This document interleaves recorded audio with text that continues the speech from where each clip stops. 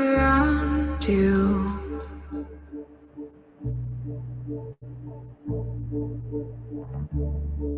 Change your heart will astound you. And I need your loving like the sunshine.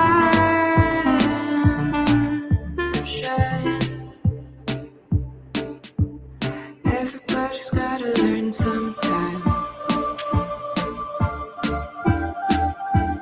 Everybody's gotta learn sometime.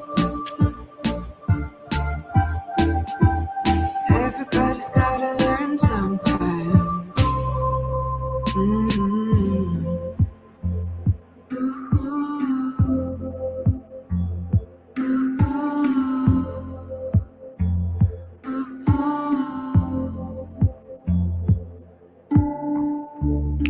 Change your heart. Look around you.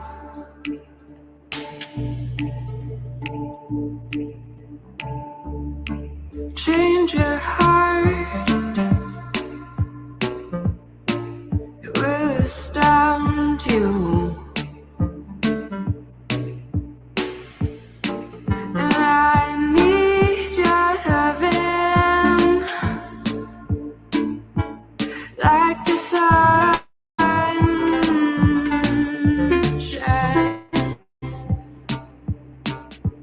Everybody's gotta learn sometime. Everybody's gotta learn sometime. Everybody's gotta learn sometime. Mm-hmm. Ooh, ooh, ooh, ooh.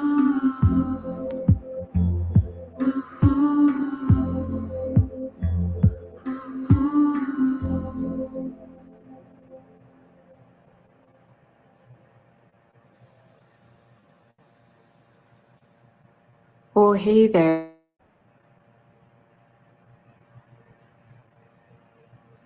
Hello, everyone. Can you hear me? Yes, I believe you can.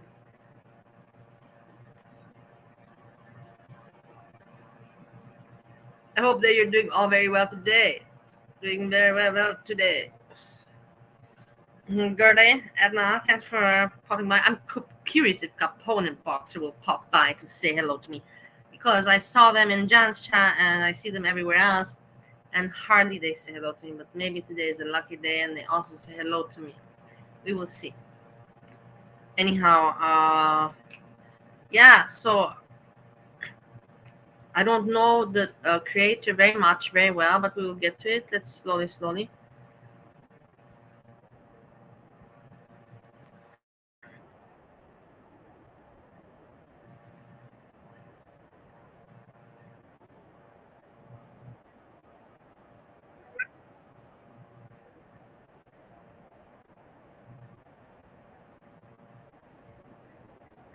One moment.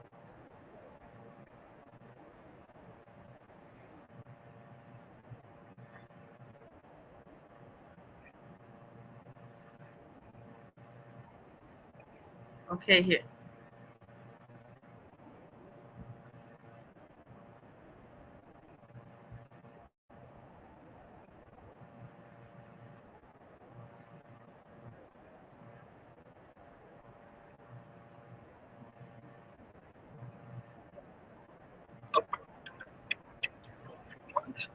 Around, and so ask you for money.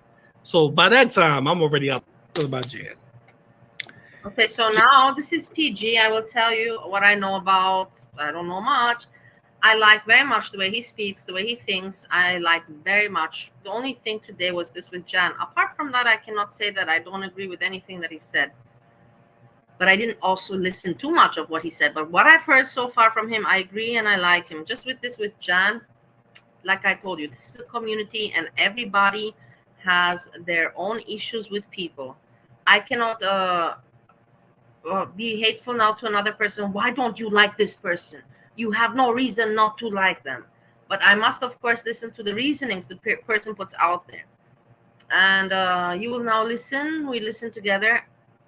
What I say about the GP is that he mentions age. Is age what's age got to do with it? Not what's love got to do with it. But within this community, really, what's age got to do with it? It has nothing to do with it, I believe. But okay, like I told you, some people just dislike other people and they try to find reasons. But I don't know the stories behind. Everybody has so many stories in this community with other people that I don't want to even understand everything. I just speak my mind, what I think, what I see. Jen has a problem what with I know.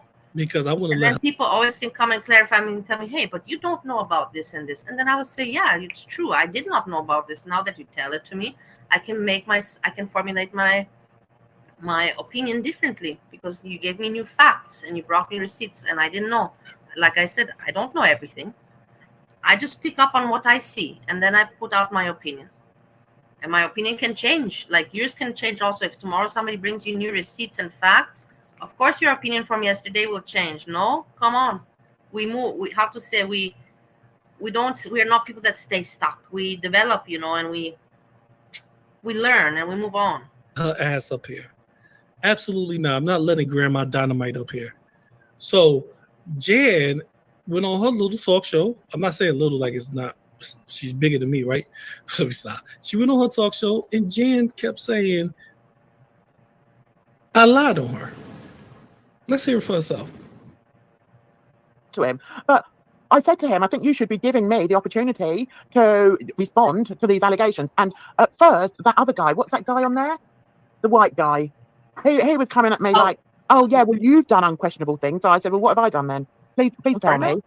Yeah, Inferno. That was it. And he was coming out with all this crap. And I was like, you're just talking out of your ass. I don't like Inferno. But then again, like I said, I don't know too much of what Inferno has spoken. Maybe he's a very smart person and I'm ignorant by not having listened enough to him to judge him. But for me, he's just another person in the community, bored as shit and wanting to be part of it. But I get that because I'm also a person like that, So I cannot really criticize him for something that I'm doing the same thing,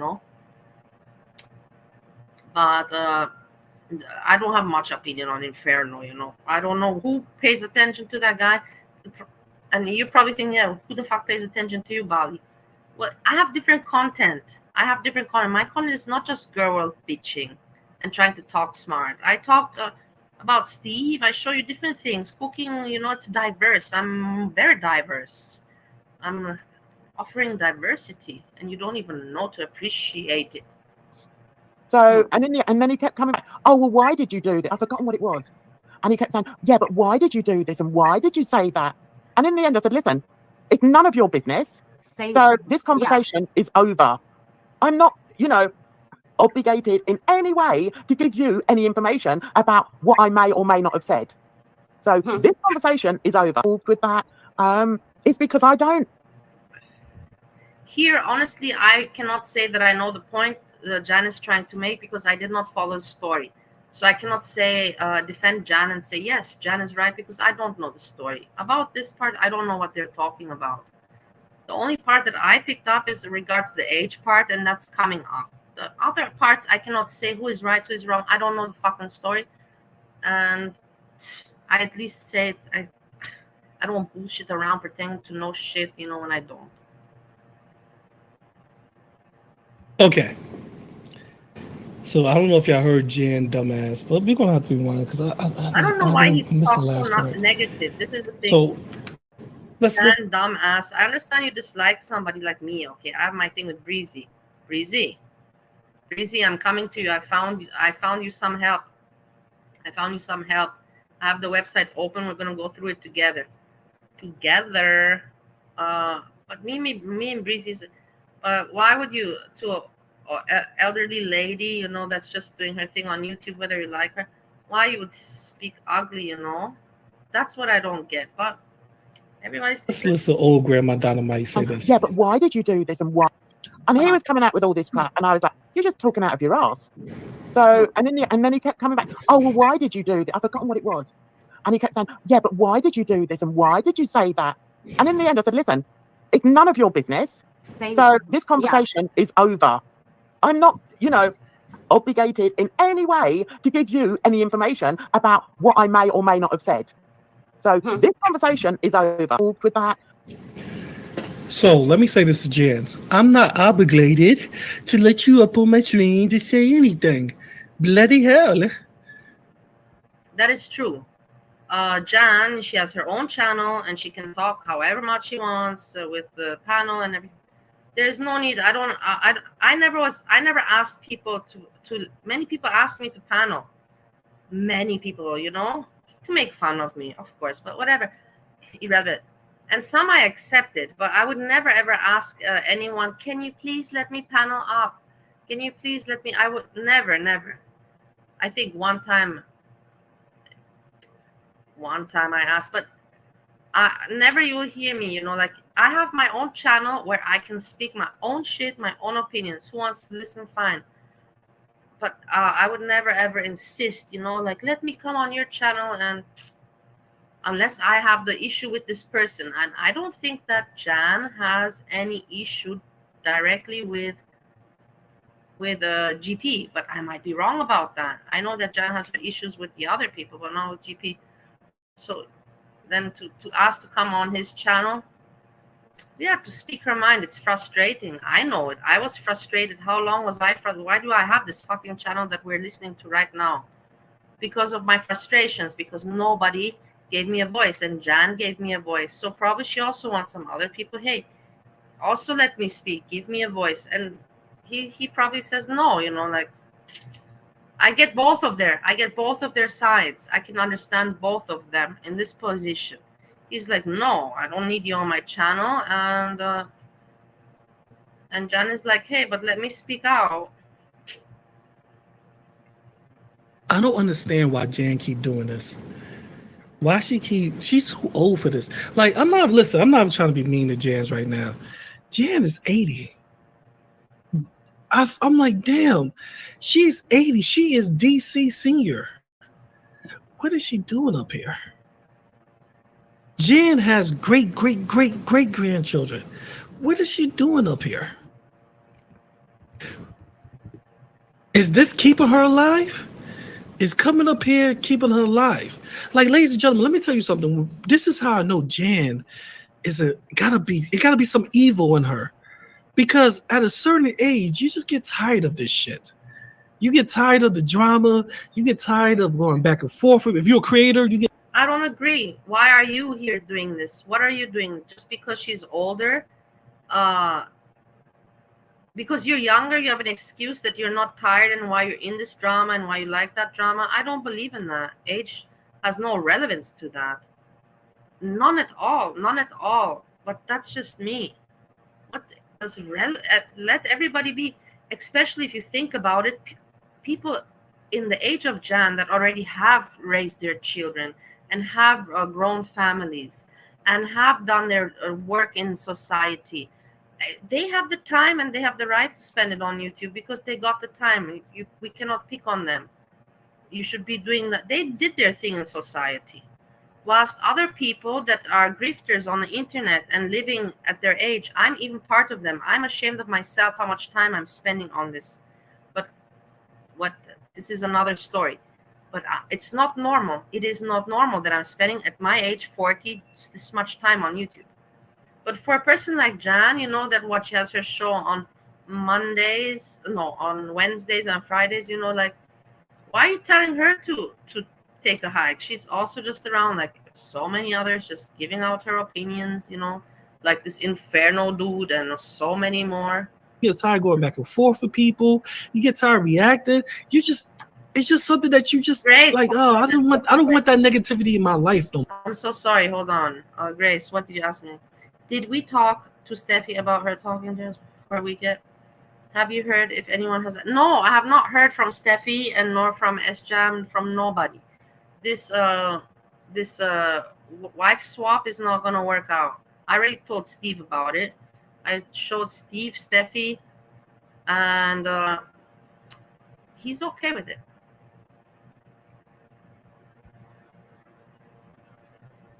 More. 80 years old, and she still is in it. I don't Us understand youngins, why. us young boys, young girls, young men, young they, young them, young him, all of them. She's going at us. She could be, listen, Jim's old enough. I see the, the House of Hannibal. I see him. He's laughing, sending laughing emojis. Why? House of Hannibal, you hang out in Jan's chat quite a few times. I've seen you there, and you're treated very well and respected. Why are you laughing right now? What is funny to you? In the end, he's just age shaming. That's what he's doing right now. Nothing more, nothing less. To be my grandmother. To be grandmother. And said, so what? And so what? Why don't you attack T and Sass? Well, there's so many YouTubers that are maybe not according to your age that you find it right. Who are you to pull the rules here? What age is what? People like Breezy that have a daughter to raise and a life to live, you should put accountability on them. Women that have their life not together and are sucking off, mooching off the social welfare and of their parents and are doing YouTube and have children of their own. Go pick on those people. They shouldn't be on YouTube. But Jan, you know what? What's the problem? Leave her. If you don't want to watch her, you can ignore her. Just ignore her. So many people that don't like me, they just ignore me. Am I upset about it? Not at all. I just think to myself, better that they don't hang around me, because before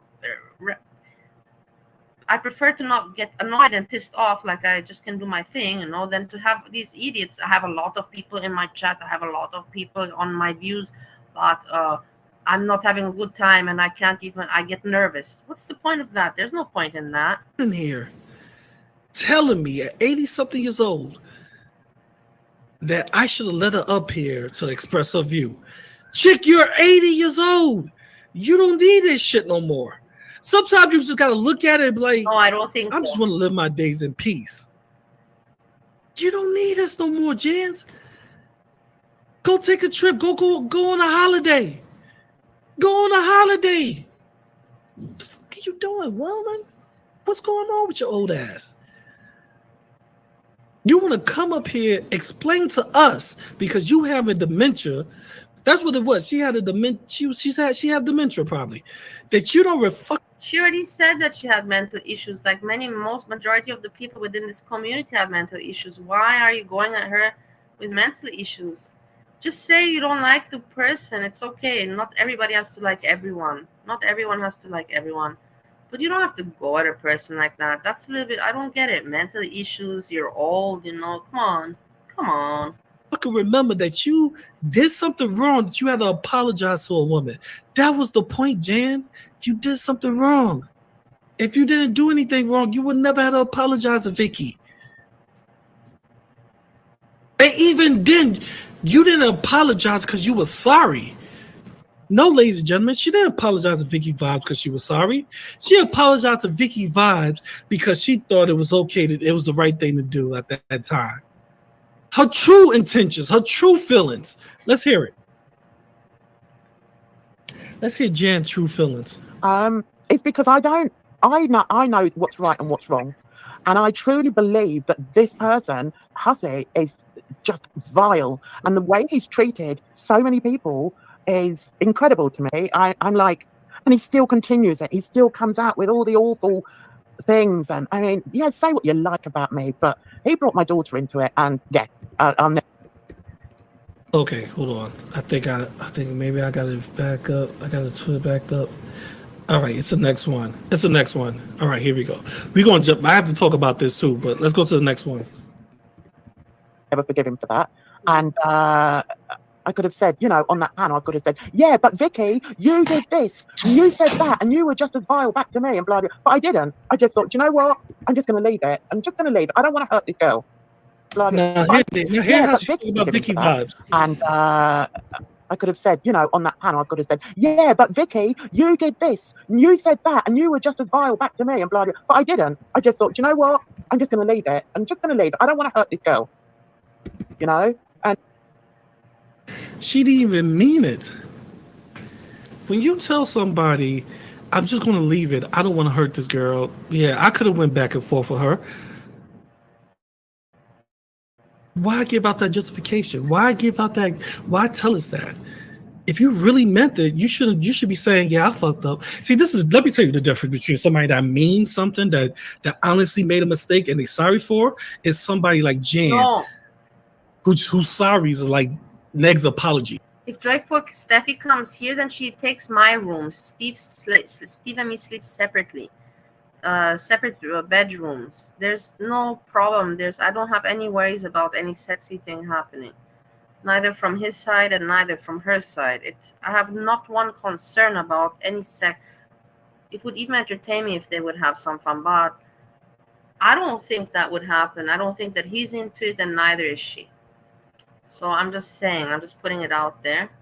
Regards my opinions on the wife swap.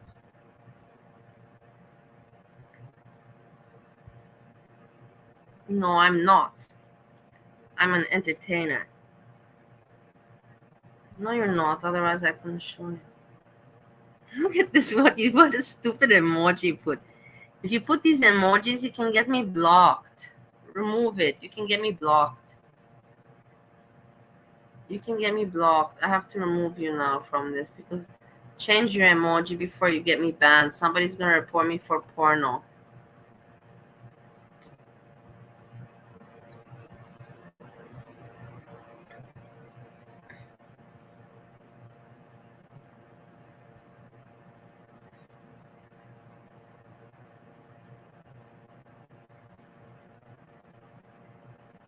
Steve sleeps separately and you and Handsome honestly. No, we will also be sleeping separately. I'll take the couch.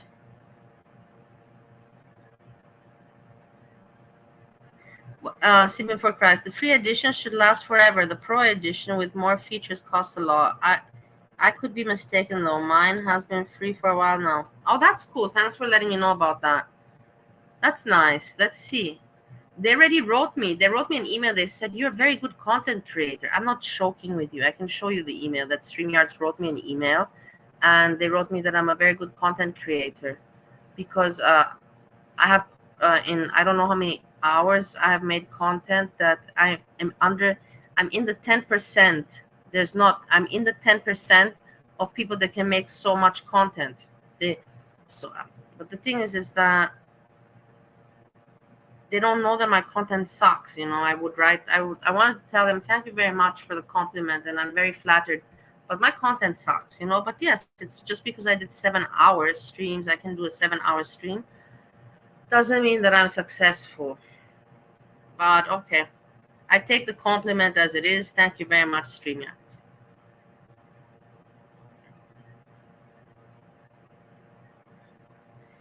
Wait, Grace says you sleep directly on top of handsome husband and sleeps outdoors. Hey, so okay, so this was about Jan. There's nothing more I can cover. Like I said, it's just about the age, and no more. Wait, let me see what that.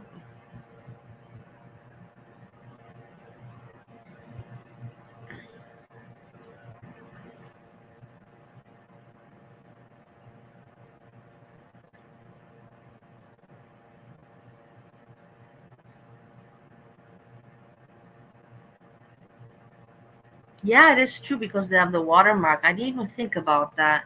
You're very smart. But I would never think that I'm helping them. But yeah, it's true because they have the watermark and they say they see that, people will see that this body's using StreamYard. The StreamYard is good. Very smart. You're very smart. I had to time out because they had a penis in the profile picture. And I don't want to get porno problems. I don't want to have people complaining for porno. Moo. Moo. So I want to talk about this now. As you know, in the community, it is a very sensitive community with cats. And there's a story that came out and it shocked me a little bit because it reminded me so very much of Foodie Beauty. and BBJ and French Fried Girl story. French Fried Girl took her, but the difference is Foodie Beauty voluntarily was giving up the cat, but French Fried Girl took the cat. Hello, Michelle and Corbett. Doesn't matter, so what? If it gets reported, it gets reported. It's so stupid. Then everybody will know this person did it. I'll make a video and I will say, look how shitty this person is. And other people know who this person is, and I'll make a video. Because of this, my stream got taken down, and they will feel like a piece of shit. And so, BBJ, Foodie Beauty, French Fried Girl, cat issue. And on TikTok, there's a woman. She was living in an influencer house. You know, there's like influencer houses where they put people, they force them to stream and make videos together, you know, nothing new, influencer houses. And this girl, she took a cat, she rescued a cat or took a cat. And one of her roommates or whatever saw that the cat was too skinny and decided that this cat was in danger, and he stole the cat. He stole the cat, and she thought that the cat went missing. She thought the cat went missing, but no, he had the cat all along. But it was COVID time, and he said the cat was skinny, but he couldn't take the cat to the vet immediately because it was COVID, and he couldn't enter immediately to get a vet appointment. So it took 4 days, and after 10 days, the cat died. So he never told her, and she always thought the cat was missing. But in the end, you know, the truth comes out, and now the question is he an asshole that he stole her cat, or is he a hero that he tried to save the cat? In the end, you have the vet bills. You will see right now the video. You have the veterinary bills, so you can see that after the 4th day, he did go to the vet, he paid and everything. And you have this asshole, this HR3 or whatever with his wife, you know, Ilya, and, you know, they're from Israel. I believe they're dumb fucks. And also this guy, you know, H3, didn't he have, you know, like a tick, you know, that Tourette tick, you know, with the eye? All of a sudden, he doesn't have the tick anymore. I guess that tick brought him views. He knew that if he's a little bit strange, and when with the attitude, you know, being strange and having a big mouth gets you views. And all of a sudden, he doesn't have that tick anymore. Piece of shit liar. I hate that guy. I hate him and his wife. I hate them. I hate them. I hate H3. I hate them. Blah, blah. YouTube scum losers trying to be important assholes. I just don't like them. And people fall for people like that. Handsome, how are you doing, Handsome?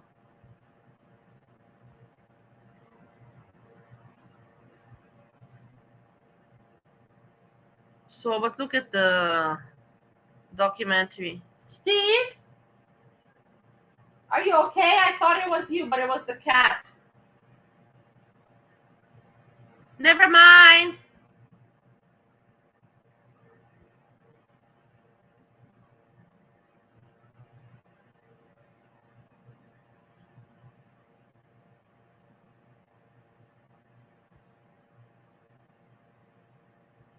She lived in this house with her cat. Here's where things get messy. Reagan has said before that her cat ran away, but this year, new information was brought to light. A podcast episode was going around claiming a TikToker had killed their cat, and it's been revealed that this podcast was referring to Reagan, which she was really confused by because her cat ran away in her eyes. It was revealed on Reddit and later confirmed by her roommate Jacob that the cat never ran away from the content house that she lived in. He actually took her cat, opened the doors in the house, and made it seem like the cat had run away. But he says the reason why he took the cat was because it looked extremely skinny, didn't have any food or water when he saw it, and felt he needed to take action. So he made her believe all these years that the cat just ran away when in reality he took it. He says that he ended up taking it to the vet, but the cat ended up dying. So after, I just want to tell you, at the end of this video, after we watch this, I want to tell you, I want to see BBJ. Why is FFG not giving one photo out there? She can put one photo out there. Wherever the cat is, she can ask someone to take a picture. Everybody would recognize, because BBJ is more famous than Foodie Beauty. Everybody would recognize that it's the old BBJ. Just take one picture. I believe FFG, I believe the cat died from depression.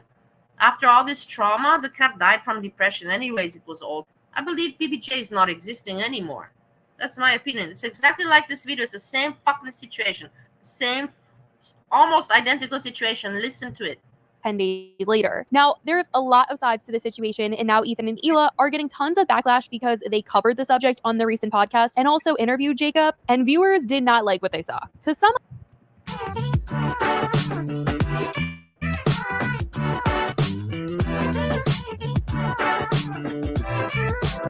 up all the sides here, Reagan says that she did not mistreat her cat or starve her, and that she thought all this time her cat just simply ran away. She's just now finding out the truth that her roommate took her cat, staged it running away, and that the cat actually died. Jacob, her roommate, claimed that he saw the cat and her condition and that it had no food or water, and felt that he needed to take the cat in, help nurse it to health, and then was going to try and get her adopted by a loving family. He says that at first he thought the cat just needed food or water, but got concerned, made a vet appointment. The soonest vet appointment was in 3.5 days. After they took the cat to the vet, things didn't get better and it ended up passing away. He just So you heard? Keep on track, so you can comment. Please keep serious because it's not just bullshit time. So you heard he took the cat, he stole the cat, he saw the cat didn't have food, didn't have water there, was skinny.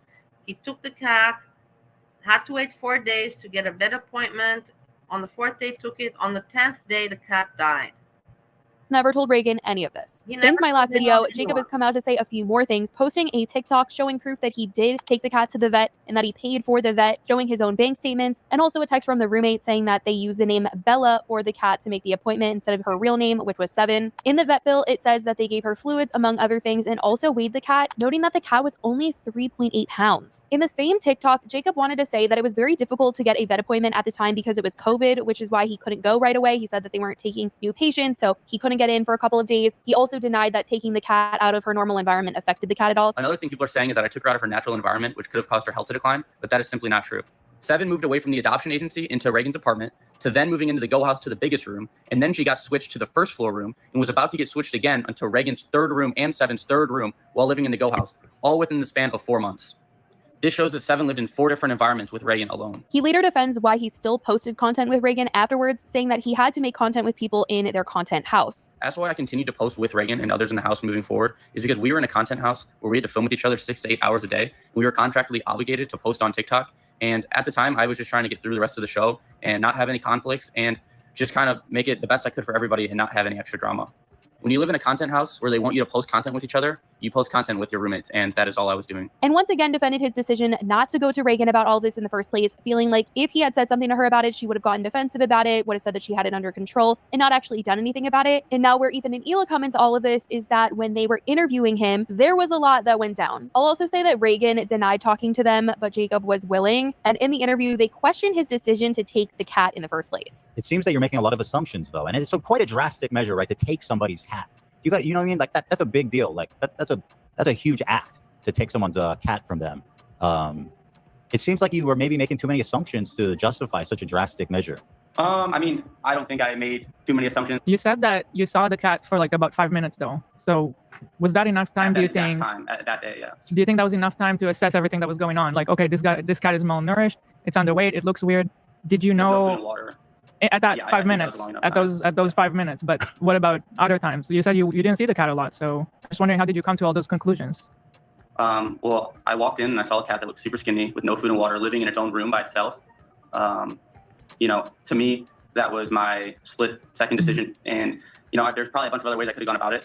And, I'm not saying exactly the situation I did was the perfect and the best move. That was just what I thought was the best thing to do at the time. They really dug into his decision here and later were questioning how he knew the cat was starving despite him saying that it was physically skinny. How would you know that the cat food and water bowls hadn't just been transported to the new room? Well, they were there. They were just empty. There was no so they food were down. They were just empty.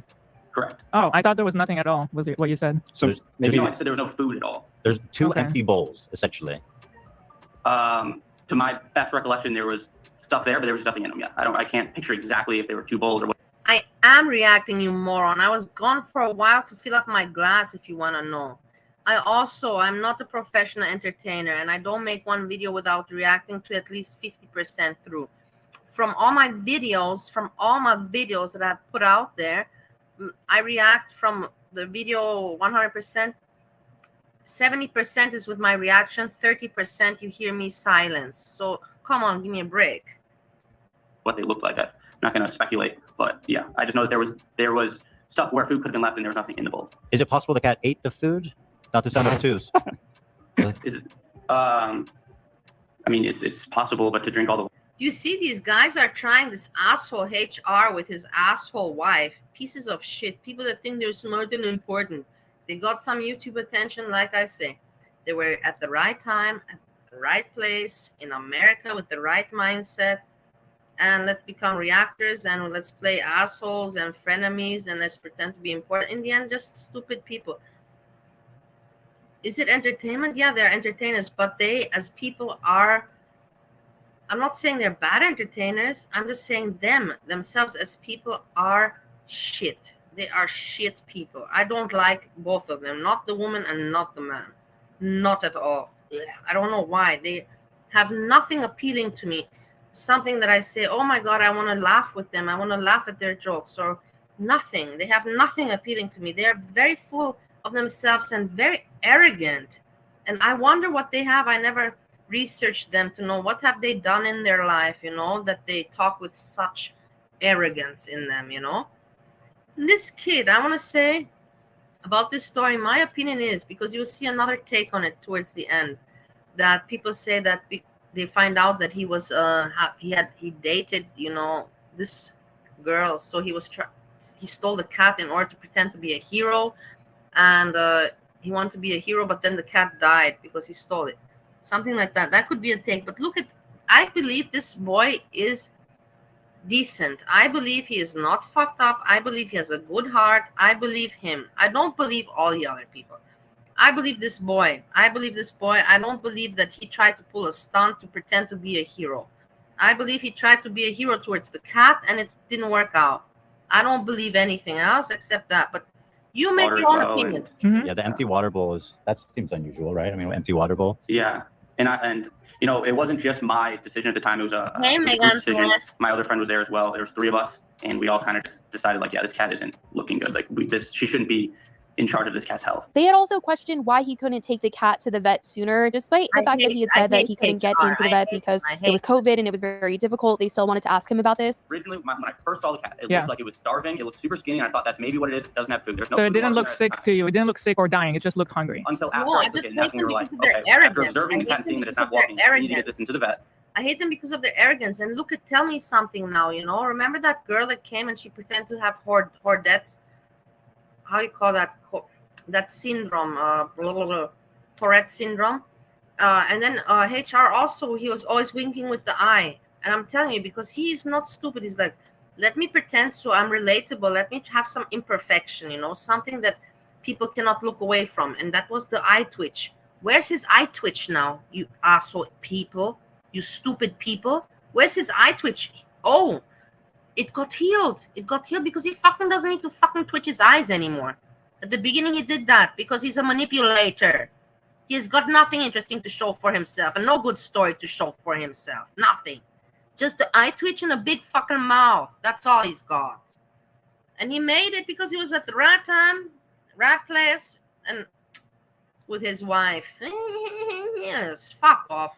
How can 2 people host a show, like it's like me and Steve, number 1. We're not together. If me and Steve with my husband, if I would make a nice show, like a marriage show, then it makes sense. But if I'm making a show, hey, let's drag people and let's comment and let's throw out opinions. Why would I do that with my husband? Of course, I'm going to always try to protect my husband. No, for fuck. Isn't that not logical, you stupid people? He's bullshit entertainment. It's bullshit entertainment. And it just annoys the shit out of me. I don't respect that HR guy and his wife whatsoever. Blech. Because when we called and made a vet appointment, and we were like, we're going to try and feed it, and it's at least a little bit ironic that you were like, man, she needs to take this cat to the vet, so I'm going to take it and then not take it to the vet for 3 days. It's a little ironic. Look. It's ironic. Look at the kid. The kid doesn't know what to say, and he's not lying. You can see. I've studied psychology. You can see the kid is not lying. He has no reason to lie. And these people, you stole the cat and you didn't bring it to the vet immediately. And he's like, dude, it was COVID, he just saw the cat it was just an instinct move, I believe. And Steve, my husband, he has the same feeling for animals, like instinct, like protective instinct, like I gotta help. So he just took that cat, it's like, That cat needs to get away from here. And then let's see afterwards. He didn't think it through. He didn't think it through well with the vet. And then how it was COVID even. Like, what the fuck is wrong with this HR motherfucker? Consider that she had the cat for 4 months, and that she said it got sick all the time, and she never took it to the vet. And then I had it and took the cat to the vet after 3.5 days. Do I agree that maybe it could have? It's a little bit too fast. Hold on.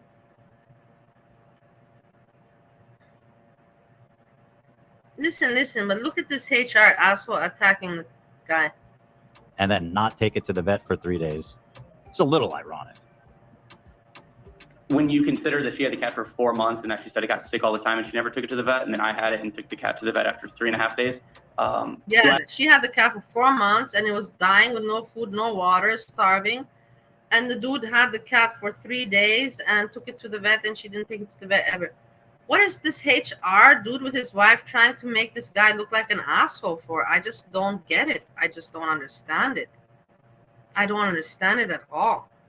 I agree that maybe it could have gone sooner. I could have taken to an emergency. Maybe I just remember during the time it was really difficult to get appointments anywhere. Then they kind of grilled him, saying that he should have gone to an emergency vet if he couldn't have gotten an appointment at a vet very soon. You can't just drop in. You have to go to an animal hospital. But there are urgent cares. Yeah, just, yeah. You know, Yeah, for and emergencies, those you were don't need so to wait for an packed at the time appointment. and swamped, and Yeah, I you remember just wait in care wasn't line. the best. You just wait in Well, line. You didn't want to Yeah, wait. I know. You're but too busy. You didn't want to wait in line. Yet you were It had nothing concerned. to do with me not wanting to wait in line. I'm just Okay. saying it was very difficult to get animals in at this exact time. Well, it was just a matter of Just a waiting. matter of right? waiting. Yeah. Like I've been there, Okay, right? so- My dogs get sick and it's on the weekend. I can't go to the vet. I go to the hospital. And you're right. There's always like super long lines. But like, you know, when my dog is sick, you go, I'm just going to say, I got to wait 5 Again, I hours. didn't know exactly what was wrong with her. We thought it was mainly from her being neglected and not eating.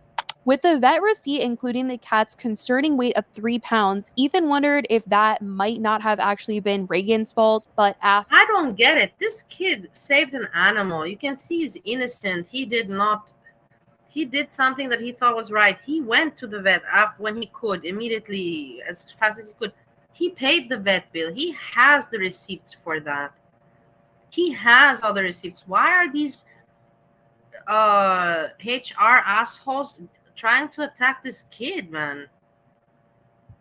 if it was possible that the cat lost weight in the time that Jacob had her. There's a weight issue that I'm concerned about. When you took it to the vet finally, it weighed 3.8 pounds. And I will tell you something now. What they're saying is that the weight that they read on his receipt, on this boy's receipt that he took the cat to the vet, they read that the cat had 3.8 lbs weight, and that's little. But they're like, oh, the cat had lost weight in 4 days. That cat was starved a long time. That cat did not starve because in 4 days after it doesn't make any sense. I don't know why they're trying to dig into this boy. It is very, very sick. It shows to me how sick these people are. They're very, very on cocaine, or I don't know what. It's just not normal. I understand little cats like that can lose weight fast. So presumably, where's his eye tick? He lost Ethan. You lost your eye tick there, huh? You lost it because you don't need the views anymore. You don't need people to relate and be stuck to watch your fucking eye tick while your mouth runs, right? You don't need the eye tick anymore. You could leave that one behind, right? Yeah. at 3.8 pounds, it's bullshit me. possible the cat lost 2 pounds in that time if it wasn't eating at all. Even 1 I don't pound. think so. It was super skinny when I saw it, and I don't think it had much room to get much skinnier. You think you It don't didn't think look much skinnier. you don't think the cat lost weight in those 4 days if it didn't Not eat a anything? not a drastic amount, no. And She it was wasn't still, eating. She was eating some. Right. That was just like eating some versus not eating at all. I mean, I don't think a cat can go 4 days without drinking. What a stupid question, Of course the cat was eating, but if the cat is already starved, the cat cannot, if a cat is sick and starved, it will not, it's not like, oh, I had her 4 days and I could make her healthy in 4 days by feeding her. It doesn't work. I don't understand why they're picking on him. Drinking and eating, it would die. So not eating on the thing doesn't necessarily mean that I wasn't eating at all. It was just not eating a normal amount for a cat. Ethan later questioned whether he had romantic feelings for Reagan and if there could have been some ulterior motive in this whole situation, as there were some TikToks that had gone around of Jacob posting things surrounding Reagan and maybe insinuating that there were maybe... Yeah, that's because they were together in that how you call it, creator's house, influencer's house. So of course they were making videos together and joking around and flirting and all that. Of course, what did you expect that not to happen? Be feelings or a crush. They're When trying to make this boy look bad when this boy, I put my hands in fire. This boy had no bad intention for the cat. FFG, where is BBJ? I want to see BBJ alive. After this H3 story, I want to see BBJ alive. I want everybody to give this story to FFG and tell her that because of this story, you want to see the BBJ. You want to see the BBJ. interviewed him, he denied there ever being anything romantic between the two of them. What was the nature of your relationship with her?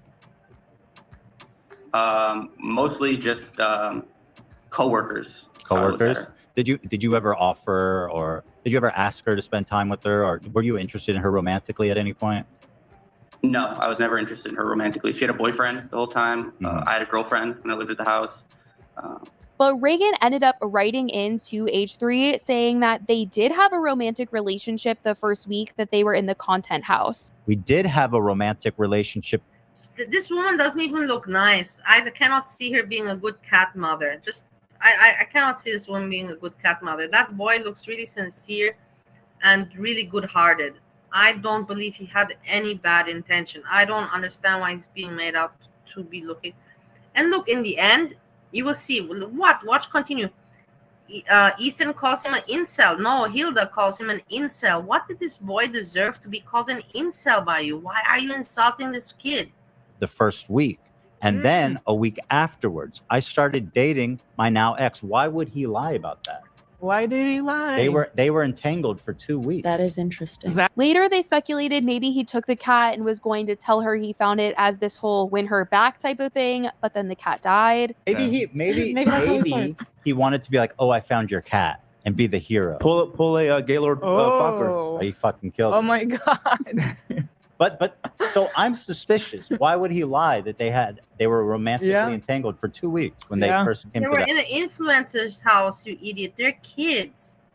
They're kids. It was obviously said he had no romantic. It was obvious he was not lying. They're kids in an influencer's house. Of course, there's going to be some kind of romantic content between all of them.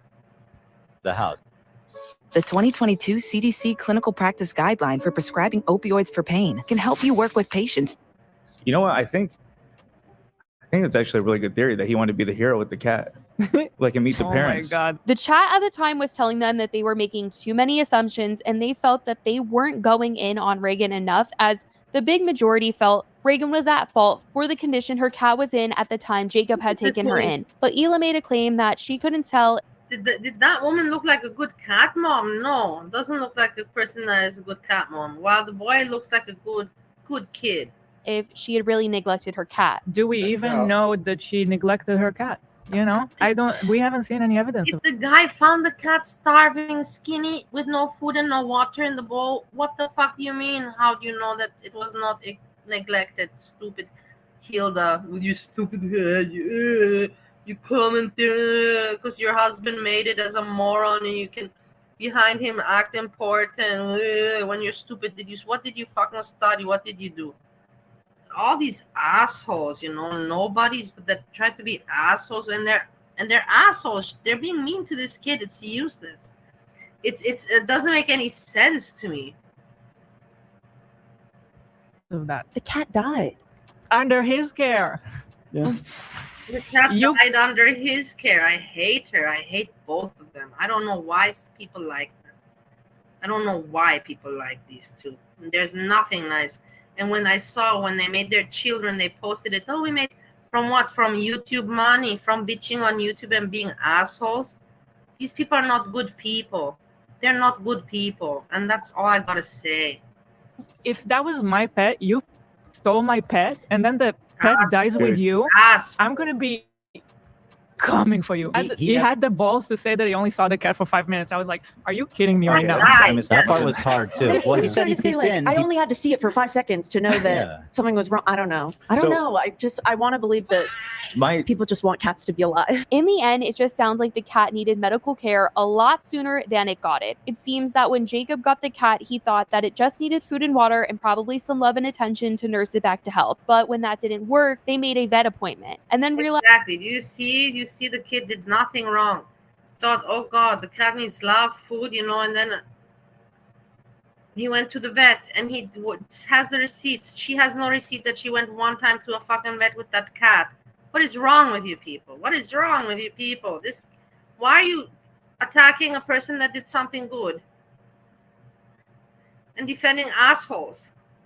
the severity of the situation. It seems he did realize the cat needed some sort of medical attention sooner than she did, as she had it all this time and didn't take any action and admitted to the cat being sick often. I just think her mistake was certainly not taking it in, and in his case, it just would have been a lot less of a mess if he did confront her about all of this at some point after he went to the vet and found out the severity of the condition the cat was in. But people had taken Ethan and Hila's criticism of Jacob to be far too much for someone they felt was only really trying to do the best that he could, and people have gone off on them. Their comment section over the weekend was filled with people saying, bottom line, the fact that the cat died so soon after he took her speaks to the condition she was in before he stepped in. A lot of people don't take their cats to the vet for some reason, and they just let their pets die from something that is preventable. Yeah, I fear exactly. She didn't go once to the vet with the cat. He took the cat. He thought probably, hey, if I keep her, feed her, she'll be okay. And then he took her to the vet, and then on the 4th day and the 10th day the cat died. It was not his fault. He was trying to be a hero to the cat and finish. There's nothing. She was one of those types of people. These people Piling on these H3 are disgusting. A guy who just wanted to save a dying cat is truly disturbing and disappointing. He deserves a genuine apology. Ethan and Hila interrogating this guy feels like cops trying to get him to admit I to was going to say something else, but it's good that I can control my mouth. These H3 are disgusting. Something he didn't do. Interrogating him on a potential crush/dating history in order to villainize him for what happened when the cat had clearly been neglected for months is insane. I feel like you guys were purposefully being ignorant. He clearly stated the cat looked way skinnier than it did since the last time he saw it. That's what made him take the cat in the first place. That combined with him not seeing food or water. There's no way you guys should have tag teamed him like that. I feel like I'm in the Twilight Zone. People also commented about not liking a comment Hila made when she said that Jacob was giving incel vibes. He was oozing incel vibes when he was talking about her, about how she doesn't deserve to know. Yeah. That was that part was like, let me read this. Ethan addressed the comments Hila was getting. Why would someone say about another boy, the young that saved the cat, incel vibes? Why? This Hilda, or whatever her name is, she's so messed up. She's so gross person herself. One of these people that they think so much about themselves. I know it's rich coming from me, but in the end, I'm also very humble. You catch me in many moments where I'm humble. But this one, never humility, is so full of herself. It's amazing. It's disgusting.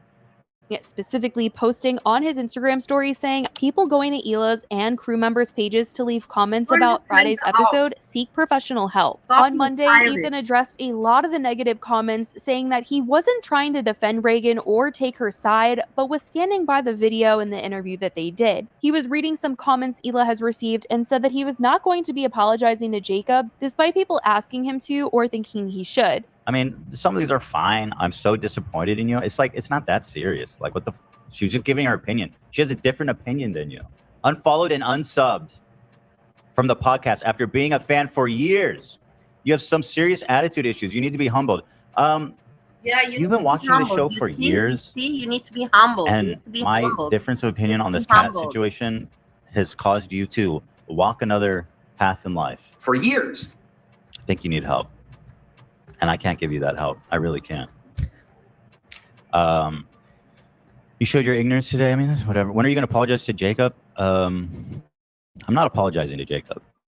He addressed some Why? of the comments he'd been Why seeing can't a he lot just of, like people apologize? Why? assuming that Why? if they had been talking about a Why? dog instead Why of a can't he cat, just they would have apologize? cared more. But Ethan denied that allegation. He also said that he's questioning things because Jacob is the only witness to come out about this whole thing. Jacob is the only firsthand account of what that situation that cat was in when he took it.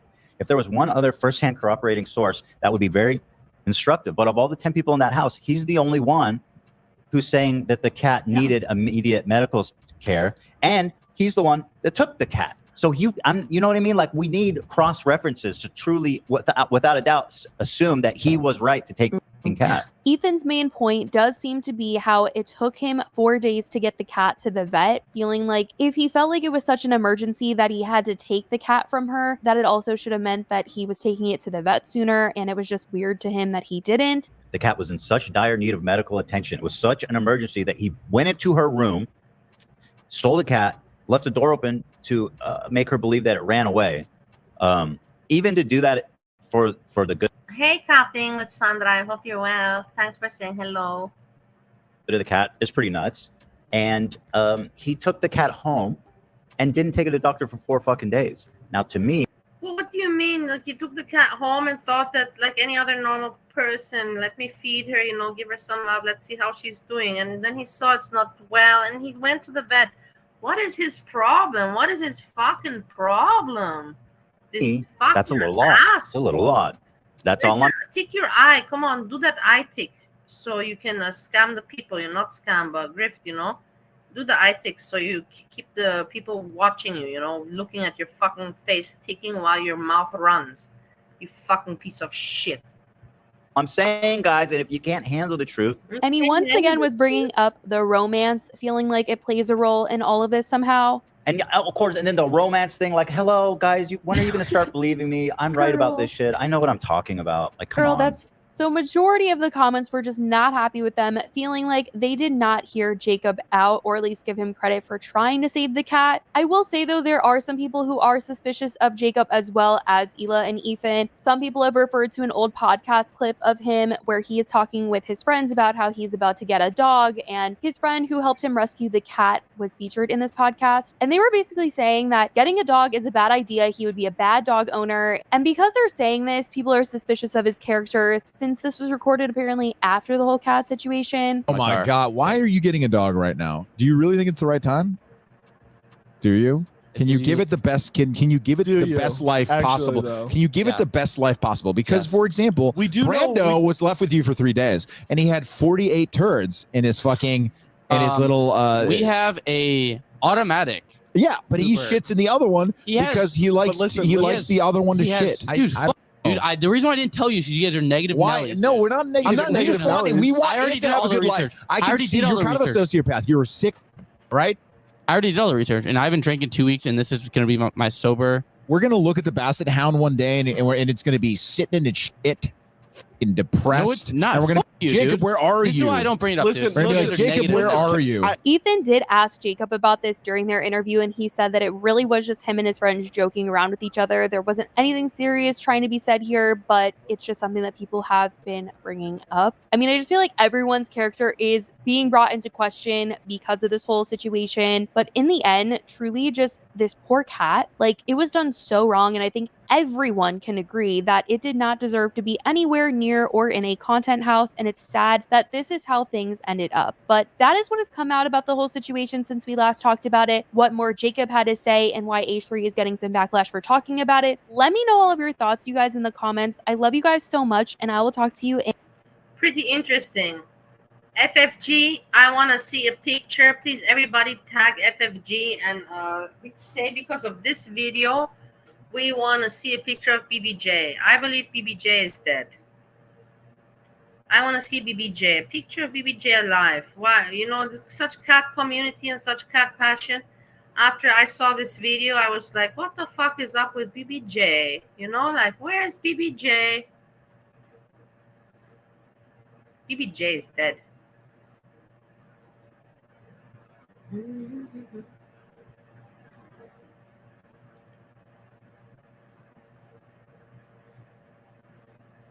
Okay, let's see if Steve is available. We'll give him a call. Otherwise, I move on to my next topic. Sometimes he's available, sometimes he's not.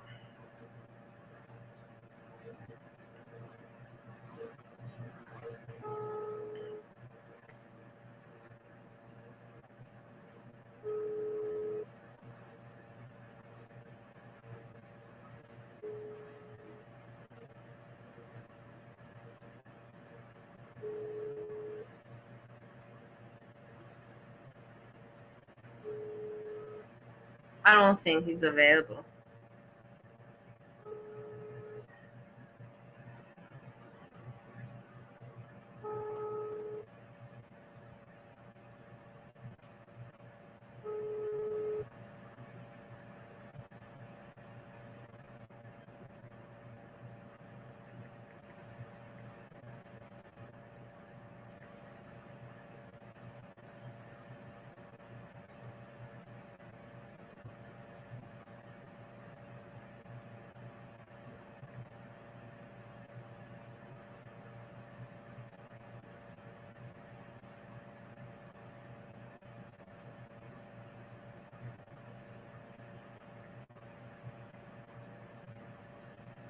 I wrote him. He will give a sign if he gives a sign.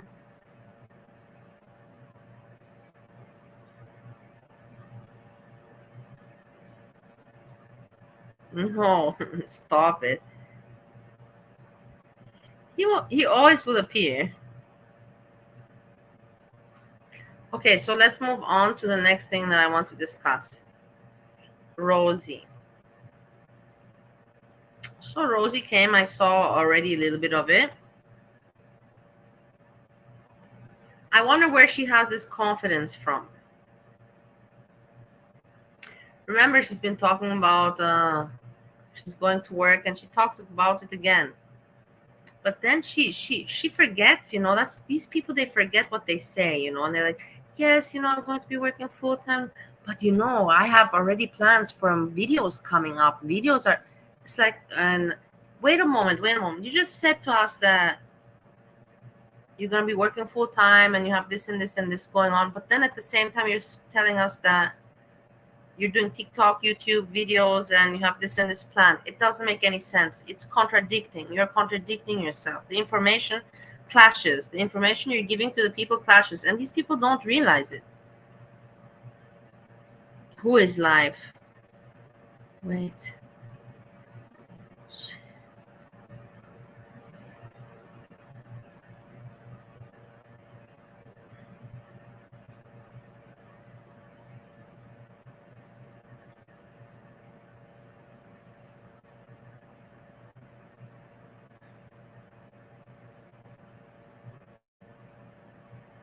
You're timed out for 10 seconds because you know what I don't. I said here, don't, no darling, no darling, no darling, no darling, darling, nothing like that, nothing.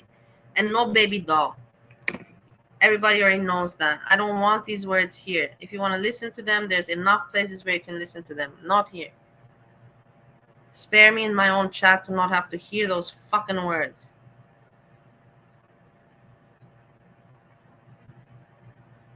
Hold on, what did I want to do now?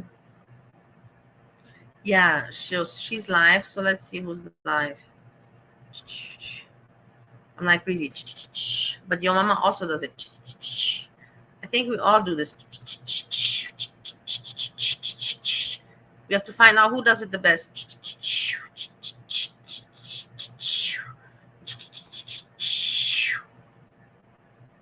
Yeah, she's live. Let's check. Let's snipe.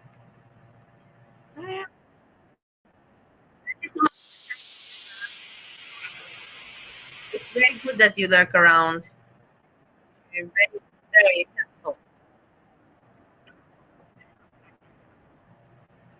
She was on live before, so now she's just live streaming. She's starting to react. Okay, this is what's going on.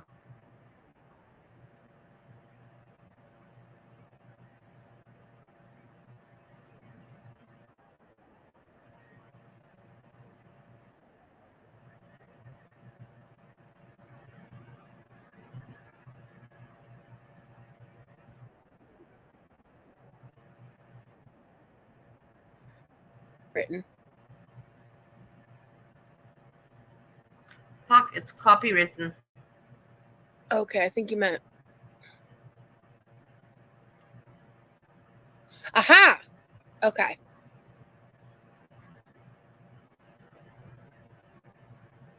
I see what's happening here. Hopefully. It's copywritten. Fuck. She's now wanting to be a reactor. Now she wants to be reacting and she wants to go live and, live. And let's see, I'm curious. I like to watch.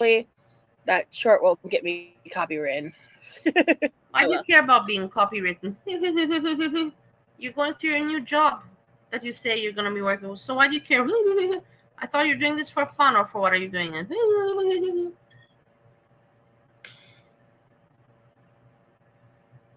If you are, at first, lonely, be patient. If you've not been alone much, or if when you were, you weren't okay with it, then just wait. You'll find it's fine to be alone once you're embracing it. We could start with the acceptable places, the bathroom, the coffee shop, the library, where you can stall and read the paper, where you can get your caffeine fix and sit and stay there, where you can browse the stacks and smell the books. You're not supposed to talk much anyway, so it's safe there. There's also the gym. If you're shy, you can hang out with yourself in mirrors. You can put headphones in. And there's public transportation, because we all gotta go places. And there's prayer and meditation. No one will think less if you're hanging with your breath, seeking peace and salvation. Start simple. Things you may have previously avoided based on your avoid being alone principles. The lunch counter, where you will be surrounded by chow downers, employees that only have an hour and their spouses work across town, and so they, like you, will be alone. Resist the urge to hang out with your cell phone. When you are comfortable with eat lunch and run, take yourself out for dinner, a restaurant with linen and silverware. You're no less intriguing a person when you're eating solo desserts and cleaning the whipped cream from the dish with your finger. In fact, some people at full tables will wish they were where you were. Go to the movies, where it is dark and soothing, alone in your seat amidst a fleeting community. And then take yourself out dancing, to a club where no one knows you. Stand on the outside of the floor. Oh, look at her face. Look at her face. She seems to look, like so amused, and I like this positive. Wait, I'm not going to stay on this because we can go check it out afterwards, fast speed. I watched the other thing that she already put out 3 hours ago. She's not just going crazy. Hey, but she's going ready for work. I guess she's using the last moments that she has. Until the lights convince you more and more and the music shows Look how cute. Look at her face. Dance like no one's watching, because they're probably What is this? How cute. And if they are, assume it is with best and human intentions. The way bodies move genuinely to beats is, after all, gorgeous and She has effective. 41 people. Dance until you're sweating, and beads of perspiration remind you of life's best things. Thank you. Down your back like a book of Thank blessings. you, heart. Love Go to the woods alone, and the trees and squirrels will watch for you. Go to an unfamiliar city. We can check it out. It's not interesting. Let's go to where I can react and I can tell you about her and make it faster as well. Okay. Because like this, it will get boring.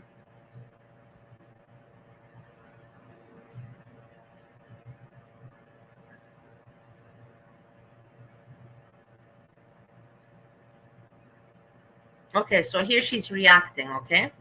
She's reacting and she's talking. So let's go. It honestly was rude, baby, but it was just like, it is what it is. You know what I'm saying? People really gotta be like that, Okay, so we got a couple minutes that we're gonna get into. We're gonna start with J-Bay in a second. But let me catch up with the chat first. They need to be short. I work with yeah, and I will be. I'm a short nail girly myself, so you guys will see what I get. And fake nails do help with the nail biting thing too. I'm a lesbian, so no nails for me for scientific reasons. I bet you would. Oh my God, how stupid the people are to write things like this. Whatever. Enjoy them science experiments, Florence. But look at the same time how she tries. I'm telling you guys, it is not normal. She knows very well that she's overweight, and she knows that her bobs are all in the camera, and she knows she's got big ones. Any normal person would cover themselves up a little bit. She knows what she's showing, and she's doing it on purpose. And she's, they're all cute. Look at her face, all cute and all, full of confidence and full of wise and smirky, how you call it? Snarky comments. Look. And it is a fidget ring. Yeah, So I'm cool. obsessed She's with so it. It's one of my cool. favorite things of all time. Yeah, the Insta stories too, Jess. Yeah, it's absolutely. It's the best way. Like the impressions are remarkably different when you do it that way. Social media tip for anyone who cares. I'd be lurking on Twitter, but I'm scared to get involved. Yeah, there are some things I will not touch with a 20-foot pole. And there are some things that I won't shut the fuck up about that I really just should. But here we are. I'm sorry you're getting into Twitter in its current state. I know.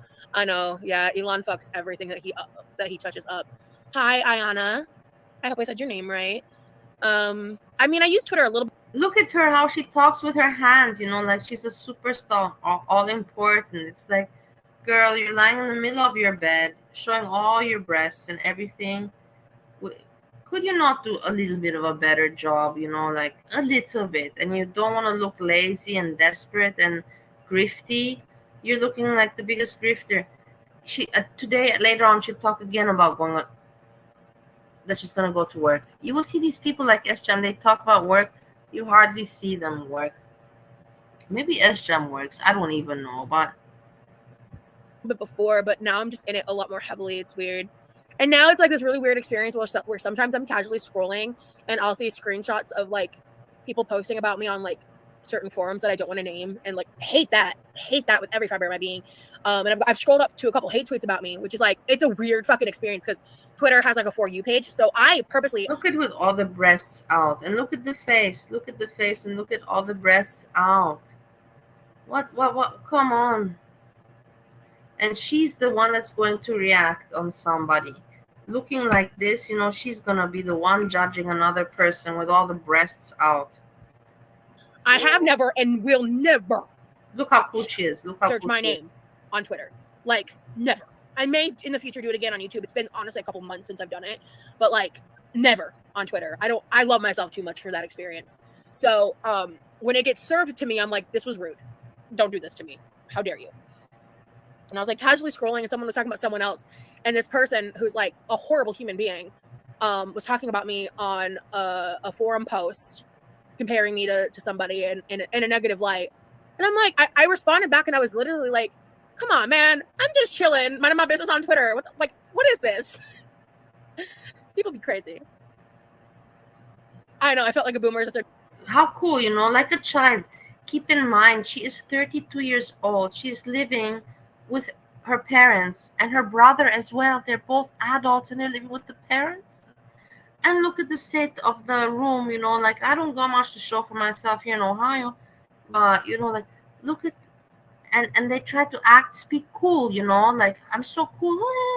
It's pathetic. I would like, you should be ashamed. You should be hiding. You should have nothing to show for yourself of coolness. And the thing is that she has her history on the internet. This is not just on YouTube. On YouTube is what I'm telling you. She has where she says that she let people pay her $800, the feeder people, for a video for her to eat a hot dog or some pizza naked. She would make that content. So give me a break. 32-year-old, I feel you. Yeah, no. Acting all childish and cute and like a kid. You're so not a kid. These people are so delusional and pathetic, and I don't understand how other people how other people enable them. It just means that the world is filled with pathetic losers and idiots and morons and scums, like if this is really how it works. Oh, and Twitter, especially, I think because of like post Elon, it's like I see the craziest, darkest, weirdest shit that's like kind of triggering.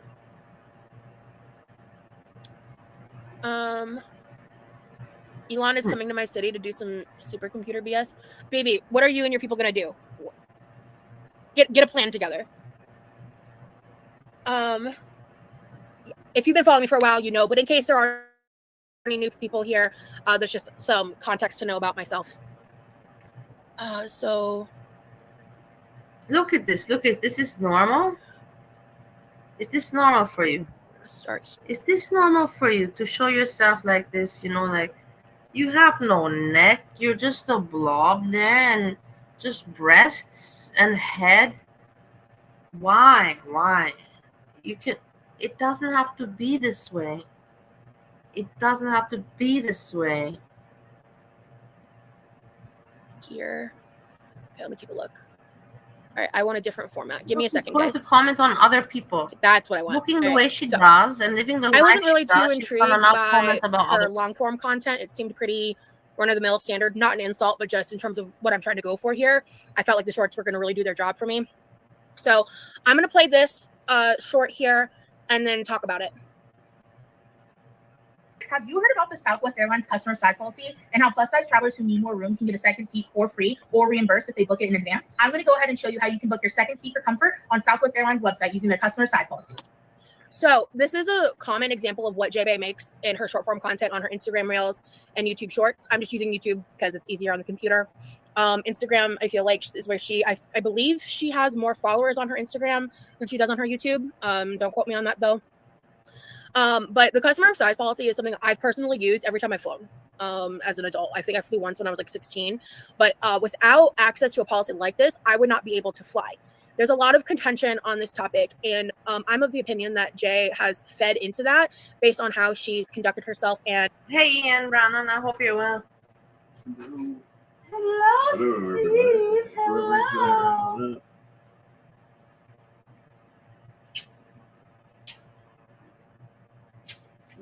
Allow me to do. Are you going to sleep? No. Not for a little while. Do you want me to make you dessert or something? No, thanks. I'm good at that job.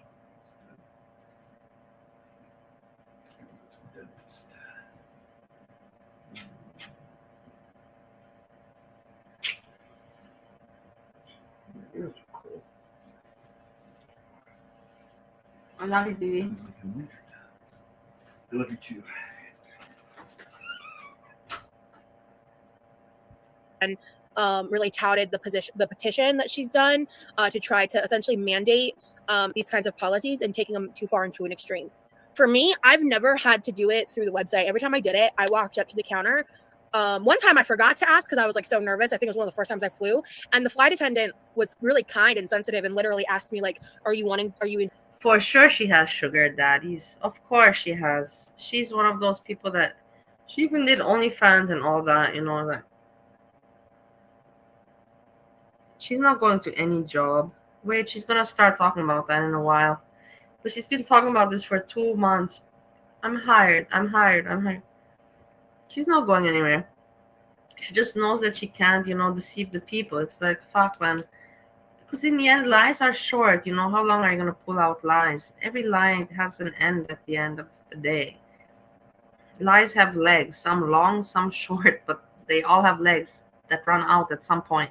Interested in using the person of size policy, and I was like, oh yes, of course, I meant to say that. And then they give you the second ticket at the counter because Southwest does not have an assigned seating setup like a lot of other airlines. So this kind of policy would be more difficult to enact with other types of airlines, but this policy works really great with the way that Southwest is set up. Now let's get right into this video and let me show you the step-by-step Hey, process. Ellen DeGenerate, I hope you're doing well.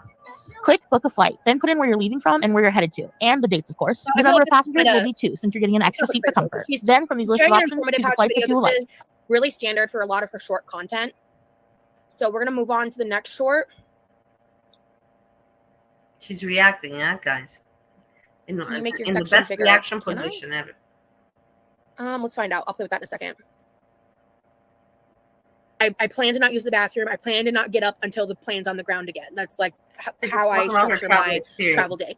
So I get in the window because then I feel more out of the way at that point.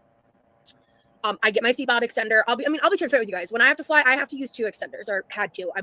I'm curious again now what it would be like now because she doesn't use the seatbelt. She basically is just admitting that she just connects the seatbelt and sits on it. And I guess it makes sense, and I also do the same thing sometimes. I'm telling you. Whatever, so I'm not gonna judge her. I do the same thing. Lost a significant amount of inches, but I would have to use one at full capacity, and the second one I would only need like a little bit more, but one extender alone was not enough for me, and so I could not have flown without a second seat. Like it was not an option. It was not a possibility, right? And so in one of these instances, people were getting on the plane as it works with Southwest, like first come first serve when it comes to seating. So this like older gentleman with white hair, he sees me and he immediately goes, "Is his seat taken?" And I say no, and he sits down, and we talk briefly, and I'm joking with him, and I'm just like, trying to be lighthearted. And I was like, well, lucky for you that you get extra space because you sat next to me.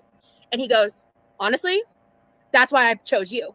And I laughed because I thought it was funny because like I didn't take it as an insult because it's like being given that benefited him by not having to be squished next to somebody in the middle seat, not having someone be sardined into a middle seat. And at the end of the day, I really do believe that a lot of people shit on this policy as a whole as like a gotcha moment to the fat acceptance movement, or even worse, like fat people in general. And it's something where you're like purposefully defending the bottom line of a corporation who's like sardining all of us together anyway and not giving any person of any size enough room to be comfortable on an airplane over the comfortability of everybody on the plane. Because then the only other answer besides something like that, there's really two other answers, is spending the extra money, which then causes issue when it comes to terms of like class and people's ability to be able to spend that kind of money, or them not having the ability to fly at all and having no accessibility to that kind of travel. And, you know, I feel that the third option of this policy existing as a concept is a far better option than the other two. Again, we're going to get into petition. We're going to get into all that part of it because I have a lot more nuanced opinion in how she's conducting. Just so you know, I'm listening. I'm not reacting because she's trying to sound smart. And I don't want to say, maybe she's making a point. Maybe she's making a point. So I want to hear her out. You know, I'm not, like I told you guys, I'm not just here to, hey, let's drag and no, let her speak out. She's trying to make a point. I'm curious about it. This and how she's presenting these things. But those are kind of my thoughts on the policy as a whole. Person who's used it, I've never had an issue. I know later on I'm going to tell you my thoughts about the wheelchair stuff, but I'm going to wait till we get to her content about it first. Let's see here. I am 5'6", Mary. I'm 5'6".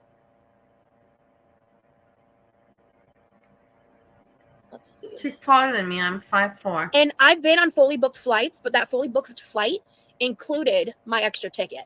You know what I'm saying? So I've never had, and I'm not as someone who travels as frequently as JB does, so to be clear, but I have personally never had an issue with insensitivity from the staff or issues with even other passengers.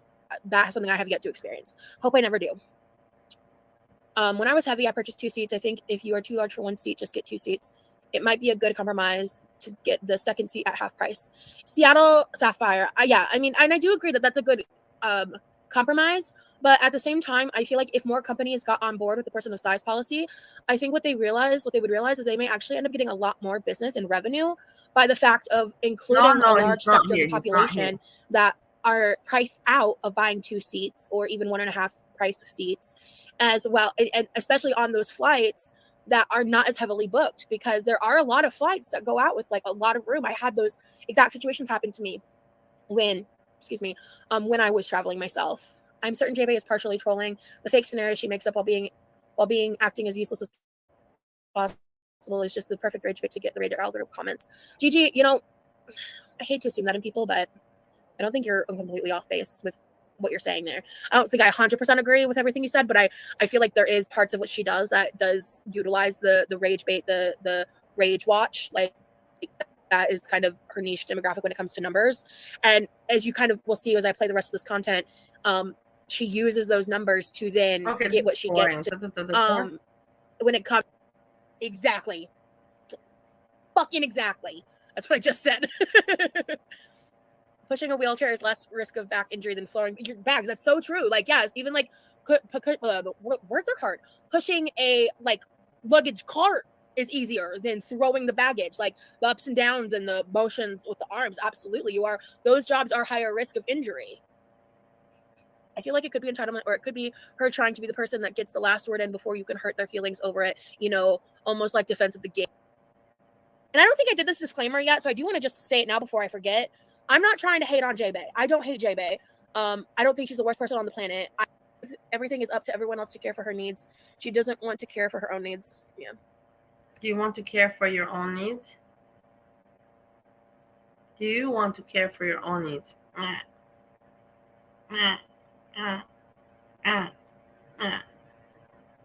right. Once again, the problem is end stage capitalism. Bingo. You're so smart and so cool. Let's move on to the next one. So smart and so cool. All right, this one I think is interesting. I feel like I'm just gonna have a lot to say to it. I may agree with a lot of this, just to be honest, because again, like I said, I don't hate her, and I'm not here to just like join the J-Bay shit on J-Bay train. But again, if I remember correctly, I feel like there's some condescension in this one too, and like with like Marissa on TikTok, for example, I don't remember her username, but she is one of the most condescending human beings I've ever seen, and like no amount of anything valid. How do you know how much money she earns? From what she said the last time, she doesn't have so much money. Oh, you know how much money I have and how much. Why would you put that question? You are really just in for a bad time, aren't you, King of Hearts? I hate it when people come around, and they just come around, not even in. They just come around for a bad time to try to give me a bad time.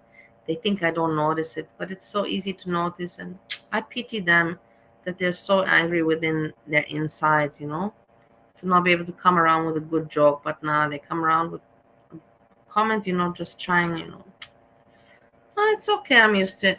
She says would make me want to listen to her for more than 5 seconds because of how obnoxiously condescending she is. And I don't feel like Jay is on that level, but sometimes I see it seeping through, and don't love that.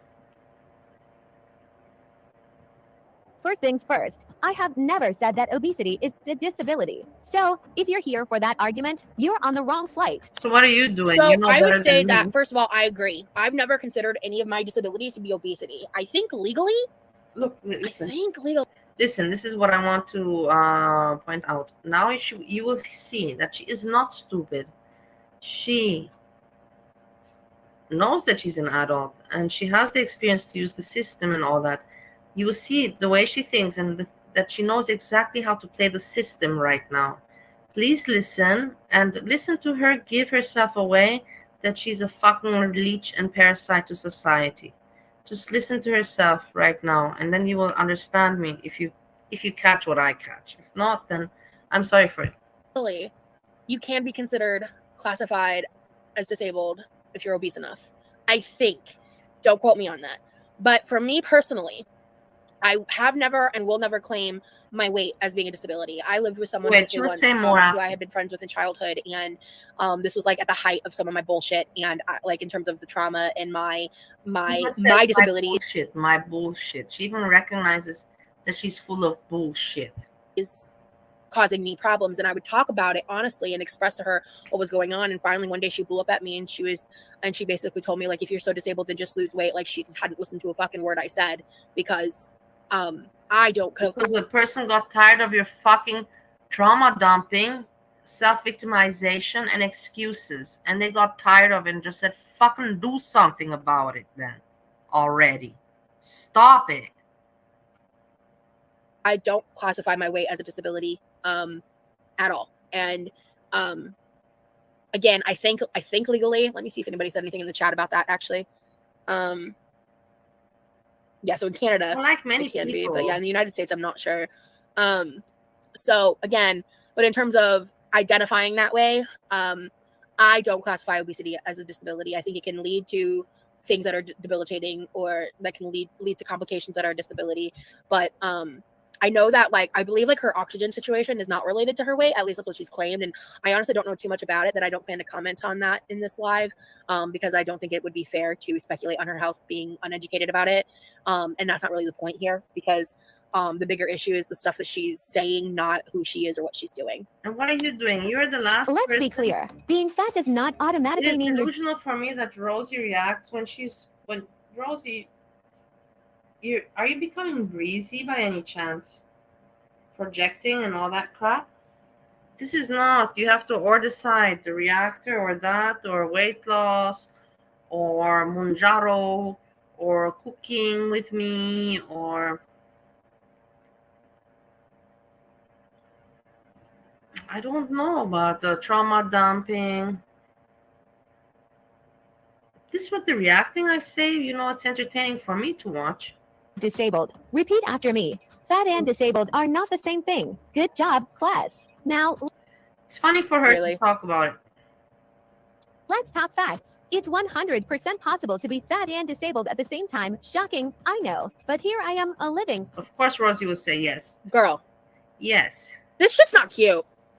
I hate this. I hate this kind of content. I hate it. I hate this tone, this delivery. Like, and honestly, I think the reason I hate it so much is I feel like I used to act like this when I was 23. Oh, and I believe she's 30 or almost 30. She's like, I feel like this was me in 23. She at least is honest about it, that she's pathetic like this. Rosie, you're not much different. Let's see how you're gonna now explain us your difference. 13 being obnoxious on the internet. Like, and I think that's why it triggers a part of me a little bit. Because this is obnoxious, and I was obnoxious, you know? You're still and this obnoxious. just annoys me. You're still obnoxious. Just look at your hands waving around your fingers and the way you're sitting in front of the camera. You're still obnoxious. You're still. That makes even more obnoxious that you're so delusional that you can't see it. Breathing example. Look at yourself. My disabilities don't disappear because I'm fat, and my size doesn't negate my disabilities. They coexist. They're like roommates who don't always get along, but they're stuck with each other. So, to all the keyboard warriors out there who love to educate me on my own body and life, please. So, yeah. I mean, I agree with everything she said for the most part, but her delivery makes me want to shove my head through a wall. Please take a seat and maybe try using Google before you comment. Yes, because she's using a fake voice. You know, she's not talking like you with the real voice, but basically there would be no fucking difference, Rosie, in the deliverance. You agree with everything that she said? Of course you agree with everything that she said.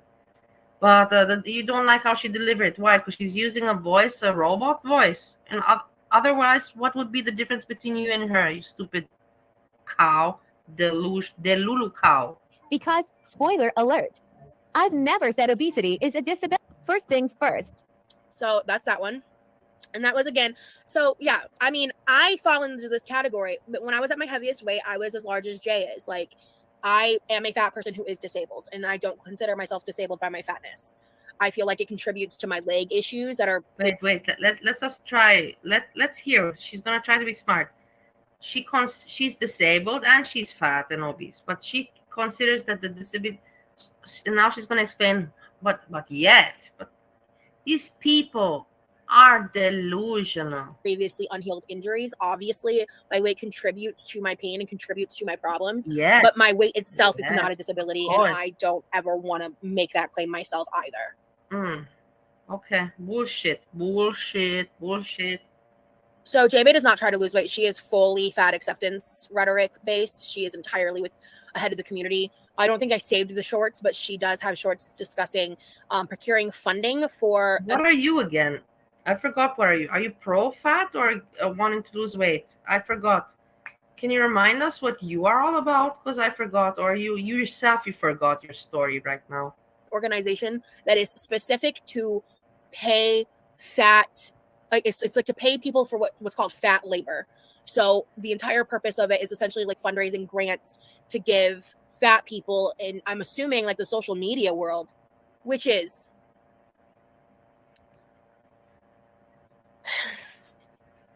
just yeah. Anyway, she is.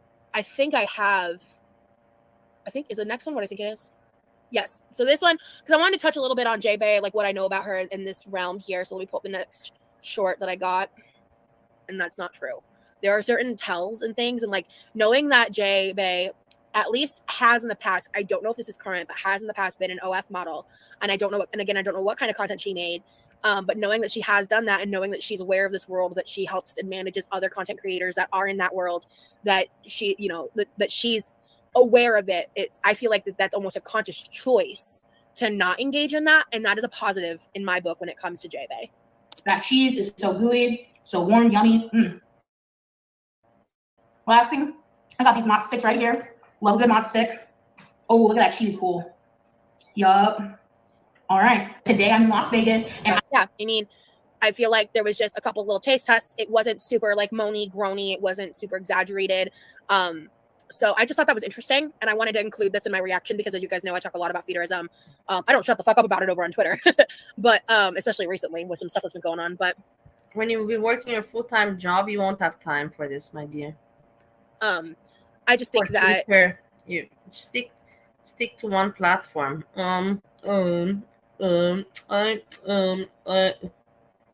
That's a positive to me because she could make a lot more money leading into that. She could make a lot more food videos. There was one like what I ate for breakfast. I couldn't even find what I ate in a day, which surprised me. So I feel like for someone like J-Bay, that's a conscious choice.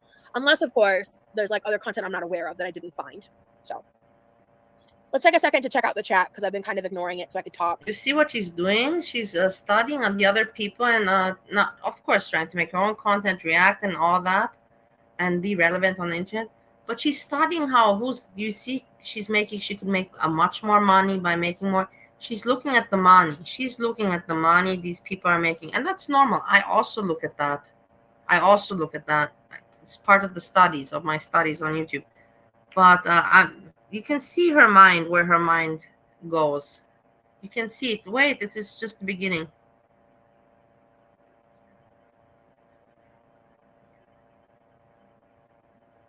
No, I'm not doing the same thing anymore on King of Hearts because J-Bay, as far as I know, she's not ever. I feel like J-Bay would lose a lot of. She would lose a lot of support if she went on a weight loss journey, and that's just the really dark reality of fat acceptance. She's doing it for money. All of her support are the kind of people that would be angry that she wanted to lose weight. And that's the thing is like when people in her position, because that was the position I was in, choose to leave and to lose weight, it's a brave choice. Like, and a lot of people have. In the end, are you pro? No. So basically, now she just admitted that she wants to lose weight. She left that. She left that life of, yay, go fatness. She left it. She now wants to lose weight. Keep that in mind, so she can't go back. Remember, she just right now said it. We heard right now. She said it that she's decided to move and to be pro losing weight. Told me that, right? And I'm not just saying that to like, oh, good job, Rosie, you're so great, but it's the truth, because the bottom line is like you get exiled, you get ostracized, you get chosen as like a bad seed. They paint you out in a bad light. They paint you out as a racist for wanting to lose weight because people truly believe that it's anti-black to be fat phobic and that it's fat phobic to lose weight, and that's how that line of logic works. It's dangerous. It's dangerous rhetoric for that reason.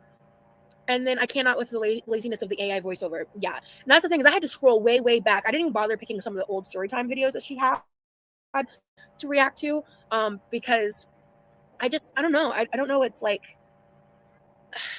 maybe it's laziness, but maybe it's just that like, she's not, I'm not trying to be mean when I say that she's just not that great on camera. She's not very dynamic. She's not like, you know what I mean? Cherry, no, that's a lie. And you can go ahead and mods, make sure you're keeping an eye in the chat.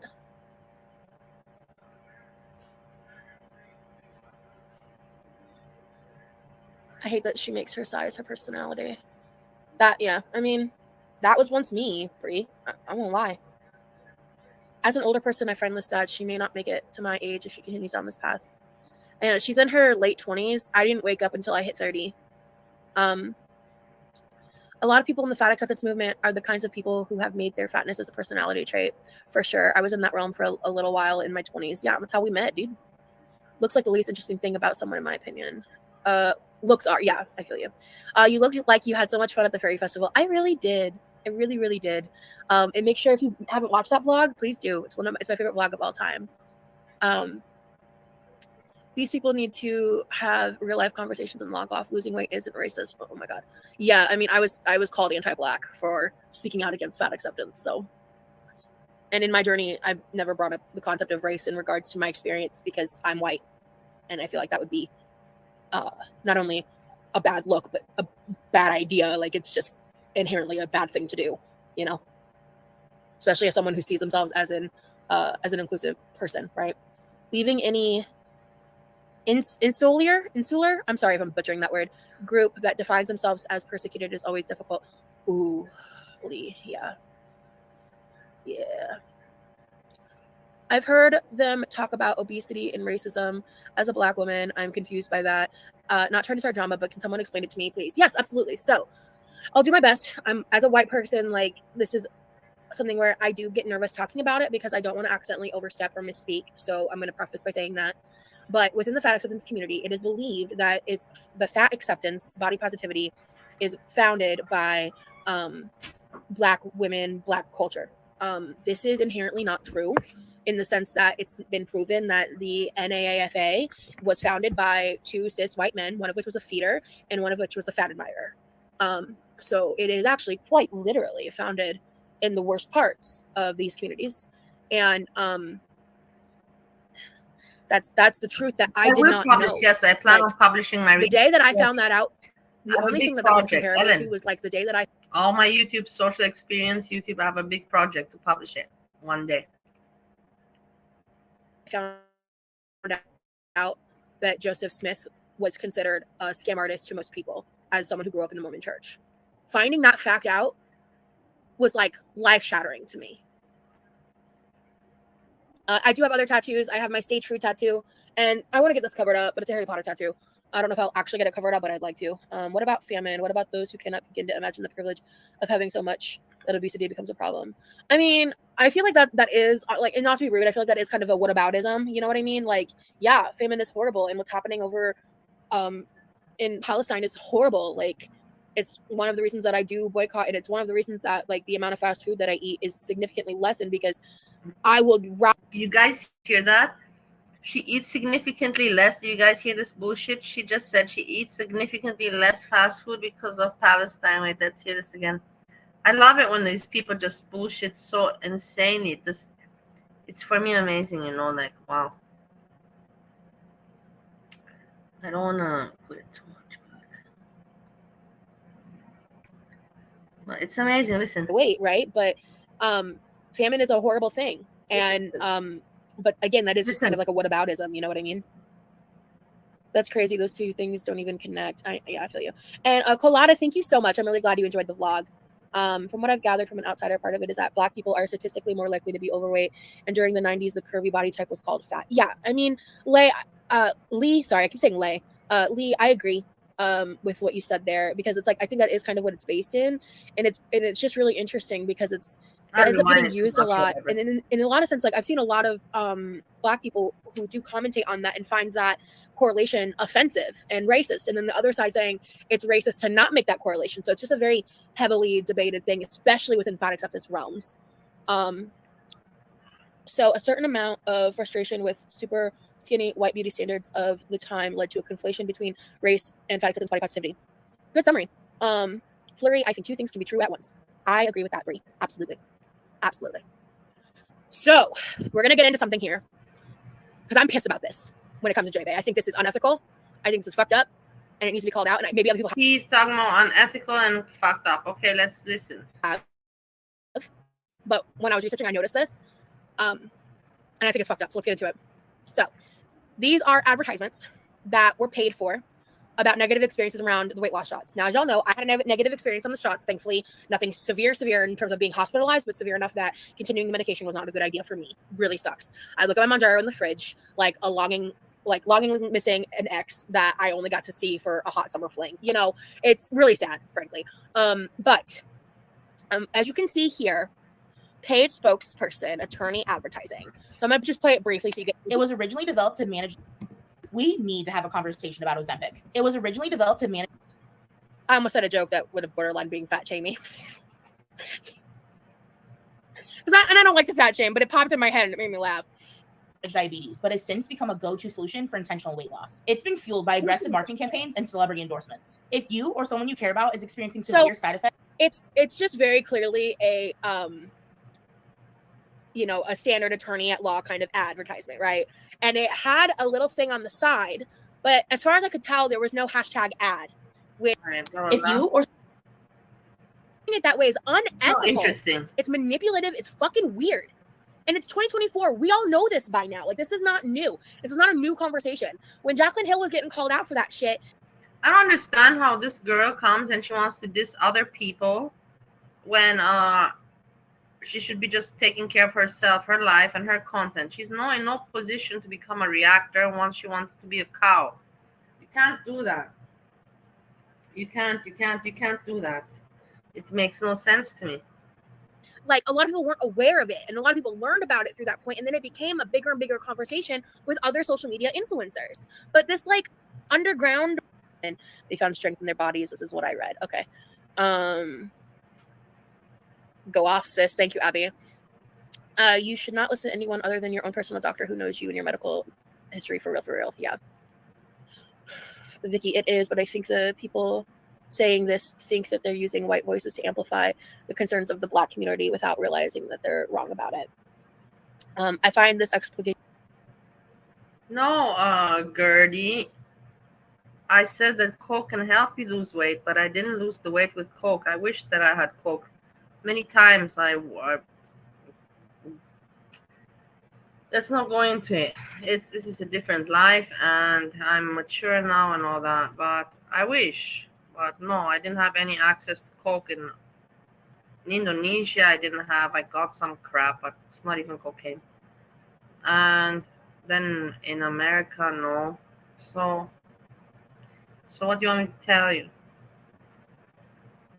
Yes, he does. Why do you care? Why do you care to ask that question? You see, once again, you prove you just come with shit attitude. You're really, really frustrated that you put questions like that. Yeah. Megan's mess. He has it, and many people have it. So gross, dude. Yeah, are you talking about with her shorts that I was just discussing? Yeah. I go home to Austria, LOL, be nice, Rosie. I have it in. I'm sorry you didn't get a notification, Brooke. I've had a lot of people getting problems with that, which is why I try to like advertise for it so much. Drag her, Rosie. I don't like how she talks. There's like zero effort. I don't like how you talk. I think you put zero effort in making content. I think you put zero effort in your life. I think that you just want to be a entitled woman, and let's see if you get that job. Come on, let's see you live life. Let's see you move out of your parents' apartment and not be so close with your brother. Let's see that. Let's you live life as an adult. I would just feel and so then dirty. You can comment on other people. First, show that you got all your shit together, Rosie, and act like an adult, and then comment on other people. Talking about something I wasn't qualified to talk about. Yeah, Jenna, I feel that. Yes, my dad is also diabetic, and it's the only medication that has worked for him. Yeah, so experience with weight loss shots. I've been a fat acceptance influencer. I'm an influencer type. I don't love calling myself an influencer because I don't have numbers like that. You know what I mean? But I am a social media person, right? So now we're gonna go into the newer stuff with her through John's video. So let me see here. So that's just kind of like raw dogging some of J-Bay's content, but I wanted to watch specifically John's video. I use Mounjaro for diabetes. It doesn't even aid in my weight loss. It does wonders for my A1C. Honestly, yeah, Mounjaro, it did great for my numbers too. Like in a short amount of time. I really wish I could have stayed on it, man. I loved it. I fucking miss. Aww, so dramatic. I miss. Be happy that you have access to the medication. The medications that you have taken, I've heard friends from mine, they can't have access to Ozempic more the less to think of Mounjaro and stuff like that. Give me a break, you entitled pieces of shit. You dare to react on other people. Get your life together before you react on anyone. Food noise reduction from it so much. Actually crazy. Okay. So we're gonna get into here with wonderful, lovely John. Shout out to John. He's been such a instrumental part of my journey here on YouTube. This is what I want to actually get to. This is a reactor. He reacts on her. So this is more interesting now. It's coming up. Hearts for John in the chat. He's a really great guy, guys. Like truly, he is somebody that is just a genuine, authentic person, and that is what I look for the most when I am like engaging with people online. That's my favorite quality in a person. I love working with him and Rachel, his producer. She and I still talk in DMs like very regularly. She's given me so much advice and help, and yeah. So, and sometimes honestly, I send them shit that I find, like, because I'm still in corners of the fat acceptance internet as like a lurker. So I sent the info about the Fat Doctor UK to Rachel, and they had a video up within like 24 hours because I was like, you need to get in on this because that was crazy. That whole situation was crazy to say the least. But yeah, we're gonna go ahead and refresh and just kind of get into it, and I'm gonna just generally react to this as I watch and talk about like could be some kind of like. And I'm not an economic person. I'm not a numbers person. I'm not a money person. So people much smarter than me would need to figure this out. But I feel like if you gave the airline some kind of tax benefit to choose to opt into this, where they may get some kind of credit back or something like that, or they have a little more control in how they set up a person of size policy, that would make so much more sense. But when you dig into what's being talked about is that he will be talking about how people like Rosie and overweight people want bathrooms, make bigger aisles, make that, but it's just average, and the average person, thanks to God, is not obese, so it is what it is. But these people, and now this is what's being talked about. that petition, it makes us look like a joke, us as like fat people. It makes us look like entitled, demanding brats. What do you mean all hotels need to fucking bulldoze their buildings and widen their hallways and widen their elevators? What do you mean? That shit's crazy. And then another example for taking it too far is like, it should be 2 or 3 seats. I'm so sorry. I'm so sorry. I'm so sorry. I actually, like, not to be hateful or rude, but like I genuinely, besides maybe someone my size also having some kind of like air tank or equipment with them that they need to keep into a 3rd seat, that is the only scenario I can think of where a 3rd seat's even necessary. And it's like, expecting 3 seats for free is too much. It is. Like, is super popular for, is trying to advocate more for plus size people and travel. And then more recently, there has been some things that have gone on that we've talked about that have garnered quite a bit of attention on social media. The first thing is J-Bay let people know that apparently there was this thing that happened at an airport where here we go. The person that was supposed to be pushing them in a wheelchair, basically, from what she says, decided they didn't want to do that and made them follow them through the airport without the wheelchair. And she said that she was getting blue in the lips and she felt like she was almost going to pass out. And she was really upset about that. So I'm going to touch real quick on the blue in the lips part, because there are parts of these claims that are like really serious. And I feel that a lot of people are too quick to dismiss if this story is fully true. Because I feel like there are parts of it that are true. And I think there's going to be points I'll get to in a moment on why I am very split on whether or not this happened or not. I'm going to be honest. I'm the kind of person that would be inclined to believe a story like this, because I've experienced life like this. I've flown through Southwest. I've used the Shield wheelchair assistance. When I was on one of the ramps one time, this was when I was like much heavier, like well before I lost the majority of my weight. I was really struggling with my pain. I found out about it afterwards, and I found out about it because I stood up and I didn't know that she had to tip. The people that help people with wheel, you tip them. I didn't know about it also because I didn't have to use it. One time I used it, but when I used it, I tipped. I remember $30 I tipped. That's because you know how to tip, but whatever, She says she didn't know. I'm not going to get mad at her to say, why didn't you know? Tipping is so relative everywhere. Everywhere. It's so relative. You don't know whether you should or not.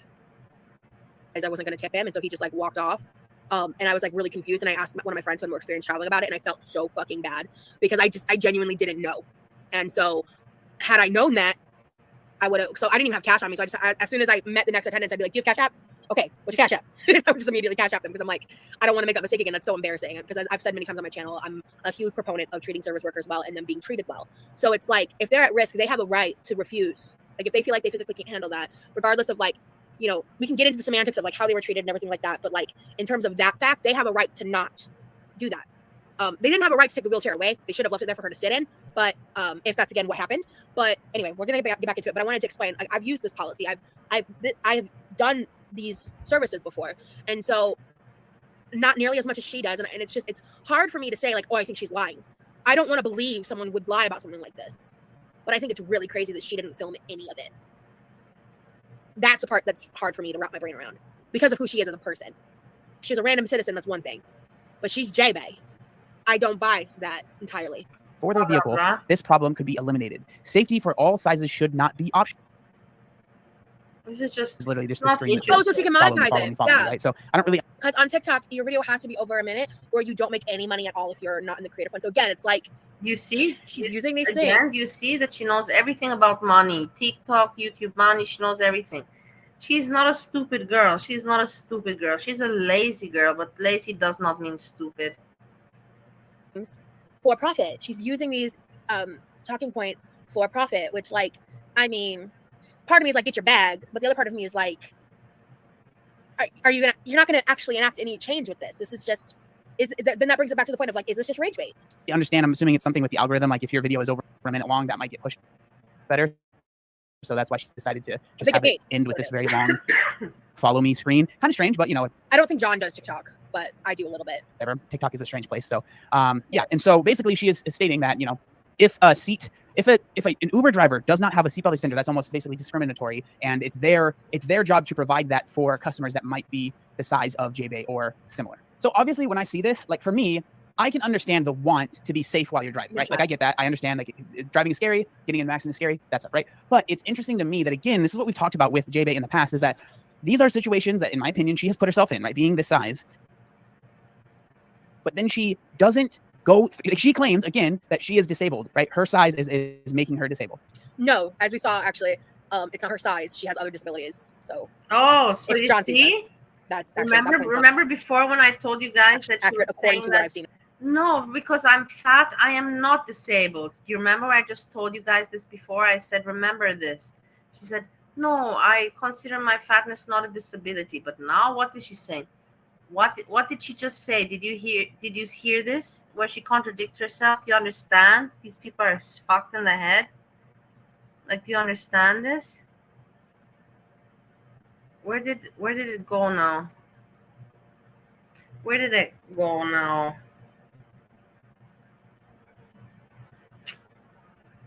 Hey everyone, I just want to say good evening, and I want to say that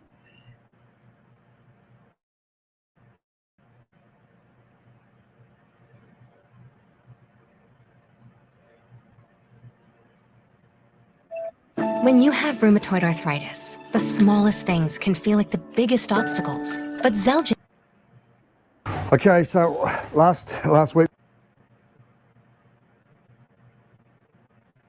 Why is it not working? She's deleting it. Okay, so last week we had a look at some pretty cheap. How can this be happening? Hold on.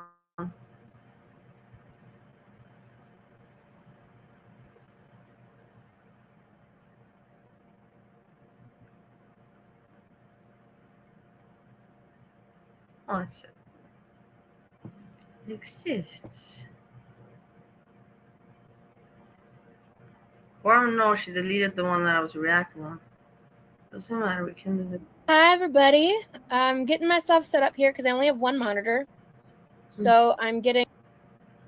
They just got a lot of money to fit into a large size drawer thing. So speaking of the, but we're expected to. Yeah, wait, I got it.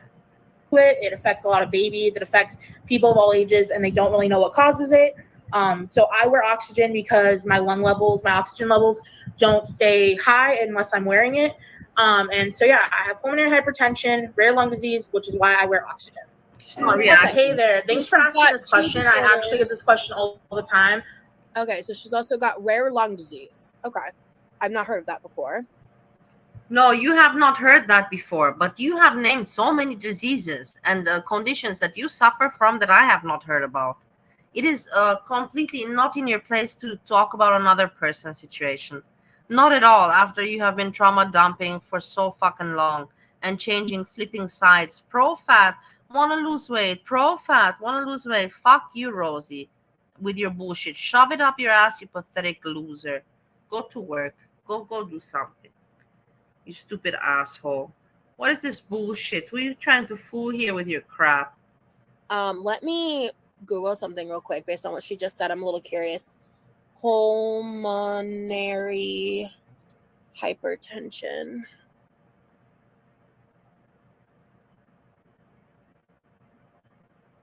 Okay.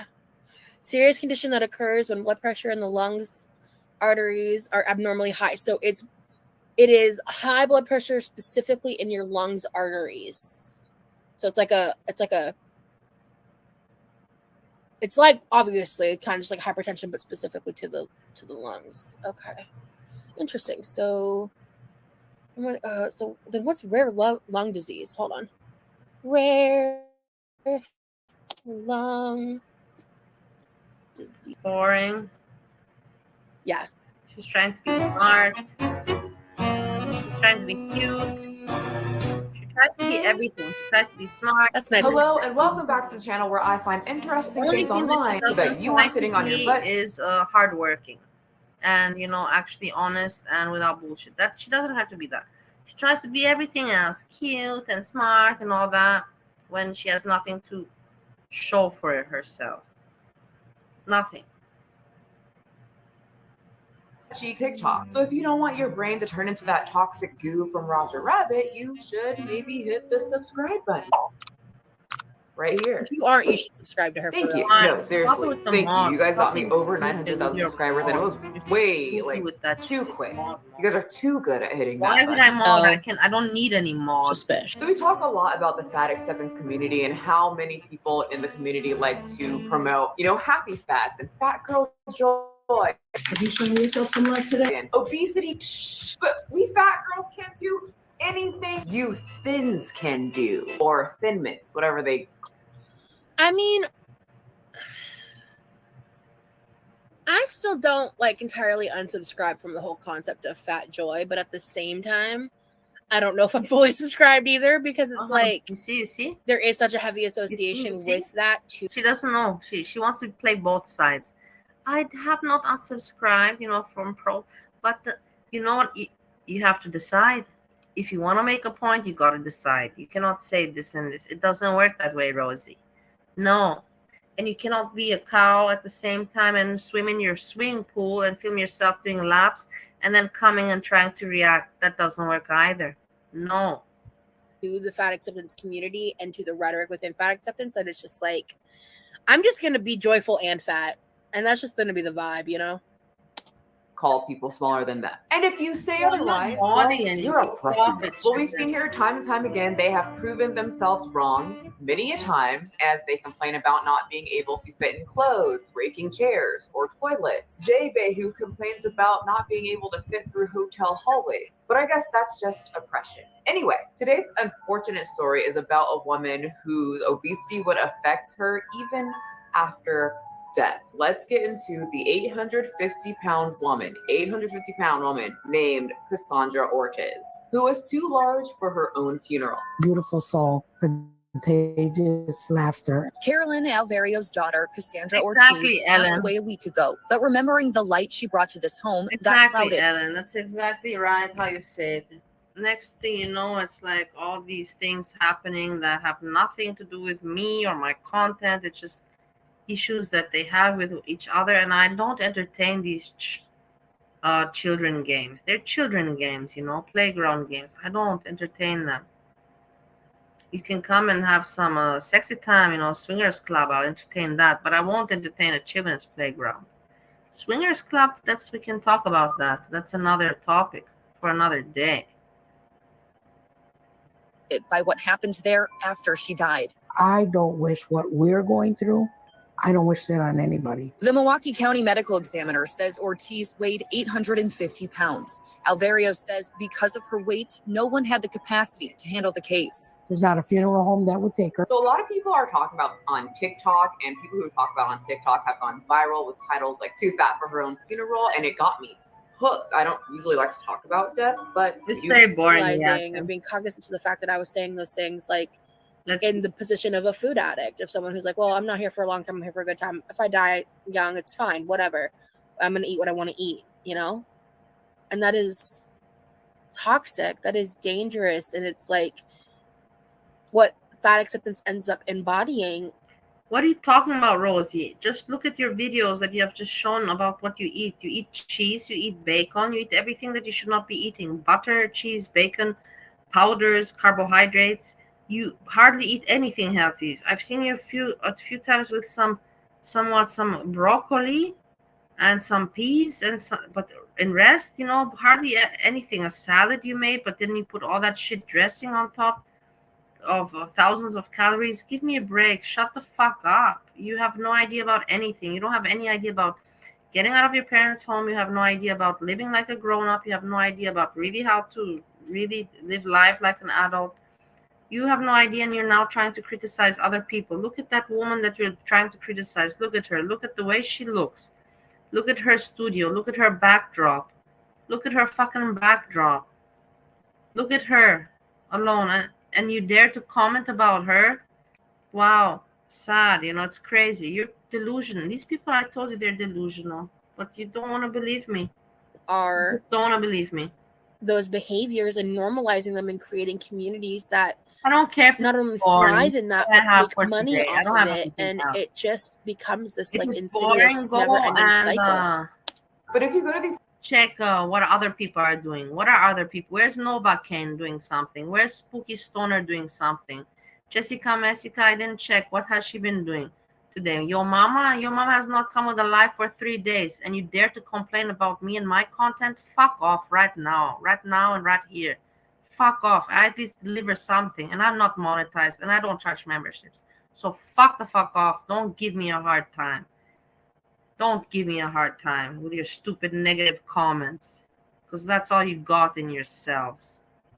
pages and look at all of the comments, the way that the mom is expressing herself is what They has a lot charge of you people for like, anything. I'm pretty angry. So the mom seems to be focusing on no one could get my baby out of my house. Enough to accommodate her. Which I think they were saying that. Look at, she's not even reacting. She's just wanting to look smart. She wants to look smart. That's what she wants to do, and to try whatever she can, wherever she can say something that makes herself look good. Like, oh, I'm not disabled with my fat, but yet the fat does disable a person.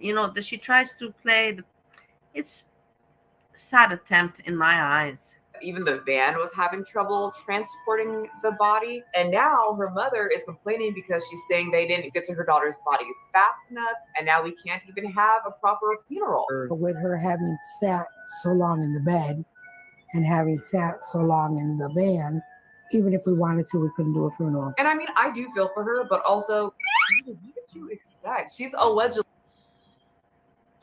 Man, okay. So I have a lot of thoughts. I just kind of want to let that play for a second. Because it's like, I think back to like when I've been in an ambulance before, like when I fractured my foot, when I've been transported before, at 550 pounds. And one of the instances where I have a long history of medical malpractice, and I don't plan to trauma dump any of that, don't worry. But I'm this one specific incident of like me being in the back and they didn't strap me down, and like having to literally, it's part of the reasons why it's like part of there was a few things that happened in a short amount of time, but I had to brace myself with both of my hands on either side of the ambulance to keep myself from falling off of the gurney, because I was not properly strapped, and neither was the gurney. The guy that was there, at some point I was unsure about how. Hey, does anyone have the email of Joyful Steffi? I'll write her an email. I'll write her that I have an idea for a wife swap show. And I talked already about it to Steve, if she's interested. Why not? Maybe she is. She can cash in all the money for that. She can put all the monetization on her channel. I'll just go for the ride, to have some fun. I won't sleep with the man. No, it's just wife swap. In wife swap, they don't have sex. Sound of mind he was on the job, if you catch my drift. But yeah, I mean, I think about that, and I think about like how uncomfortable I was, and like all of that, and I was like literally 300 pounds lighter than her, and that it takes multiple men to assist someone like me, not nearly. Rosie, my love, are you reacting to people, or are you just listening to people and trying to include yourself in the story? Because I see you're just not reacting to people. You're just dragging people down and making stupid comments, and then just trying to use the topics in order to focus on yourself and talk about yourself. I hear that you're just once again talking about yourself, not about the reactor that actually has a nice layout and looks good. that you're trying to drag. I just see you talking about yourself. Well, what point are you trying to make here with your reacting? I don't see anything. That level of extremity, but it takes definitely more than two, you know? And so that's the reality of it. That's the reality of being in a bigger body, and like in the form of extremity. Like I would say in the form of extremity at my fattest, I was on the lower tier of that, right? Like I wasn't even technically fat enough to be on my 600-pound life, but I was fat enough for it to be a constant problem and burden in fitting around in the world around me. And what fat acceptance teaches you is to put far more emphasis on the external reasons why that it's a problem instead of the internal reasons. Like I said, the main caretaker, and we've seen this on 600-Pound Life time and time again. The person is immobile; they can't move. I can't get up out of this bed. And so the family member just throws them whatever food they want so that they can shut up and they don't have to deal with that. I'm thankful. That's what I've lost 100 pounds total. So, yeah. Hey guys, she flexes and you guys tell me she lost weight. She flexes. Look at her. Fucking look at her, you stupid people. Fucking look at her. She lost 100 pounds. I lost 70 pounds and I didn't weigh as much as her and I lost it. So, well, what do you want? You want me to jump in the air for her losing 100 pounds? Give me a break. And to look at her, what she eats today, like I said, she doesn't eat anything green. There's no green in her diet. There's just yellow, white color. Anybody will tell you if you want to lose weight, just go by the colors. Go by colors. Green, red is good. Yellow, white, forget anything yellow and white. The only thing yellow and white that you can consider is eggs. That's it. And nothing else. And nothing else. Nothing else. Yogurt, maybe yogurt, but not even. Try to avoid even yogurts, Try to just stick with, You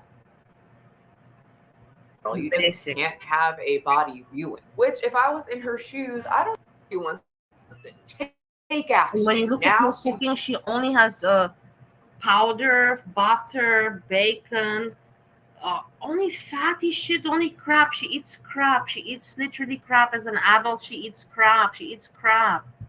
Wants to help her daughter in any way that she can after death. Now there needs to be protocol set when this type of stuff happens, when it doesn't have to happen. And the other issue that people are saying is that there was no mention of I could have done better, or maybe warning other families who have obese family members who have a food addiction problem. This is what happens when Rosie, react already, because that's what you're doing, right? You're saying that you're reacting. I don't see you reacting. You're just waiting for her to say something that you can say, well, me, for example, me.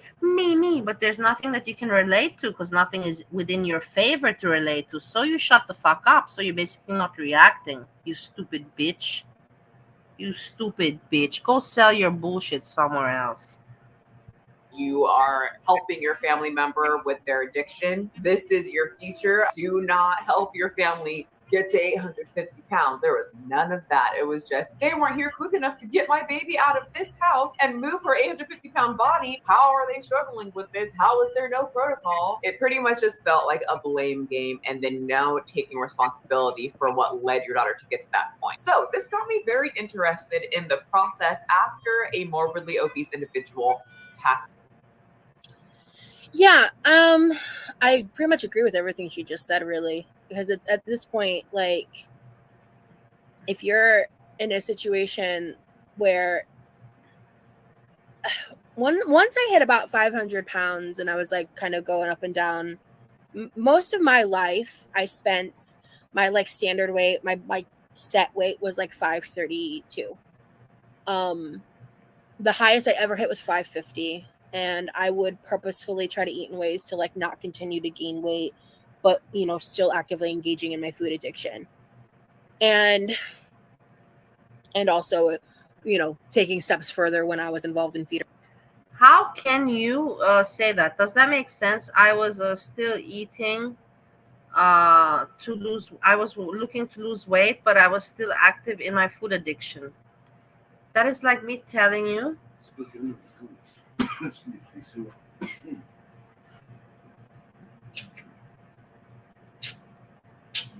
I love you too, baby. Sleep well too. Is the cat with you? Yeah, she's in there. I'm gonna see if I can fall asleep with her in there, but if not, Yeah, just go to sleep. Don't worry about it. Yeah. Yeah. If she comes up, we'll be close. Yeah, I will. I will. I love you. Sleep well, baby. It is like me telling you right now that I'm a coke addict, but I'm dealing with my coke addiction, but I'm still taking my cocaine every day. It doesn't make sense. It doesn't make sense.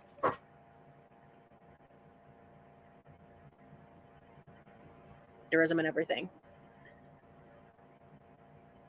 When it gets into like that level of extremity and to the point that you are relying on other people to take care of you, the only scenario, but it is absolutely needed. It absolutely needs to be treated like a recovery program, more so than a weight loss program. I do believe weight loss should be an aspect of it, but you have to do that with whatever you're comfortable with. For a long time, I had to avoid tracking and calorie counting because I just had to get used to the changes in my routine. I just had to get used to the reduction of the sugar. I just had to get used to improve. What reduction of sugar, Rosie? I see you putting honey. You spray that honey everywhere. Honey. Sugar. What are you talking about sugar reduction? You should not be eating any sugar at all. It is such bullshit when people they say, no, I need a little bit. Yeah, a little bit, but they're so full of bullshit. These people are so full of crap, I'm telling you. In my food choices. And then eventually that stopped having a positive effect on like my weight loss and other aspects of my health. And then I just kept slowly adding things here and there. And I will be continuing to make those tweaks as I go along and adjusting as necessary. Because I'm not gaining my weight again. I'm not going to be 500 pounds again. I'm not letting that happen. That is not an option on the table. I am not giving up on my venture here because this shit is terrifying. It's terrifying. I used to actively avoid my 600-pound life and things like this. Guys. The deaths of fat people in general. It's so terrifying. Rosie, there are people out there, they're terrified. They have kids to feed and to school and they don't know how to do it. There's people that are out there, they have terminal illness like cancer and much more other shit like that. And they don't have doctors or insurance. There's people out there that they want to give everything. They want to go to work, but they don't have where to go to work. Shut the fuck up, you entitled white bitch. Obese white entitled bitch. I'm not fat shaming you, but it's a fact. What are you doing in front of the camera with your boobs out like that? You know exactly what you're doing. You know exactly what. Don't cut the crap with me. No woman that is aware that she's. You know what you're showing there. Show your neck. We don't want to see your boobs. We prefer to see some neck. Your head and your neck. We don't want to see the boobs. What about that? What about that? Woman at age 32. Because trying to confront the reality of that was too much of a threat to was too much of a wow, words are hard. It was too much of a threat to the cognitive dissonance that I had in relation to my own body, and that is the experience I feel for the majority of people within fat acceptance. Away. What happens to the body when it's too fat? Well, if you are of size and your body is able to actually be viewed because you didn't pass away in your own filth while your family sobs, and I'm not trying to be disrespectful, this is extremely sad, but it is the reality. And from someone who sees morbidly obese family members, I've had some family. This person, we don't have a lot to react of in terms of a personality. This video, I am definitely more focused on like my experiences. And we don't have what to react on to the personality, but me, I'm focused on my experience. Shut the fuck up, Rosie, you stupid attention thirsty whore. Stupid attention thirst. Shut the about me, Mike. We're tired of listening about you. We're tired. We already got what you're all about. Give us a break for once and for all. Give us a break. Don't come more live with bullshit like this.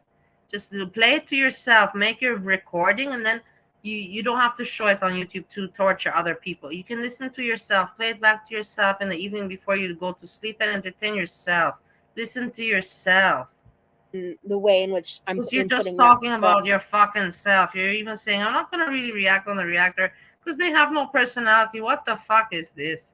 From my perspective, because trying to sound this is smart. something that I once deeply feared. This is something I once feared to have as like an experience within myself. So, yeah, I mean, in my reactions, I'm certain if I continue to do them, if you guys are enjoying this and I make more, I will be speaking for my. No, you're already speaking too much about yourself. You're not even reacting to the people. You're just waiting until they say something that you can speak about yourself about. This is what the reaction is for you all about. You're not talking about the people. You're not talking about the topics. You're just trying to relate them to you, you attention-thirsty whore, pathetic whore. She's not, but you understand what I mean? She's just so attention-thirsty. It's so it kills me.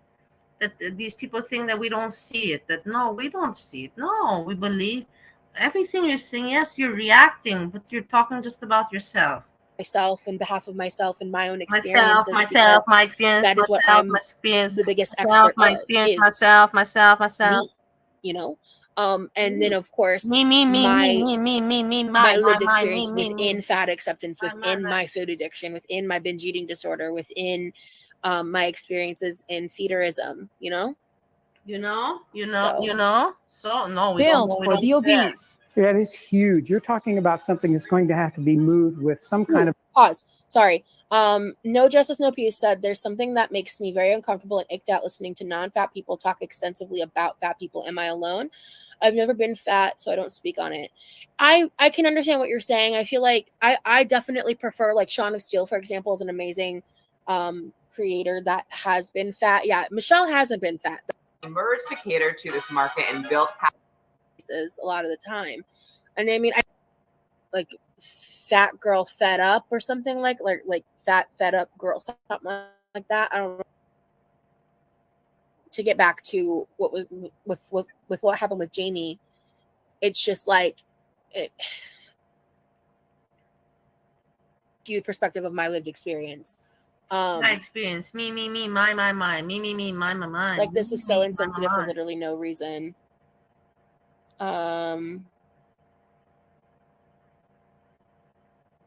Grease fire is so weird. Yeah, it's just science though. You're right. Exactly.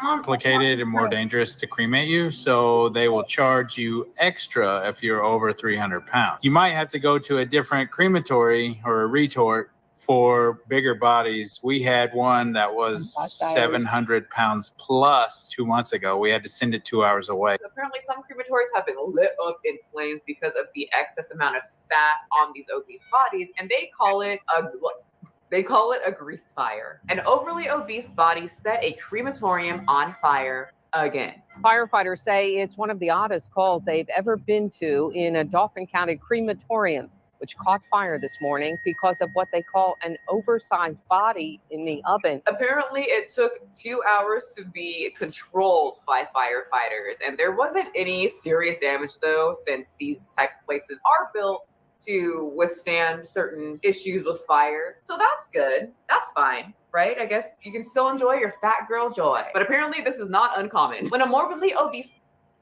Rosie, are you going to react, or are you just waiting for somewhere where you can slip in my experience, my experience, me.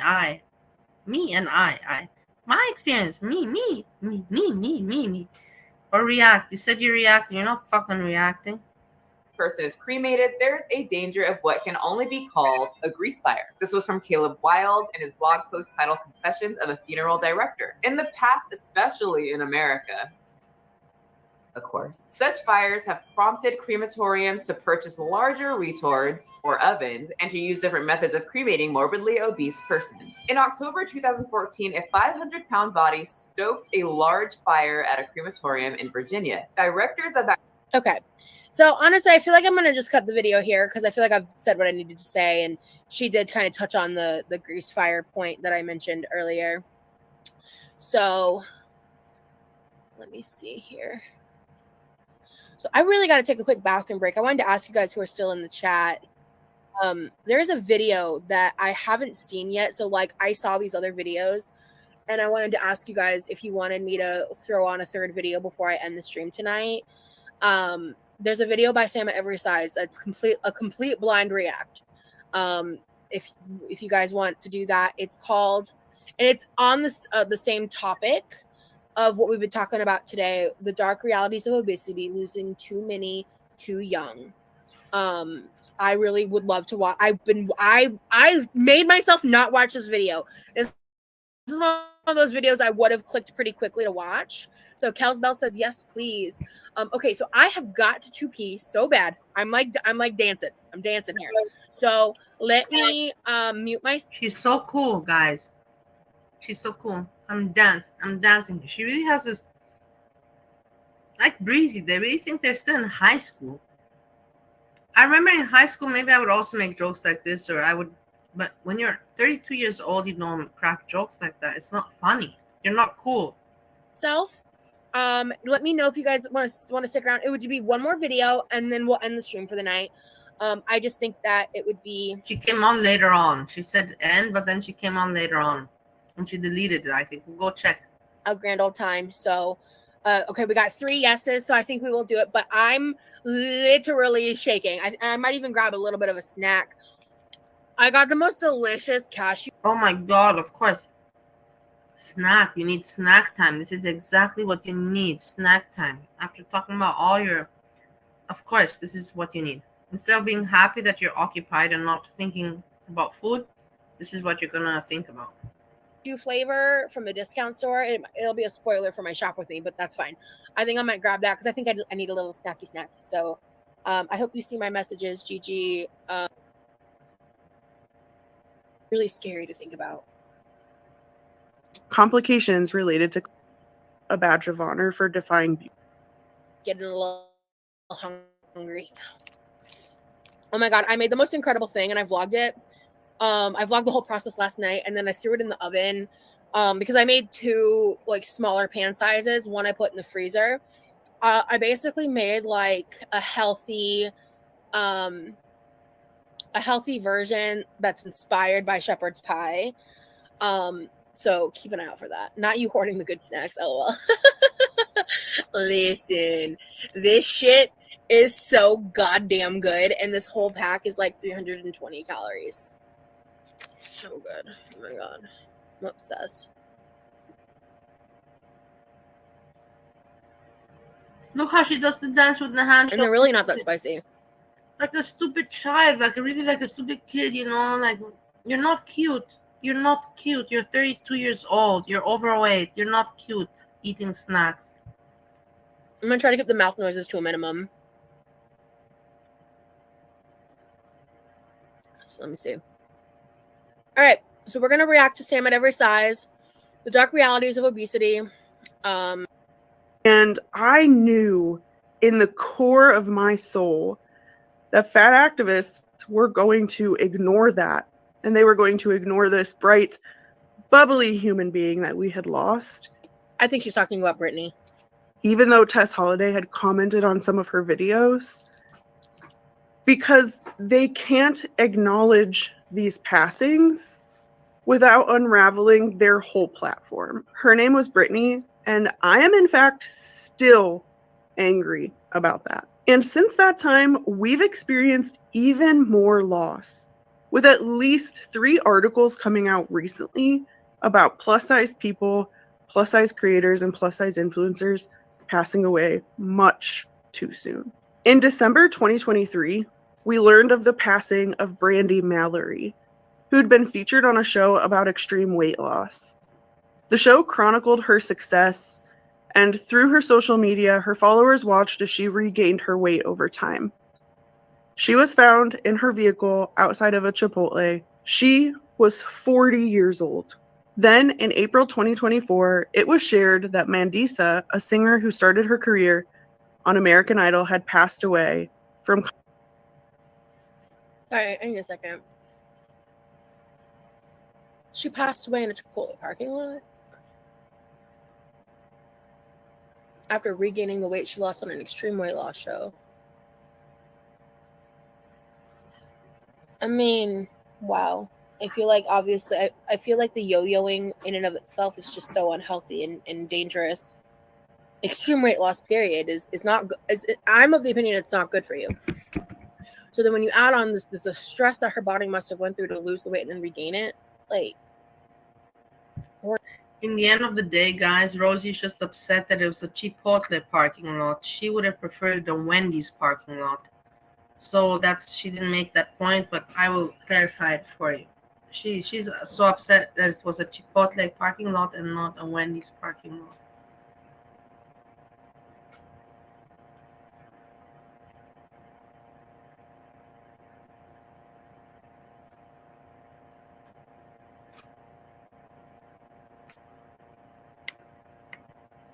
I am less than 8 years away from 40. That is really scary to think about. Complications related to class 3 obesity. She was found in her home by her friends. She was 47 years old. In early June 2024, the family of a creator who went by Calejos503 posted on his Instagram that he had passed away suddenly. I saw about that. This was shocking to his fans because he had no known illnesses at the time. It is being speculated that he passed away from a heart attack, but that is not verified. Super morbidly obese. Let's see what she has to say. Really? Let's quit her reacting. I probably did an entirely different human being disorder where I was having extended. Anyone in this video that you've heard of? We need to watch something light and cozy after this. Yes. Any suggestions of some like fun, light, short content we can end on a good note so I'm not sitting here wiping away my mascara? Thank you guys for the hugs. Same. I've had one YouTuber's passing hit me so hard I was crying for a week. The parasocial bonds are real. Watch something funny now after you get off. Yeah. Does anybody have any suggestions of like a really cute video? You want to email me or something? We can close off. Stop sharing. Stop sharing. Somebody wrote here, stop sharing. Let's see. Let's see, there's no. Jenna will get you copyright claimed. Oh, she does. Like, really? Her vlogs? Mm-hmm. Look, that's upsetting. That's upsetting. Oh, damn. Oh, so many of my suggestions are not relaxing. Email me, quirkyloverose@gmail.com.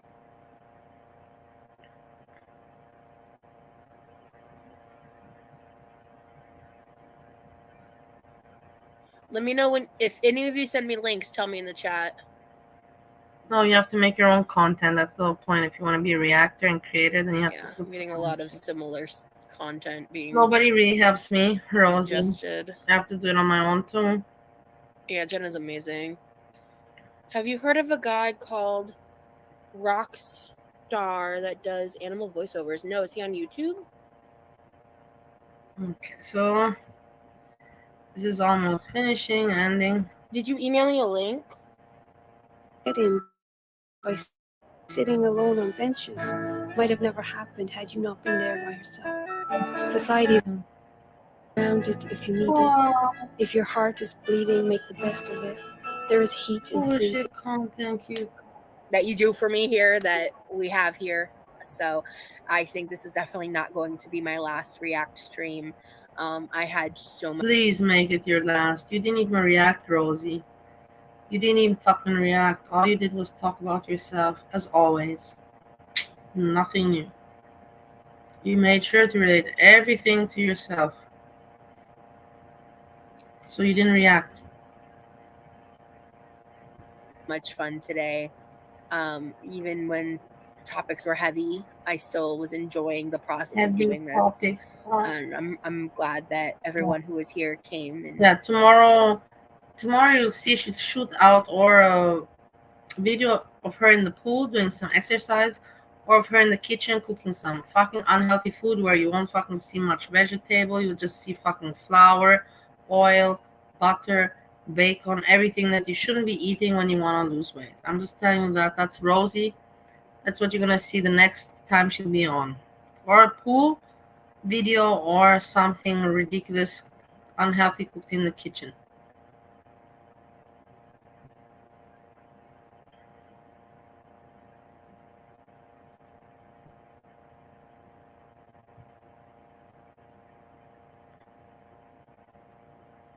Who's Daniel?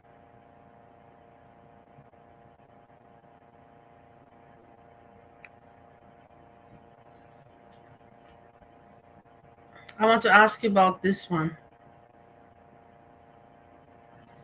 I want to ask you about it. How can this person come every day on the internet, on the internet, on TikTok, not on YouTube, and she begs every day. She starts in the morning. Every day the same. I want money for breakfast, for food, breakfast, food. $30, and I wanted to myself, $30 is a lot of money to ask for breakfast. In general, it's a lot of money to ask. But just every day she does the same. And I don't understand how can you explain? I want someone to give me some explanation how this is possible. I just want to know, how is this possible?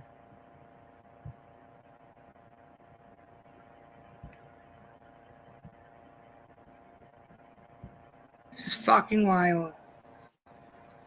Like, this is wild.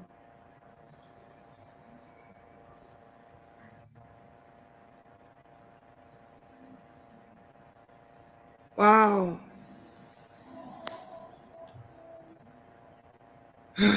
I need $20 more for dinner. Wait, what happened? You can see in the comments, the creator writes, "This is the 5th or 6th time I've lost count. She has asked for $30. She was fully nodding out earlier. 30, 10, 25, another 25. She makes the money, but it's amazing. It's just so sickening. It makes me so sick. I can't believe it. And every day she does it. It's not like for a week or for a month. She's been doing this for years. She even lied that somebody murdered her daughter. She even lied about her son having, I know you are. She lies about so many things. I'm at my limit. If you get me. Limit. Mute.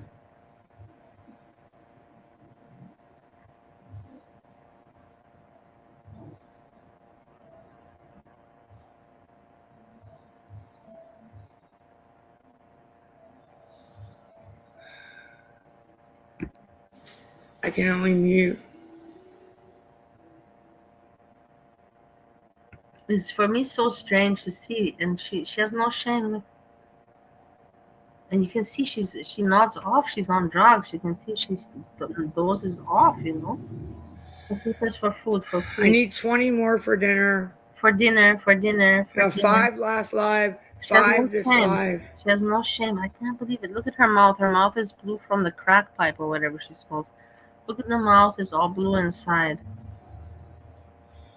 And she's upset with the people that they're not sending her the money. Look at her. She's upset. I don't know, Miss Jen. I can't. It's for me so strange.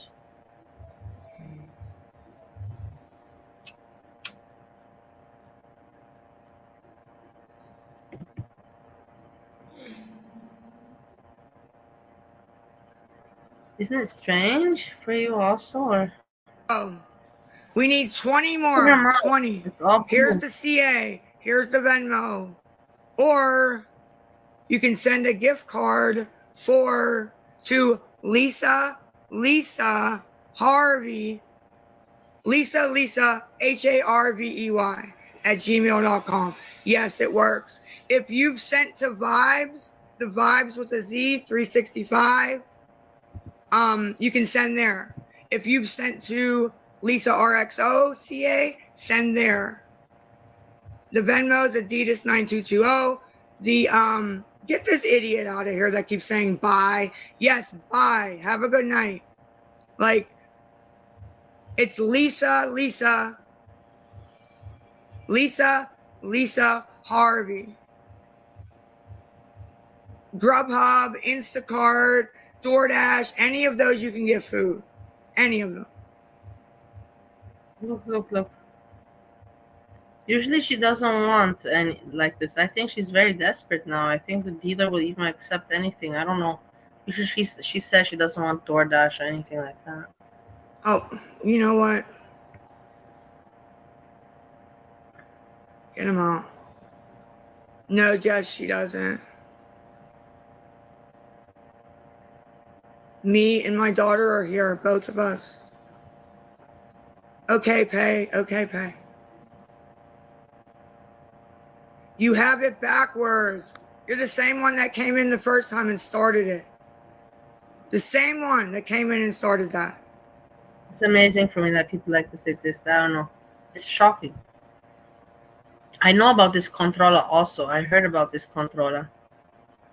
Try the Vibes VIBEZ 365. VIBEZ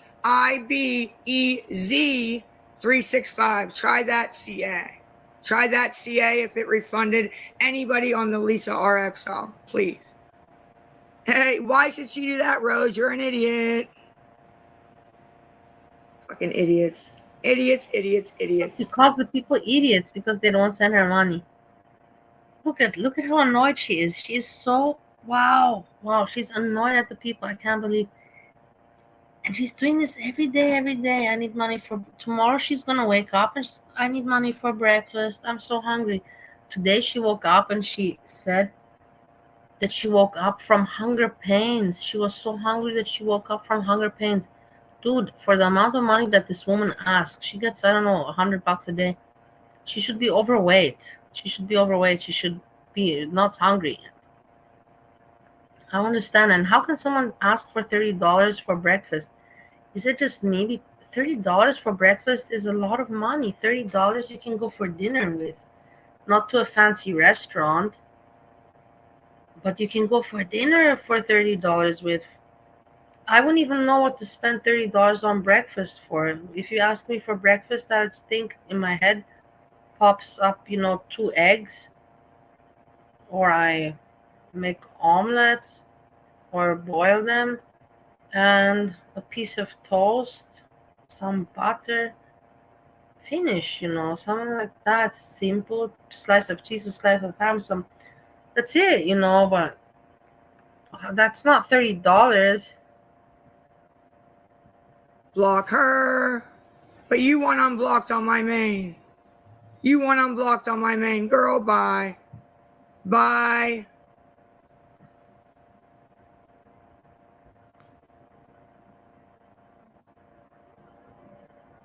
She's not far I away. believe you, Krista. I checked where she lives. The other one is Vibes. I checked where she lives. It's only 3 hours drive, 3.5 hours drive. She's close to me. I forgot what it's called, but she's close. IBEZ, like Vibes, but with a Z, 365. Just like that. No extra letters, no extra numbers. Vibes, 365. VIBEZ. Or the Lisa RXOCA, or the Venmo, Adidas 9220. I need 20 more. What do you mean, who do I think me? What do you mean? Jealous ass bitch. Always over here. Yeah, that's the thing. She's entitled. She says, she even flaunts to the people. She calls people idiots and all that. And she's like, you're starving me and you're torturing me, and because of you I have stress, because they don't send her money. And then she flaunts. She's like, look how easy I make money. Haha, you're just jealous. Look how easy I make money. Haha, you're just jealous. Because I think she has many subscribers from what I remember. She has a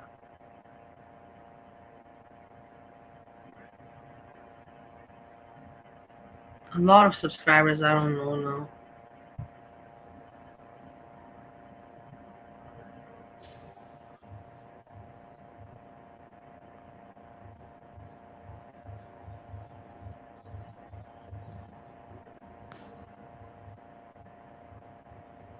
It really isn't when it's being delivered and I have, never mind.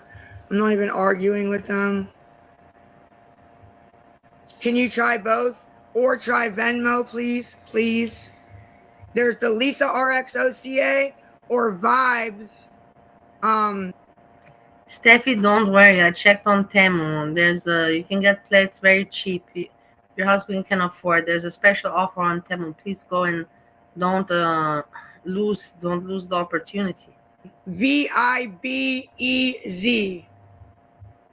365. VIB 365. Or a gift card to the Lisa Harvey at gmail.com. A gift card helps. I'm just trying to get food. A gift card works. Food. I'm trying to get food. This is all food. Smokes, food, smokes. Every fucking day. Every day. It doesn't have to be cash. A gift card to my email works perfect. We can order food. It works perfect. Mute. You just said 40. Now we're up to 45. I have a funny feeling maybe you didn't send anything. But if you did, I'll apologize. If you did, I will apologize. If you send, I will say sorry to you. It's crazy. Let me look. No, it's from yelling at the other live, baby. Yeah, it says Bun. CA, Lisa says BUNNNN. No picture, blue circle. It's a shame I got to say all that because they make fake cash apps. It's really a shame. It's a shame I got to say all that. Saying that ever. That's not true. That's not true. Look at how fucked up she is. Don't you see her mouth is all blue? She talks from. Who is this? Stop. That's breezy also. That's what cocaine people because they're so numbed up and all their throat and mouth, everything is already filled with chemicals and all that, and it's numbed up. These people that are fucked up on drugs, they will always speak from the throat, from the back of the throat. Yes, guys. I can't do it. I can't imitate it, but Breezy also does it. Texting me. I'm tired of blocking you fools. I don't want you texting me. $20, John. $20. No, it's not. My stuff is pinned. It is not. I know that it's not. That's all my stuff. It's not snow. It's not snow, but it is still some medicine that numbs you out. Whatever med that benzo or whatever she takes there. That you talk from the throat. You know you're dozy. Don't have the muscles in your throat, and they don't want to speak. You want to speak, but the muscles are all numbed out and relaxed, so it comes more from the throat. Oh, so this idiot's the one that made the.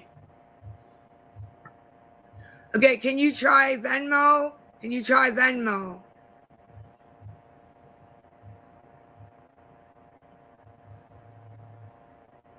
Can you try Venmo?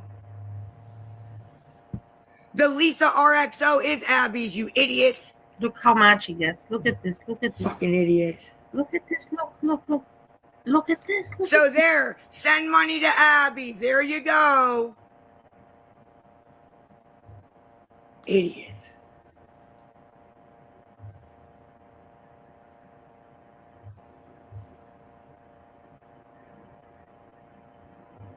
Email is Lisa Harvey, HARVEY at gmail.com. LISA HARVEY. So 2 Lisas and then HARVEY. I think I will write I need her 20 an to email. eat. And I'm tired of coming on and I should write her an email, but I don't have to now. I will, but I have the email. Lisa 2 times Harvey. Lisa Harvey. I will write it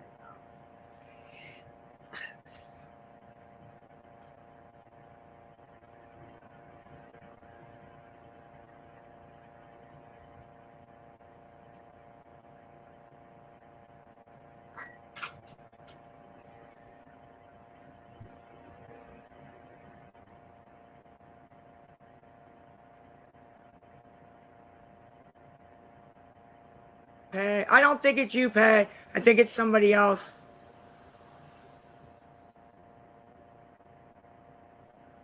It wasn't from Pay. Stop it. Now you're lying.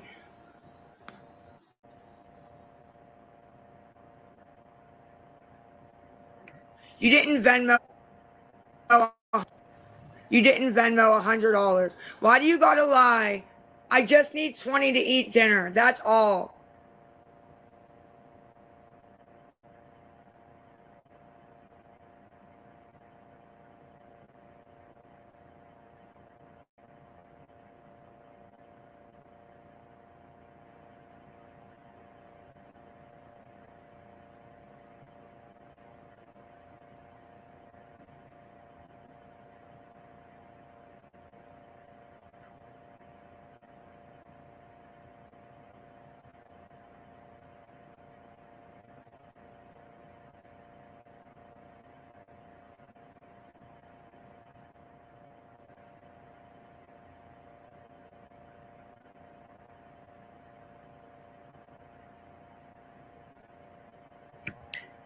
What do you want to do now? I'm being S-Sham now.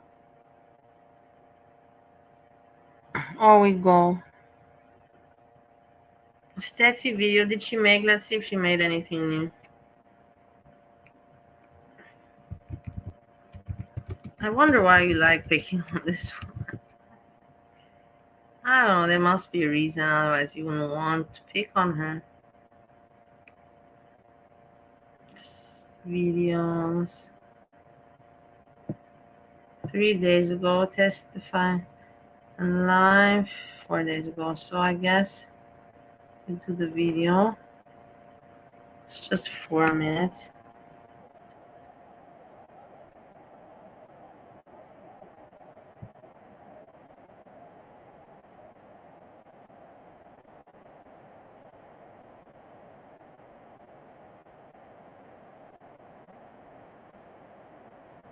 Here we are, so thankful to be in this place.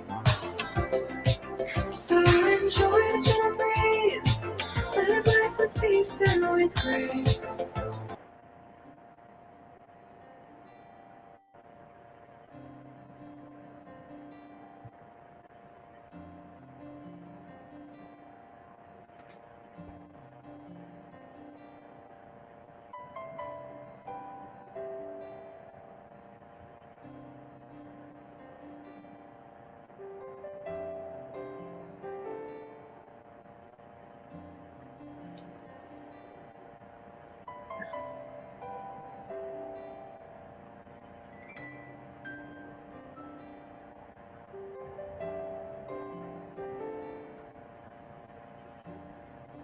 What is she talking about? Why is she talking about quitting to smoke marijuana? Who has a problem with smoking marijuana?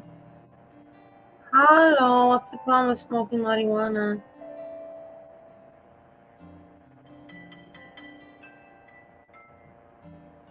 Alcohol, I understand. I can relate. Alcohol, yeah, but marijuana, you know?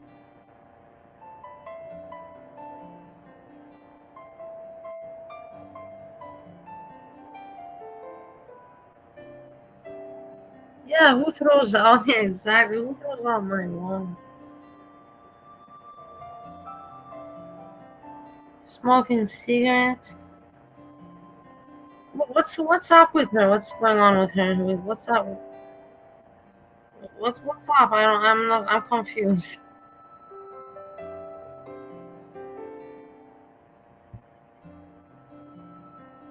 What's her point?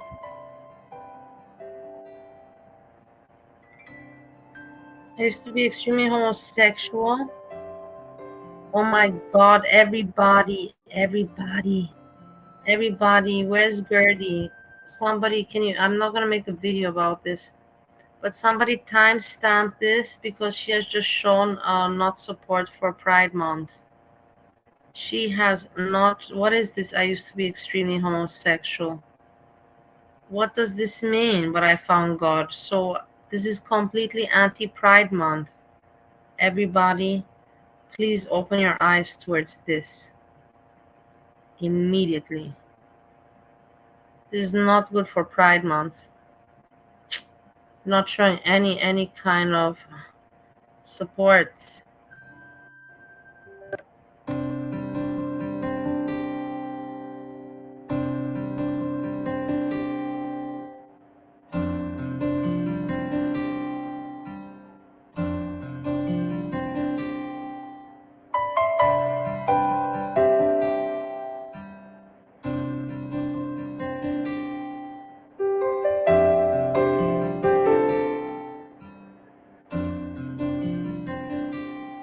What is this?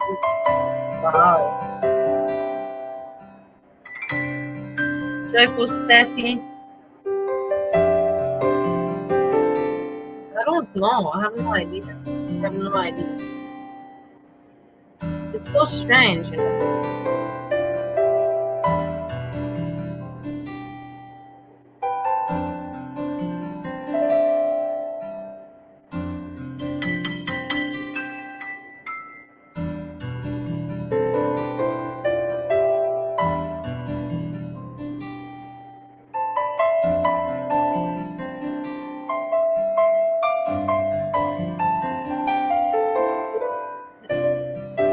Yeah, I was feeling it.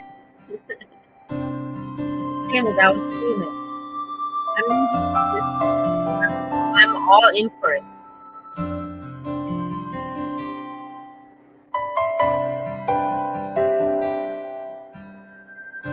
I'm all in for it.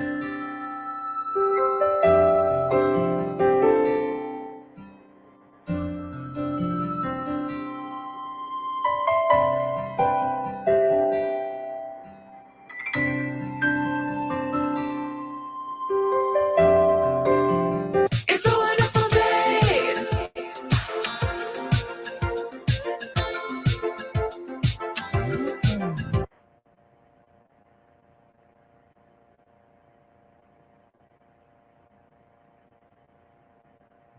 We have watched all of her things almost.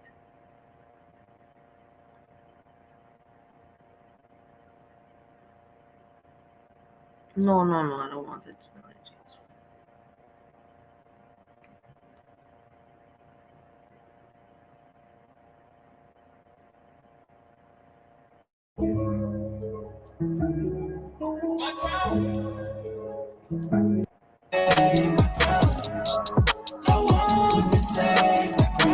I came from nothing. You in here buffing, checking your temp. Hey guys, welcome back to my channel. I am finally here with a video. I am going to be doing a Shein haul. So glad you're taking out time to watch me. If you're new, welcome. And hit that subscribe button and hit the notification bell to get notified of all my content. I would love to have you be part of the Joyful fam and one of the queens. Or kings. I have a few men on here.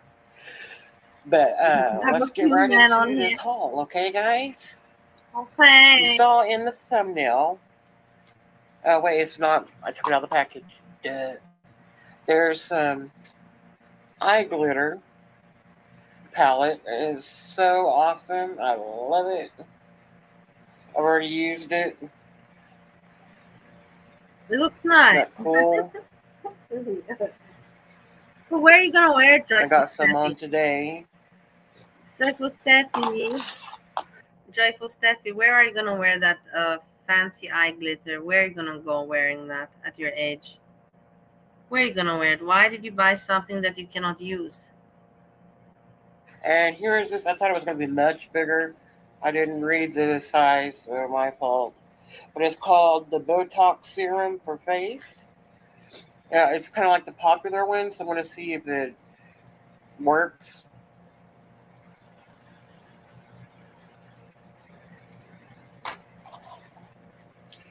Oh, it's back in the... Steffi, you don't need any plumping up serum for your face. Your face is pretty much very plumped up and pumped up as it is. You don't need any more pumping or plumping in your face. Your lips, maybe they do, but then you have to get something specific for the lips. But for the face, you you're pretty good on the plump upness. You don't need to worry about it. Box.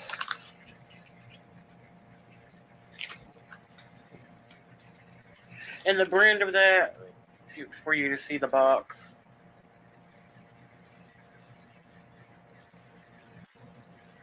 Hopefully you saw that okay. And then I have this shirt.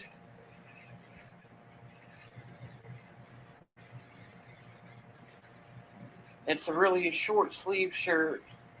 What is that? A shirt or a curtain? Looks like it could be a curtain for. You can change the one you have behind you. Change of decoration. I don't know what those are called, but What is let me all see. that light I don't that think you it has have any going on? stretch. Leave a comment. Look right to leave a comment. What comment? A tiny bit. What comment do you want people to leave, Steffi? What comment do you want people to leave? To say, wow, that black plastic bag you're wearing looks great on you. What is that shirt you're wearing, Steffi? It looks like the material is completely uncomfortable. And what's up with the wigs? Why is she wearing wigs? Does she have some problem with her hair? Because then I get it, but otherwise, why is she wearing wigs like this? So I bet it's mostly polyester. Let me see.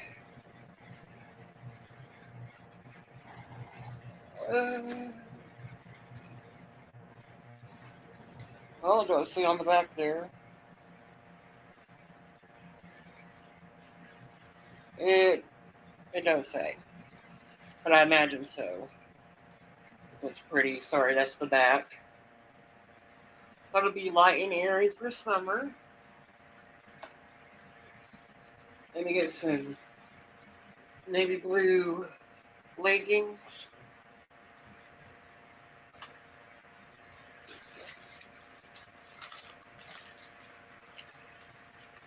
I really shouldn't buy any more clothes.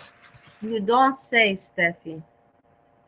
You don't say you shouldn't buy any more clothes. I personally think you shouldn't buy shit anymore for a long time. I think that you're overbought. You know, like I think that you don't need anything anymore. I think that you should not be buying anything for a long time. Especially if you know that your husband's working so hard and you don't need the shit that you buy. Are you fucking stupid in your fucking shit little head with your wig? Is the wig blocking your brain cells to work or what? Don't you realize that you're just being an idiot in front of the camera and in your life? And that you're buying useless things that you don't use whilst your husband is working his ass off? And you're sitting there in the chair with your little stupid face and with your prayers. Give me a break. Those prayers are not helping your husband. No, they're not. This is just bullshit. Oh, I believe in God. No, you believe in the chair, and in order to not get off the chair, you use God as your armor, God, and I'm so cute and nice. Bullshit. You shouldn't be buying anything. You should. Oh, God, it just annoys me. It just irritates me. I mean, I don't wear my nice ones at home. I normally wear shorts and a t-shirt that I'll sleep in later. I'll email my What I email normally is do. Okay, get the bag. And there's a shirt, if you remember, well, if you got to watch my live or you rewatched it after it was over, my last live, I had that comic strip shirt on. That is a shirt from this haul, and it's dirty. It's in the dirty clothes because I wore it for the live, so, and it's not here. But I figured y'all have seen it. So, this is the laundry sheets. I love these. This is a French scent. There's 30 in each package. I got 2 of them. Or just one. I think I just got one.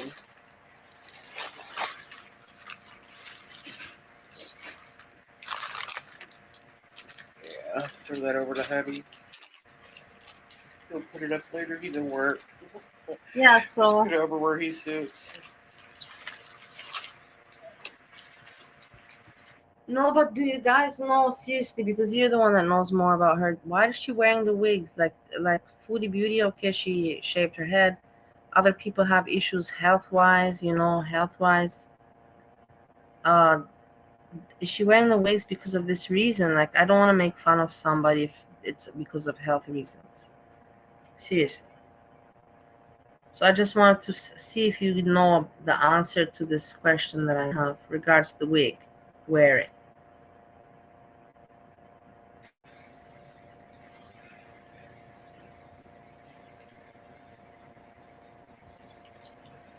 Here's a shirt. Oh no, it's a tank.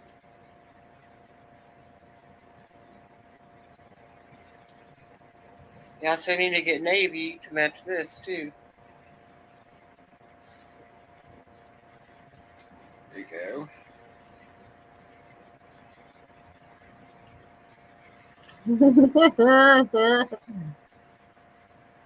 It's the same material as the other shirt, so it's not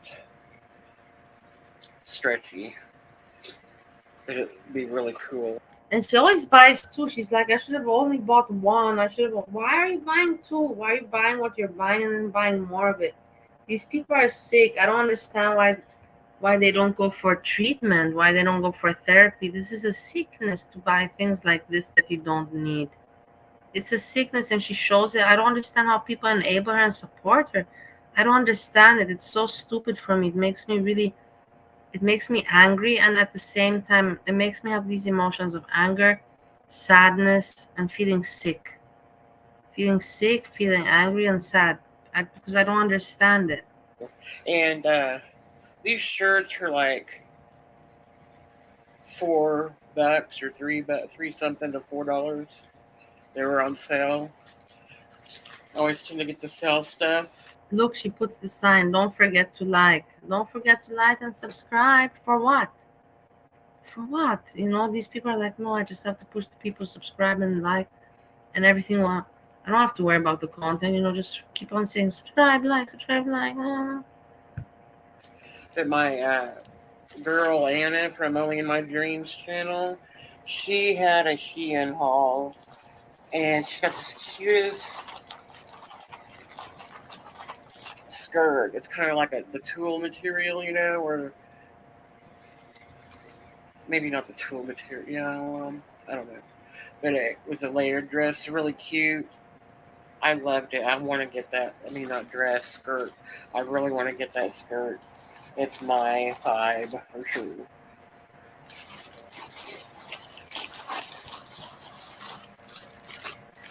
Get all this out.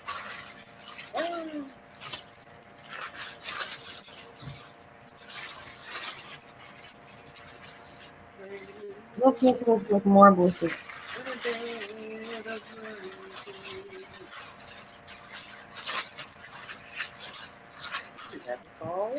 Look. There is a brush to clean glasses. A brush to clean glasses. Okay.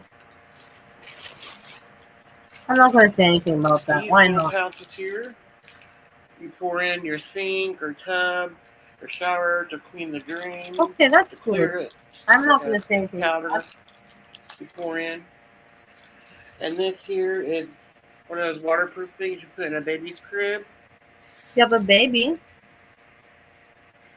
You have a baby? I got it for my, I think these are my Trixie girl for her cage, just so it's not only the bottom sleeping in, or the stomach. To her Trixie girl. I presume a dog. She got baby stuff for her dog. Okay. Because the fleece blanket she uses is too hot for the summer. Really is. Actually, she's been sleeping in here. But look at that head that she has. I'm sorry that I have to be mean, but she shows herself on camera all wrapped up, all that like that. Look at that head, just look at the size of that head, with that wig. That wig barely covers anything. When she turns her head to the side, you can see, look, I'll show you. I don't understand why these people come on camera and what they're doing. Like, look at that. Look at that. Look at this. Look at that. Look, what is this?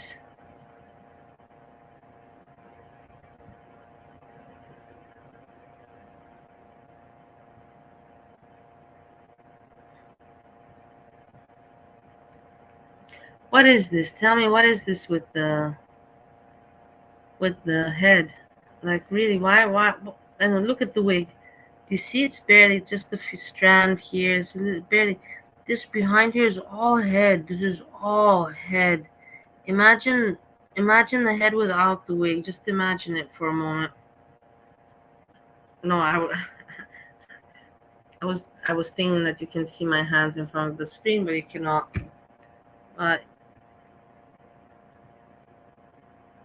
imagine this head without the wig. And wonder to yourself, what are these people doing buying makeup and clothing? They don't leave the chair. It's really, really cold. We need to get insulated better.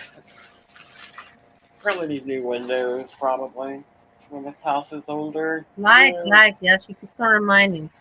Throughout nothing wrong with the windows.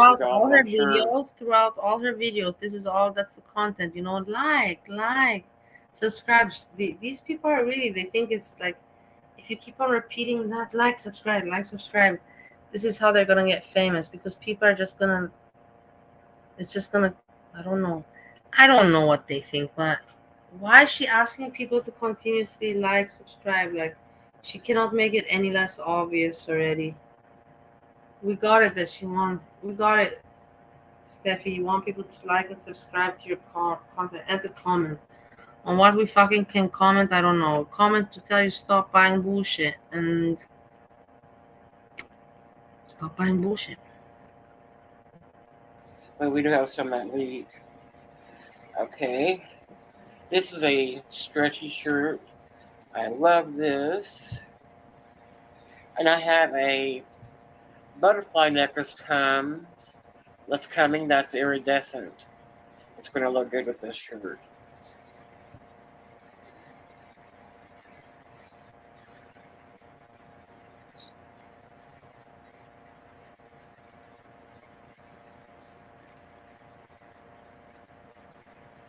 It's cute. Stretchy. This is a 5X. This looks kind of short. Maybe not. I agree with you, Ellen. How to say it takes time. But we've all been here. Some have been around longer than others. We've been in different communities. We hang out in different communities, different chats, but we know each other. And at the end, that's what I like. At the end, the smart people, and let's not call it necessarily smart, but people that are alike, they find each other, after some time, we all were confused and learning, but as we caught on and, how you say, grew together, matured together, everyone kind of found, their group, they work together well with them, they work well together with them, and that's nice. But I like it that I like that you also see it the same way, Ellen, that you can see that we kind of matured together, grew, and everybody kind of finds their little clique, clique. But I have some shirt extenders that are like skirts, and they look like shirts. You wear undershirts, this shirt it's riding up. I don't know what's wrong with it. This is an old Shein shirt.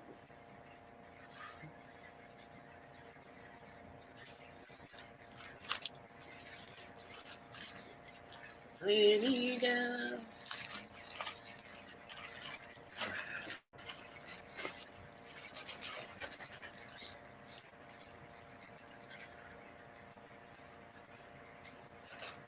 Do you see any excitement? She's unpacking things she bought. When somebody buys something, they're usually excited, right? Like me. Usually when I buy something, I don't buy. I only buy things really when I really like something or I need it. Otherwise, I never buy from boredom or like that. No. or I like, or I need. And then I'm happy, you know. Of course I'm happy. But do you see her excited in any way about what she's buying here? No, she seems like this is like a burden for her. Wasting the money is a burden for her.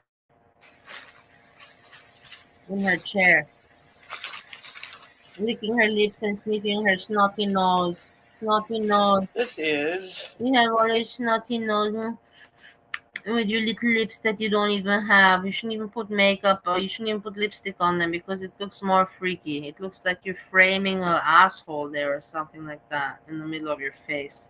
Last thing for my haul. So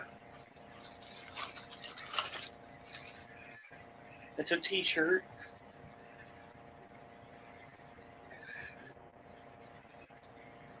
It says a 5X, but it looks kind of small.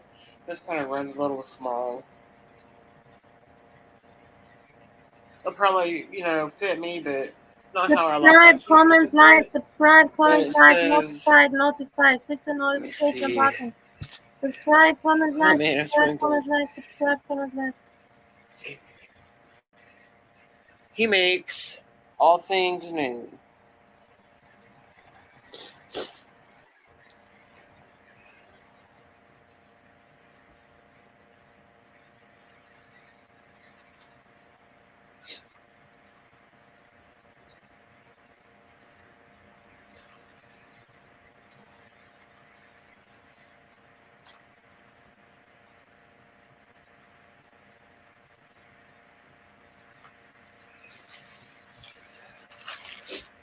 And I have a Temu haul coming up. After this one, I'll be wearing the same outfit. Heads up.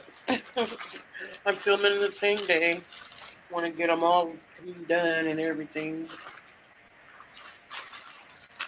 Okay. Well, guys, that is all of my Shein order. So, thank you for tuning in. Hit that like button. Make sure you hit the like button. It only takes a second. And that helps get my content in the algorithm. Helps push it out.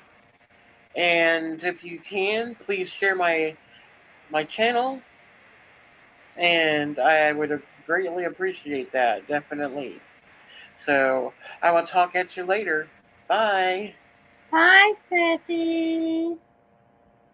Bye-bye.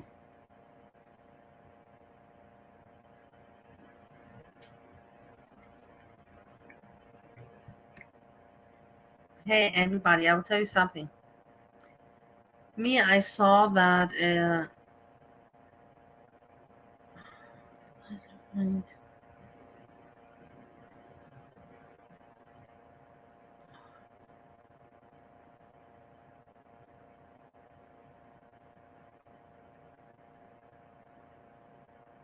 I don't know which one you're talking about. Where is Juicy's chat? Yeah, I know I'm reading it, but does anyone keep up with the horror cow that works for some MLM? It has some kind of cancer growing on her nose and refuses to seek treatment. No. This is just Juicy Steffi trolling Ellen and Megan. Don't fall for it. I found that it's a new report on Lisa Richards, the e-beggar I showed before.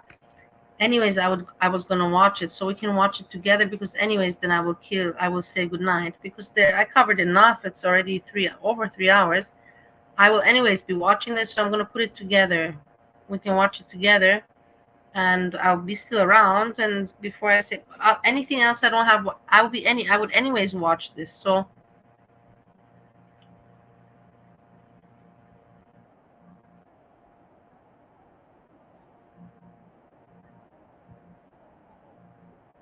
this is by the creator. It is by the creator. Wait, hold on.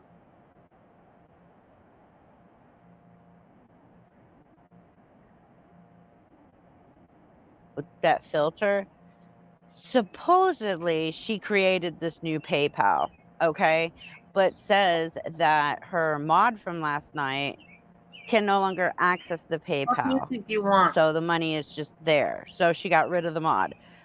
That means it was the. So this is, I want to say, because I always have to give credit to the creator.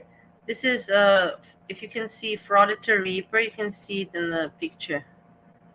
This is the, and they make very good document. If you want to know about Lisa Richards, she comments. Other people just clip her TikTok lives and they don't say what is happening when, and it gets boring and you don't get the point. But Frauditor Reaper, this channel, she comments about it and it makes more sense, and that's why I like. That's why I saw this is just put out 26 minutes ago, and I want to listen to it because she puts it together very, very well. Otherwise, I wouldn't show it to you if it wouldn't be something good.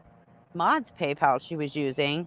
The mod probably got tired of being treated like shit by Lisa, because we all saw how she was treating her mods yesterday, and decided to keep the $20 that was in there. Which, hey, you know what? You have to pay her to be her mod anyway. So it was just probably getting her money back by keeping the $20. I don't blame the mod for keeping the $20 and saying I can't get into the PayPal. The mod could probably use it way more than Lisa anyways. And technically that money would belong to the mod because it was put into the mod's PayPal, not Lisa's PayPal. So as long as it was sent to the mod's PayPal, it's not Lisa's money. It's the mod's.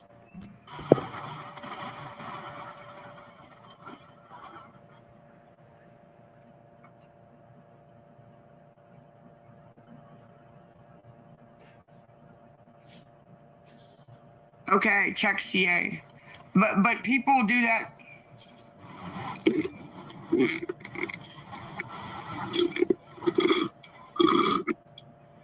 Okay, Miss Angel.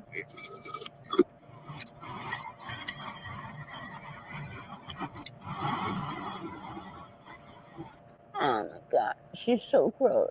Oh, she's just so gross. She's so cringy and gross and disgusting. Oh my god. And she's drinking out of a Popeye's cup. Everybody who's been watching Lisa for a while knows that she only drinks out of Mountain Dew bottles. She doesn't drink out of cups unless she gets food. She gets something DoorDashed and it comes to her, and the drink comes in an actual cup. Then she will drink out of it. 99% of the time, she's refilling Mountain Dew bottles with water and drinking out of those. But when she has a cup like this one, it means she just got it probably a couple hours ago. Therefore, she probably did get Popeyes through DoorDash last night, ate, and that's the cup. But she's going to tell you that it's an old cup and she reuses them. Bullshit, Lisa. You're not going to. Stop saying that in the chat, because that's not what you do. My Cash App is LISARXO. It's a blue circle with a B and it says Bun. BUNNNN. That's it. No, I didn't get Popeyes. Why would I get Popeyes?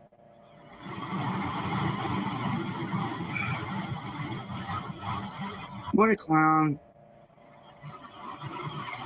I need $30. $30. Oh, it's water in there. I saved my cups. Okay, I was wondering where the hell Popeye came from. Like, what? No, I wish. I wouldn't be as hungry if I'd have got Popeyes. For food, I'm hungry.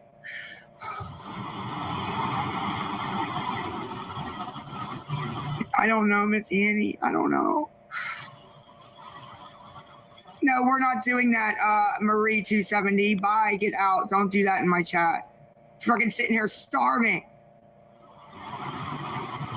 Oh, okay, I'm not hungry. Oh, they know that I'm not hungry. I'm tired with them.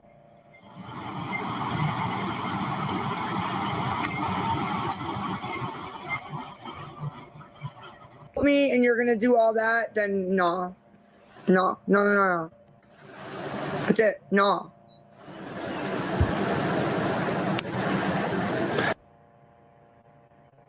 I will have problems tomorrow because I forgot that I always say, I'm going to make this a short live, and I thought I would that I would finish before Steve goes to sleep, but he went to sleep, and I didn't do the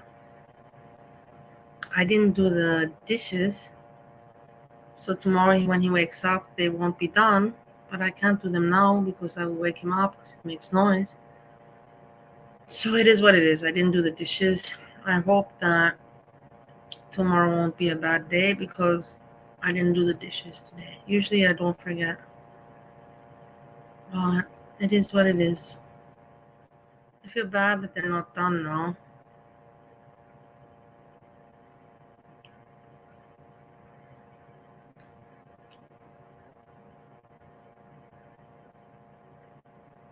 I don't know what is MLM.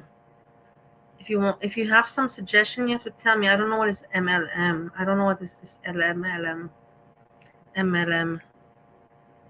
me YouTube it. MLM.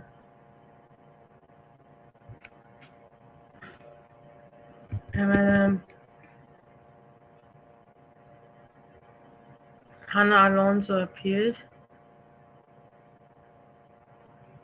Multi-level marketing.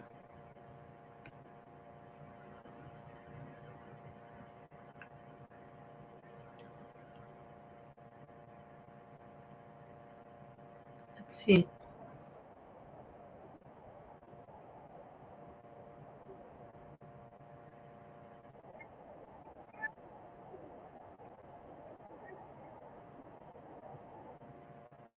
Toddlers woke up with a cough and a little bit of a sore throat, and I don't usually keep cough drops or traditional medicine in the house, so let's make some. These were so soothing. Same deal here. Oh, my toddlers woke up sick this morning and I just happened to have fresh ginger and Oh, I don't elderberry and know. I arrowroot wanna powder also and find cough out. drop molds in the pantry. I also want to find out about this thing. This is something new. Of course, I haven't heard about it. I'm very interested about this now. That's the thing. What you don't understand, you people, is that you think that I came here because I knew that I'm losing my memory, and I knew that I'm out of touch with people that I know and know me very well, or knew how I was once upon a time. And I thought that I'm going to archive everything on YouTube, and I'll catch a few people that really are nice people and will care about me. And if anything ever happens or I need some clarification, I can have YouTube and have these people for reference. And I don't have family and, like, right now, friends around me. I have friends around the world, but not around me. I don't have family, and I don't have anyone to teach me about StreamYards or about MLM or about that. So that's why I appreciate very much. I'm very open when people, hey, let's share things with me and teach me, because you maybe have sisters, brothers, maybe you have friends, maybe you have your children even, and they can teach you, hey, did you see this on YouTube? Or I don't have that, so I just want to put that out there so you don't forget it. No, you didn't. I'm This was very clearly appreciative. planned well in advance, and it is crazy to me that people fall for it. This is my hot take. I believe that tradwives have built a business on cosplaying what they believe real homemakers do. Anyone who's an actual homemaker knows that it looks nothing like what tradwives portray. It's an act, it's a facade, it's a business. They're still technically working, but it's their job to pretend that they don't have a job. Do you make 6 figures a month by posting cooking videos on TikTok? No, probably not. So why are you comparing yourself to someone who lives that life? Yeah, I like it already. Tradwives, the new wave of millennial and Gen Z women who are cosplaying 50s housewives on TikTok. Welcome back to another episode of Influencer Insanity, where we cover social media culture and influencer trends. My name is Hannah, and I'll be honest, I've been scared to touch this topic. It's been on my list of topics since the beginning, but there's a reason that it's taken me 7 episodes to finally get up the courage to do it, I guess. And that's because of how divisive and nuanced this trend is. It deals with issues of gender roles and feminism and freedom of choice, the rising cost of living, the rising cost of childcare, the apparent declining value of college degrees, the rise and fall of the girl boss era. And then you add in the rising popularity of social media influencers telling us how we should live our lives, and it turns into a huge disaster. What I don't want to do is bash women who take on the homemaking role. That is not what I believe, and that's not what this video is about. But I do see some. Hey, remember that I cannot hear you people. I'm following the chats and Verbotes dritt bekommt, bekommt. Dort sitzt naht. Doch das in scheint mir. Das versteht 50.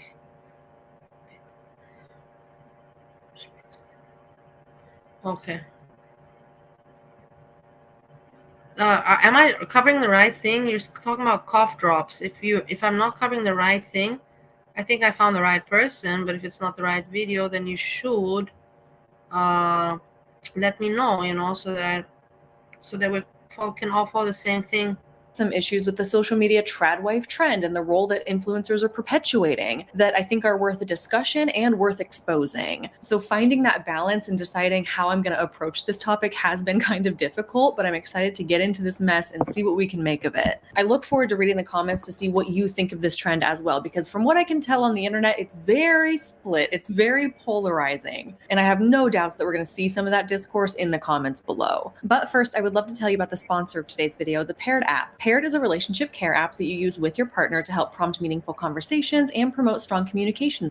Proud of him for. If you could relive or alt-right political views. And in the social media influencer sphere, this often looks like conventionally attractive young women, typically with a religious background, who get all dolled up like 50s housewives and film themselves performing domestic tasks such as cooking elaborate meals from scratch, or gardening, or farming, or cleaning and organizing. And there's often an air of perfection, tranquility, Ellen, peace, glamour even. They move so effortlessly, so calmly, with so much joy and gratitude to be able to serve their husband and children in this way. They appear to have endless time and endless resources to spend on simple homemaking tasks, and they couldn't be happier doing it. I can show you easier than I can tell you, so let's get into some examples. Let's start with one of the queen tradwives herself, Nara Smith. With 7 million TikTok followers and over 3 million Instagram followers, there is a great chance that you've already come across her content if you spend time on social media. And she's likely one of the first to come to mind.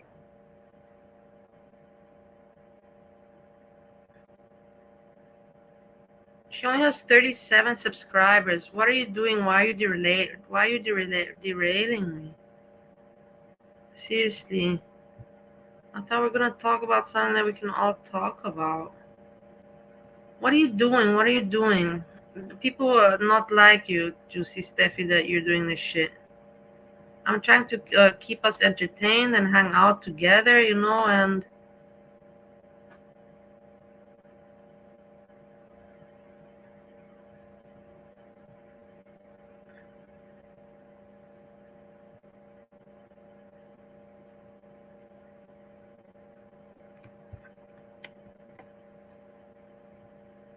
with what am I going now?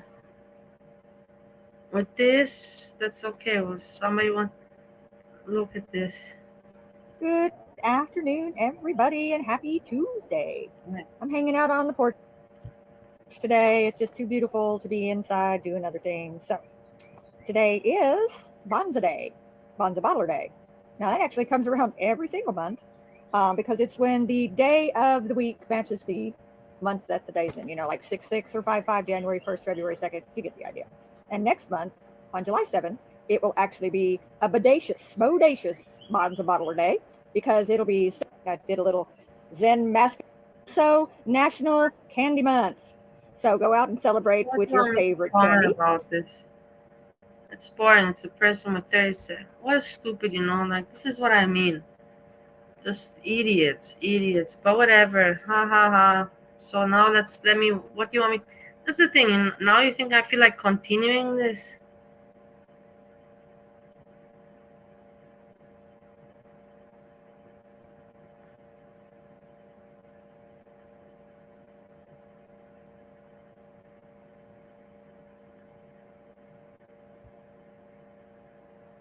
Good morning, everybody. Happy Marina Day. They'll probably be surprised. They may not even know. How about that? But I will post the link to National Marina Day down in the comments. I got up really early this morning.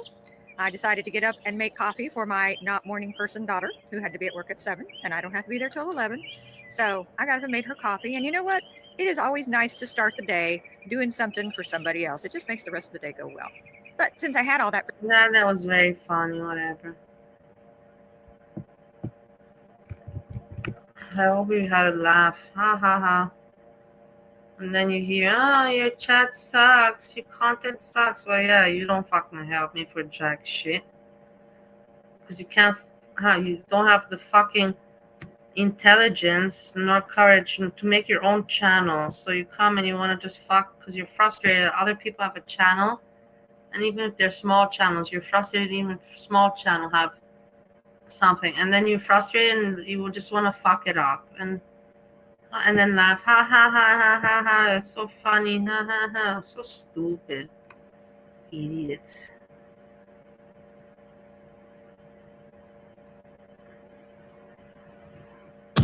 Always Flex Foam stays dry and fresh. See what foam can do for you.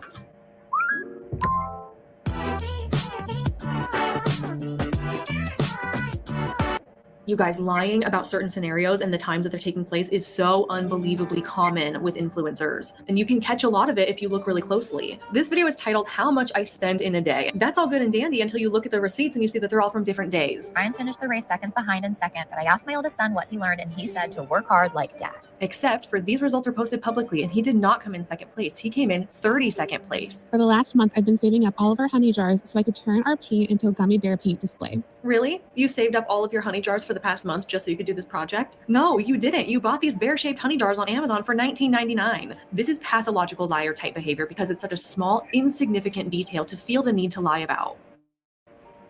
A lot of people on the internet have this issue, and that's why I love myself. That's why I love myself. Because me on the internet, I have had no reason to lie, and that's in my real life. I will not lie to you because I don't lie. In my real life, I have to lie a fucking lot. I have to lie very much. But it was just the thing, just white lies, but lies.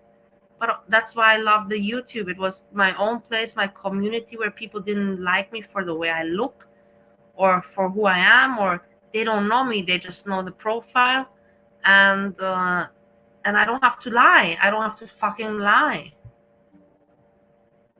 Hello, and welcome back to another episode of my new Influencer Insanity series where we cover all things social media and influencer culture. My name's Hannah, and I make a lot of commentary videos about the wacky things I see on the internet, and don't tell my other videos, but I think this one is my favorite. Today, we're going to cover some of the common things that influencers will lie about to make their lifestyle look more desirable and appealing on the internet. This video is going to be fun because I want you to treat it like a game. There's a hidden lie within each of these clips I'm going to show you, and you can catch it if you look closely enough. So we get to be little lie detectors and play Spot the BS together. It's pretty entertaining, actually, because there is no shortage of lying when it comes to influencer culture. A lot of what they put on the internet is carefully crafted and curated and edited to portray a certain lifestyle. And when you know what to look for, you can spot the inconsistencies and you can catch them in their lies. And that's exactly what we're going to do today. Before we get down to business and expose some lies, I would love to tell you about the sponsor of today's video, the Paired app. Paired is an app designed to help couples maintain and deepen their connection through daily questions, relationship games, quizzes, and exercises. There's so many great topics. How fucked up is this Pair app? Do couples need an application? Like, isn't that so sad? Isn't that the point? That in order to fix our relationships with our family is to put the phone away, to put these technology devices away, not to put apps on them to try. It makes no sense to me, but that's another topic, like I'm just a crazy fucking bitch because I don't understand technology, so probably I don't understand the logics of this. Have an app to improve relationships. That prompt fun, meaningful conversations with your partner. My husband and I love the daily questions because the topics are always so unique and typically not something we've ever thought to talk about before. And the time has come. I think we all understand that the lives influencers portray on social media are glamorized to an extent, and that creators will specifically and intentionally shoot or edit their content to give off an air of unattainable perfection. But this was the first video I came across a few months ago where I was like, oh, they're straight up lying to us, huh? Like they're full on faking their content and think that we're too dumb to notice. Cool, love that. And it was from that point forward that I started to play this game for myself as I was scrolling on social media, where I just assumed that every influencer video I see is fake. And I try to catch the inconsistencies, and that's how this video was born. So here we go, the Instagram reel that started it all. Watch closely and see if you can spot the lie. How much I spend a day being a stay-at-home mom who lives in New York City with no budget. It was an iced lavender latte. It was $8.50. For breakfast, we went to a diner. I was craving chocolate chip pancakes. My husband wanted a burger, so we got both. Honestly, it was pretty decent. Total was $90.11. With tip, it was $110. Today was BJ's day. Once a month, we go to BJ's and we buy all the drinks for the month. Find it easier this way. Typically, around the corner, a bottle of water is $4. But if you buy it in bulk, then it's just $1. This is always a hefty price tag. Our total was $487.86. We then ran out of gas. That was a joke, but we did have to fill her up. Total was $53.08. I also had to buy protein powder, and this was $47.92. Even though we went to BJ's, we did not get anything for dinner. Do our food shopping at Whole Foods. Spent $100 on me. The total was $135.59. That's how much I spent today. All right, did you catch it? This video is titled How Much I Spend in a Day, and she walked us through her day of going out to breakfast, then they go grocery shopping, then they get gas, etc., spending hundreds and hundreds of dollars, over $800 total, I believe. And she made sure to mention that she's a stay-at-home mom who lives in New York City with no budget. That's all good and dandy until you look at the receipts and you see that they're all from different days. First, they went to the diner for breakfast, and their receipt shows that this happened on August 20th. Look, do you see how ridiculous these influencers are, these people on the internet? It's crazy. And what point are they trying to make? Then supposedly they go grocery shopping at BJ's right afterwards, except for the receipt shows August 21st at 6:47 p.m. Even if this was happening on the same day, things are not happening in the order that she's claiming they are. Next, they supposedly go and get gas. There is no receipt shown for this part. And then they time travel back to August 15th to go to GNC to buy protein powder. And finally, they end up at Whole Foods to get ingredients for dinner that night. Because she set up this whole narrative of going to BJ's in the morning to get all their drinks, but they didn't get ingredients for dinner, so they have to go to Whole Foods later on. She's creating an entire storyline that did not happen. We can't see the date on this Whole Foods receipt. Either she's covering it with her finger or it's super blurry down at the bottom, but we can absolutely assume that she's lying. Why wouldn't we assume she's lying? The whole video is a lie. We can confirm that at least 3 of the 5 places she claimed to go all happened on 3 different days. What's so infuriating about this is that the entire concept of her reel of how much I spend in a day is a bold-faced, easily disproven lie. I will show you some other examples later in the video where there's a little bit of room to maybe give the benefit of the doubt, but not in this case. The basis of the reel is to straight. I'm going to go read Joyful Steffi's community post. I saw it's funny. We'll discuss it, but let me not derive too much. Let's continue a little bit here, and then when I see that I can stop and let me make it make sense. Give me a little bit of time. I don't want to how to say jump around too much. But I got it. I already opened the community post. It's already open. It will be discussed in a jiffy. Straight up say, this is how much money I spend in a day as a stay-at-home mom in New York with no budget. And then the receipts expose her. But why? What's the purpose for lying? Maybe it's to make herself seem like she's really well off and lives a comfortable life, and it's nothing to her to spend $800 in a single day, even though these purchases are happening over the course of at least 6 days. This icks me out so bad. Like, what is the purpose of lying? It's so unnecessary. Compiling all of these clips over multiple days, knowing that you're going to creatively splice them all together with the intention of fooling your followers into believing something about your life is so gross. And for what? People who lie about such trivial things scare me, because there's a chance that the deception runs a whole lot deeper with their content. Sorry, body, for watering everything else, but letting you go thirsty. But fear no more, body. This creator in particular is known for faking her lifestyle videos, and here's another example of a much more minor offense comparatively, but it still exposes that things are not always as they seem.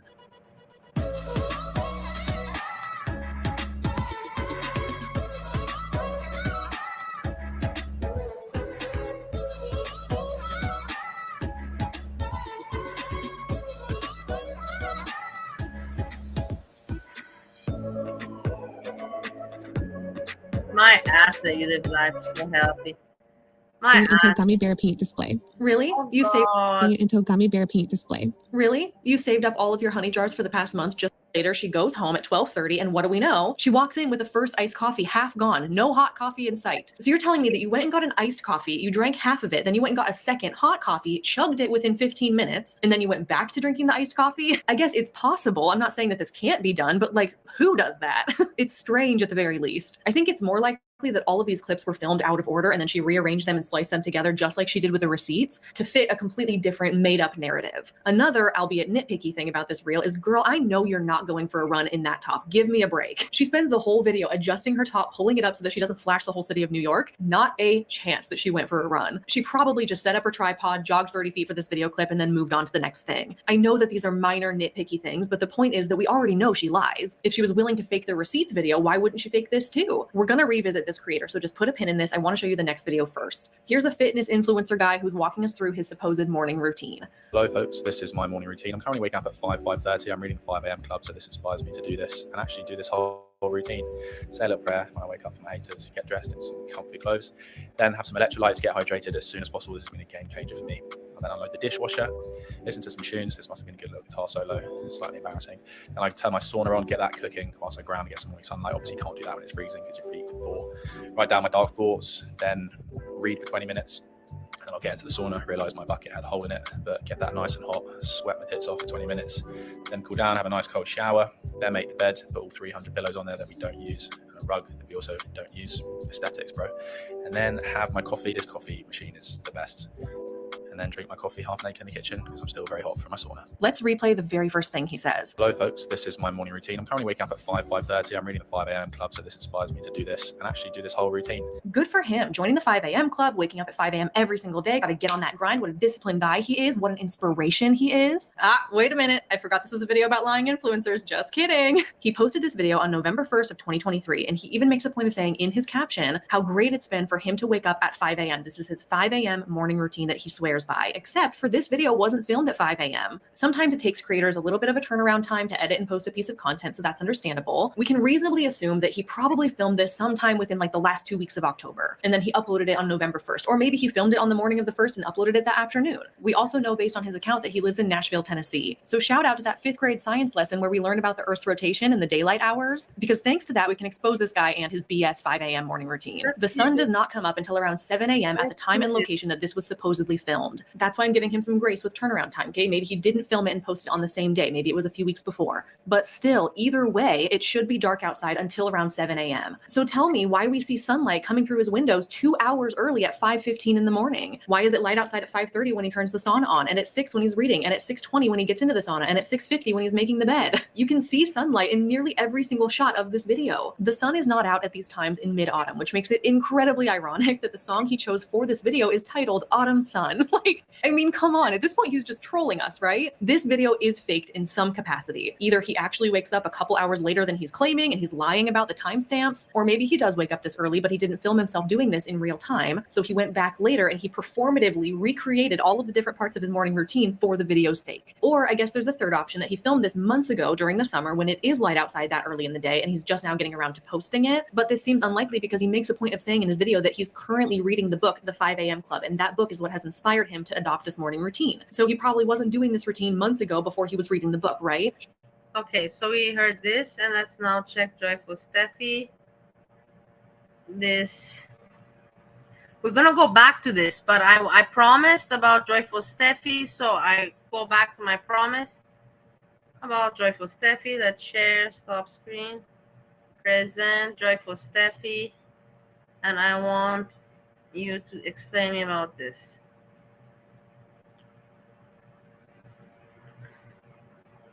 So, as you can see,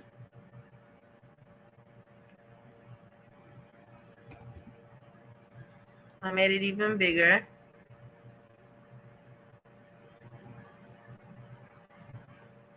You can't even see it bigger. She writes, 26 minutes ago, want help getting your channel out to get more subbies? Just come to this guy's lives.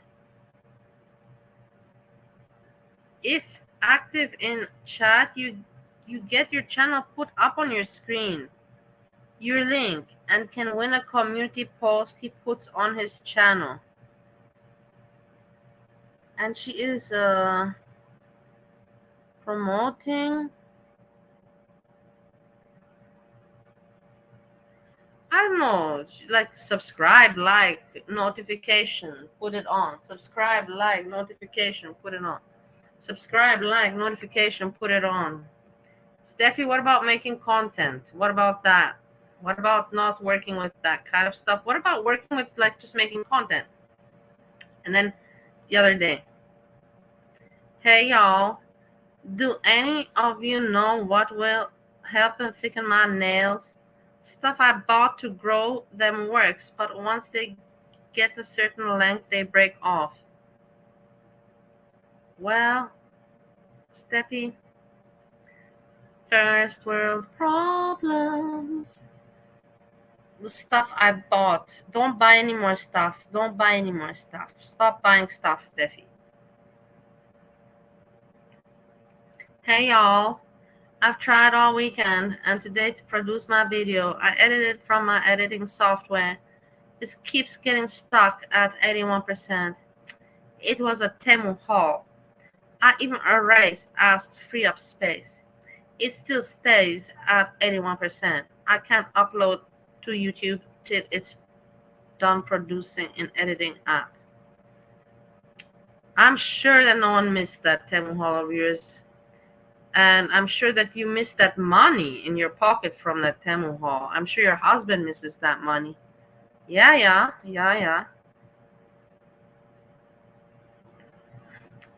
So I covered, as you said you wanted me to cover. I commented about this.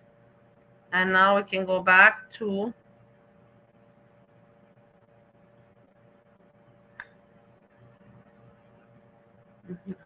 channel. Yeah, I know.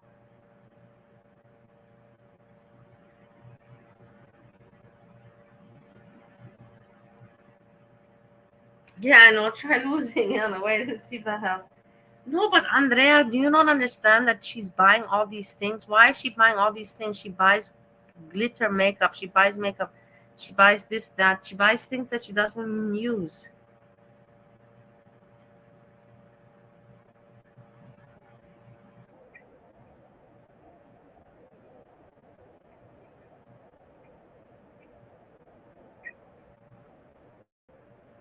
Too. A ton of this girl's content is focused on her kids' highly unusual sleep schedule. She appears to be on a routine of putting her kids to bed super late, like midnight, 1 a.m. sometimes, and they don't get up until noon or 1 p.m. the next day. She creates so many reels about my baby's midnight bedtime routine or what I did today before my baby got up at 3 p.m. And as you can imagine, her comments are full of opinions about how strange this is and how she manages this type of schedule and why she has this type of schedule, because it's highly peculiar and fascinating, and it's not something most people usually do. So she gets a lot of engagement of people asking about that lifestyle or criticizing her lifestyle. Her videos featuring her weird sleep schedule have by far the most views and engagement on her page. And now that I've started to notice some of the cracks in the facade of her content, I do wonder if it's all a lie. What if she's lying about this sleep schedule because it's what gets her views? This is a kind of content that's built her platform to over 130,000 followers, but what if it's all fake? She can put whatever timestamp she wants to on there. The only thing we have to go by is sunlight to signal what time of day it is. She doesn't show us any clocks. And similar to the fitness influencer with his morning routine, think about this. In the wintertime,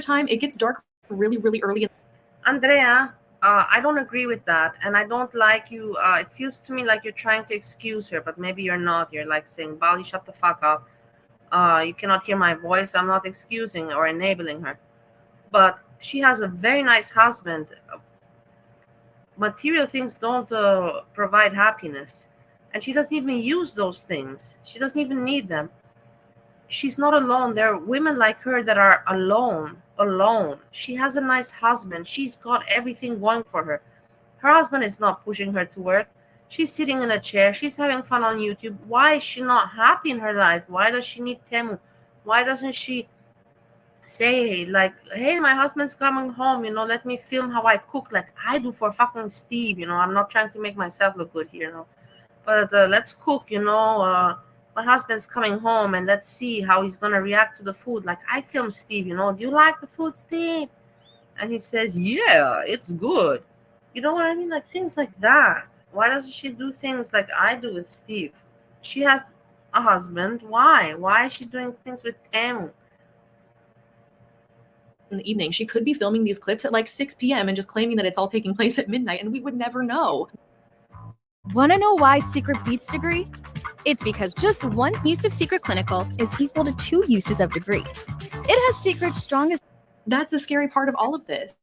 Influencers are lying and portraying their lifestyles to be a certain way, and us as the viewers just take it at face value and we believe it. Some people might look at this guy's morning routine and think to themselves, oh yeah, I need to start waking up at 5 a.m. too. I need to journal. I need to drink electrolytes and get in the sauna and take a cold shower. Some young mom might see this girl's videos and think, oh, her baby goes to sleep at midnight and sleeps until noon. Sweet, I'm going to try and get my baby on that schedule too. But what if these creators don't even live that way? In that case, you're trying to emulate something Andrea, I'm glad that you're talking about it because I want to talk about things like this.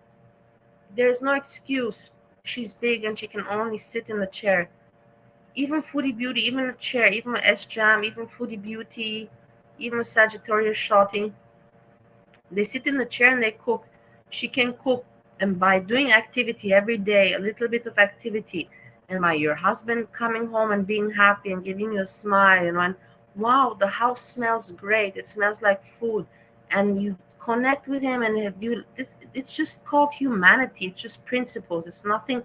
I'm not giving you a secret. It's just called humanity. It's like how people care for one each other. It's called hormones, also serotonin, dopamine, and serotonin, dopamine. What is all those euphoric emotions, love, and care gives you, you know, like small things, you know, like that. She has no excuse that she cannot do that. She has the time. Make something, even if you're not a great cook, put in some effort, you know. And then when your husband comes home, anyways, he's a fun guy, and he's not camera shy. He showed that he's not camera shy. Tell him, hey, I want to show the people what you like the food. That's nice content, you know. Wow, people would like that, but not you depressed opening Temu shit that you don't need and you just waste money. It makes no sense to me. People that can make nice content and have a nice life, but they just don't do it. Doesn't exist. This is why we shouldn't compare ourselves to these influencers, and we should not try to adopt their lifestyles, because it very well could all be fake. You guys, lying about certain scenarios and the times that they're taking place is so unbelievable. Mega, noapte bună, mulțumesc mult. Vi plăcut. I hope I'll see you tomorrow or the next time. Thanks a lot for coming out to hang out. I appreciate.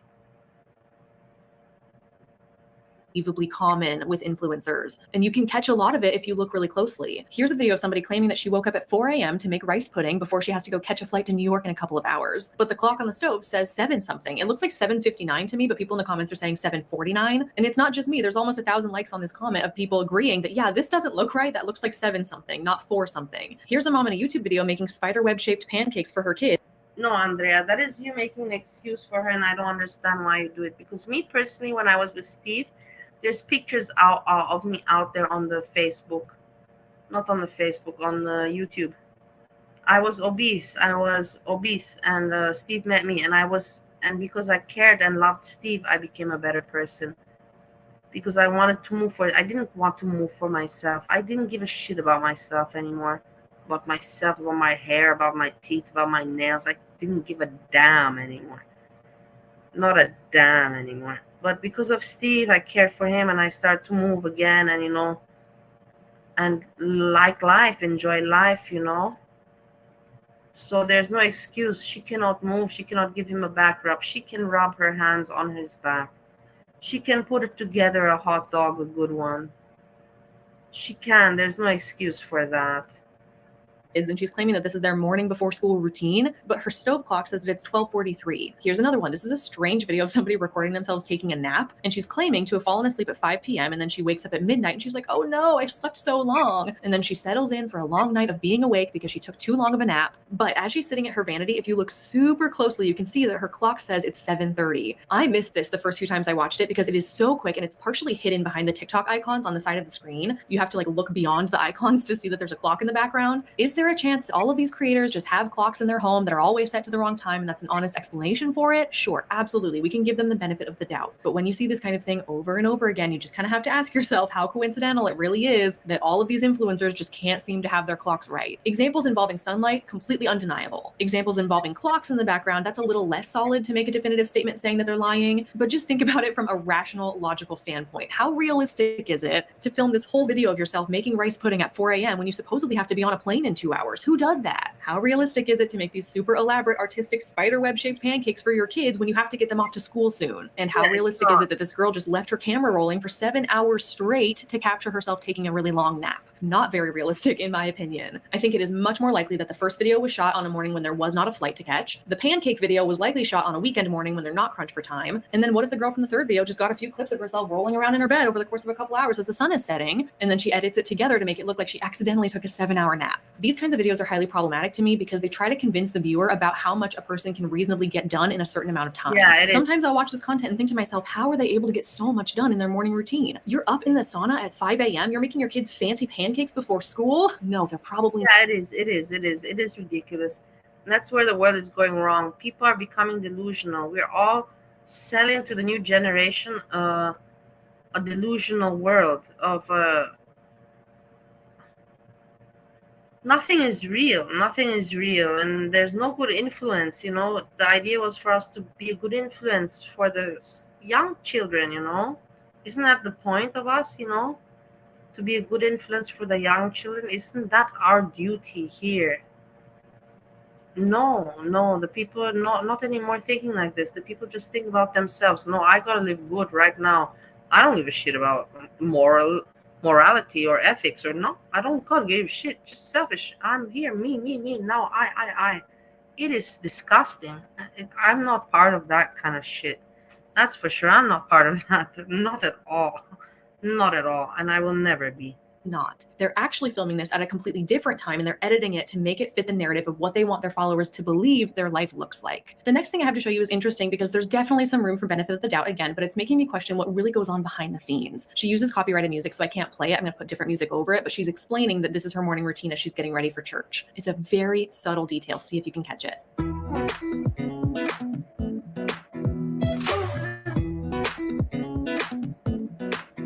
Come a little closer. I wanna dance with you. Everything's moving slower. I don't know what it is you do. I've been looking at you all night, trying to figure you out. I just wanna make you smile. I'm thinking, because she said it's a very subtle detail, so I'm thinking to look for a watch somewhere. There has to be a watch. Hold your hand in my hand, looking at the sunset, man, you're looking good tonight. I wanna kiss you before the sun goes down. It's what you're doing, making me feel like I'm falling. And when you're moving, I can hear my calling. I'll just cut there because the rest of the video is kind of irrelevant. We already saw the piece I want to talk about. She's getting out of bed, bleary-eyed, so sleepy, just woke up. But then in a later shot, you can see the tags still attached to the PJs she supposedly slept in all night and woke up in. Now, there is totally a chance that she did wear these PJs to bed and she forgot. Yeah, look, you can see the tag here. Can you guys? That's really fucked up. Why would she still be wearing the tag? That's really strange. Is she gonna bring these PJs back? Forgot to take the tag off and she slept all night with it like that and didn't notice. That scenario would be a bit bizarre to me. I would hope that people would wash their new clothes before wearing it, especially if you're going to be wearing it into your bed. But I recognize that maybe not all people do that and that it wouldn't be out of the realm of possibility that that's what happened in this case. So I'm not saying definitively that this is like catching her in a lie specifically, but with that being said, seeing the tag on her PJs got me spiraling into this whole world of other possibilities as well. One possibility, of course, is that she's not filming herself as she's just waking up and that she actually got up, put herself together a little bit, maybe put on this new cute pajama set that she's never worn before, then she gets back into bed and pretends to be all sleepy for the video. Not uncommon at all. This is a classic influencer move to fake your wake up, as cringy as that is. After all, someone's got to get out of bed and press record on the camera, right? You're going to be getting up and getting back into bed at some point. So it would make sense that they would use that opportunity to put themselves together a little bit, to give the impression that they just woke up like this. Not saying it's happening in this case, but this also got me thinking about the possibility of influencers buying things like clothing, then they wear it for a video, they show it off, their followers are asking, oh my gosh, where'd you get that PJ set? It's so cute. They send them a link, they earn a commission, and then they return. She's a very smart woman. This woman is very smart. I like her a lot. I like the way she thinks. Her mind works fast, and I like people when I see their mind works fast and not they get stuck in their own delusions. No, just fast, clear working mind. Good on her. Good for you, whoever you are.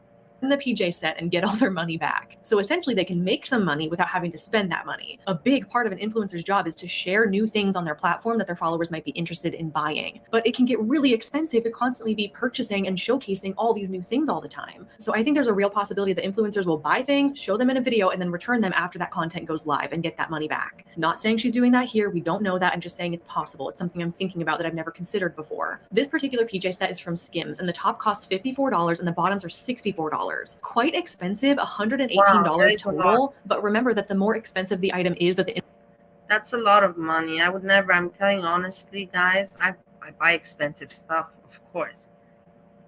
But I would never spend $100 on pajamas. I would never spend $100 on pajamas. Maybe on a nice lingerie item, you know, like, but on pajamas, no. I would never spend over $100, never.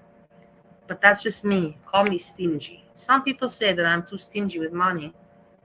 But everybody's different. I prefer myself. I like being more stingy than being temu hauling.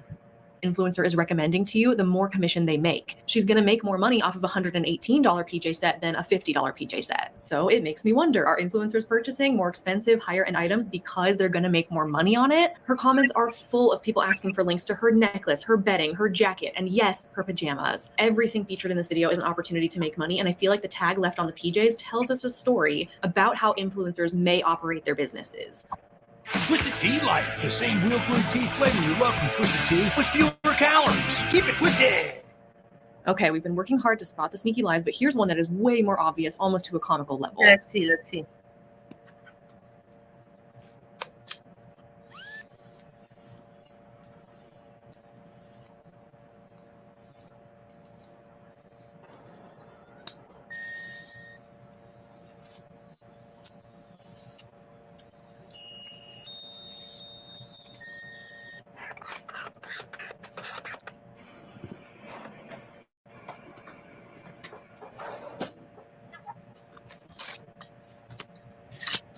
You may recognize this creator from the first Influencer Insanity video I did all about restock influencers, and she's back at it again with some new shenanigans. Let me just replay this, okay? Tell me why the bottom of her junk drawer goes from being relatively clean, as we can see right here in this little patch, to all of a sudden being covered in perfectly placed Cheez-It crumbs and rice and what looks to be grass. When I showed this to my husband to see if he could spot the lie, he was like, wait a minute, why are there Cheez-Its in her junk drawer? Like, how did those get there? I understand that sometimes dust and dirt can collect in the bottom of drawers, but the way these are perfectly scattered is killing me. The idea that there's just Cheez-Its and rice and grass hanging out in her junk drawer is so hilarious to me. And then she does the same thing with her spice drawer. You can see here that at least the back 2 rows are pretty clean, and then with the snap of a finger, they're magically covered in spices. The way that she's faking it is so painfully obvious that it almost makes me wonder if it's satire. I kind of wonder if she's trolling us intentionally, or maybe she's making it so obvious so that people will comment about it and it'll drive her engagement rate up. But to me, the purpose of this video is clearly to promote this little handheld vacuum. Her caption has a discount code, so the way I look at it, this is like a mini social media commercial. This is an advertisement disguised as cleaning content, where she's literally creating messes just so she can demo the product that she wants you to buy, which is not an inherently bad thing, I suppose. It's a really handy looking vacuum. It looks like people could find that useful. And what she's doing here is really no different than the commercials you see on TV for different cleaning solutions or cleaning products. But I think this does pull back the curtain to expose that perhaps these cleaning, organization, restock influencers are faking their content for the purpose of product promotion,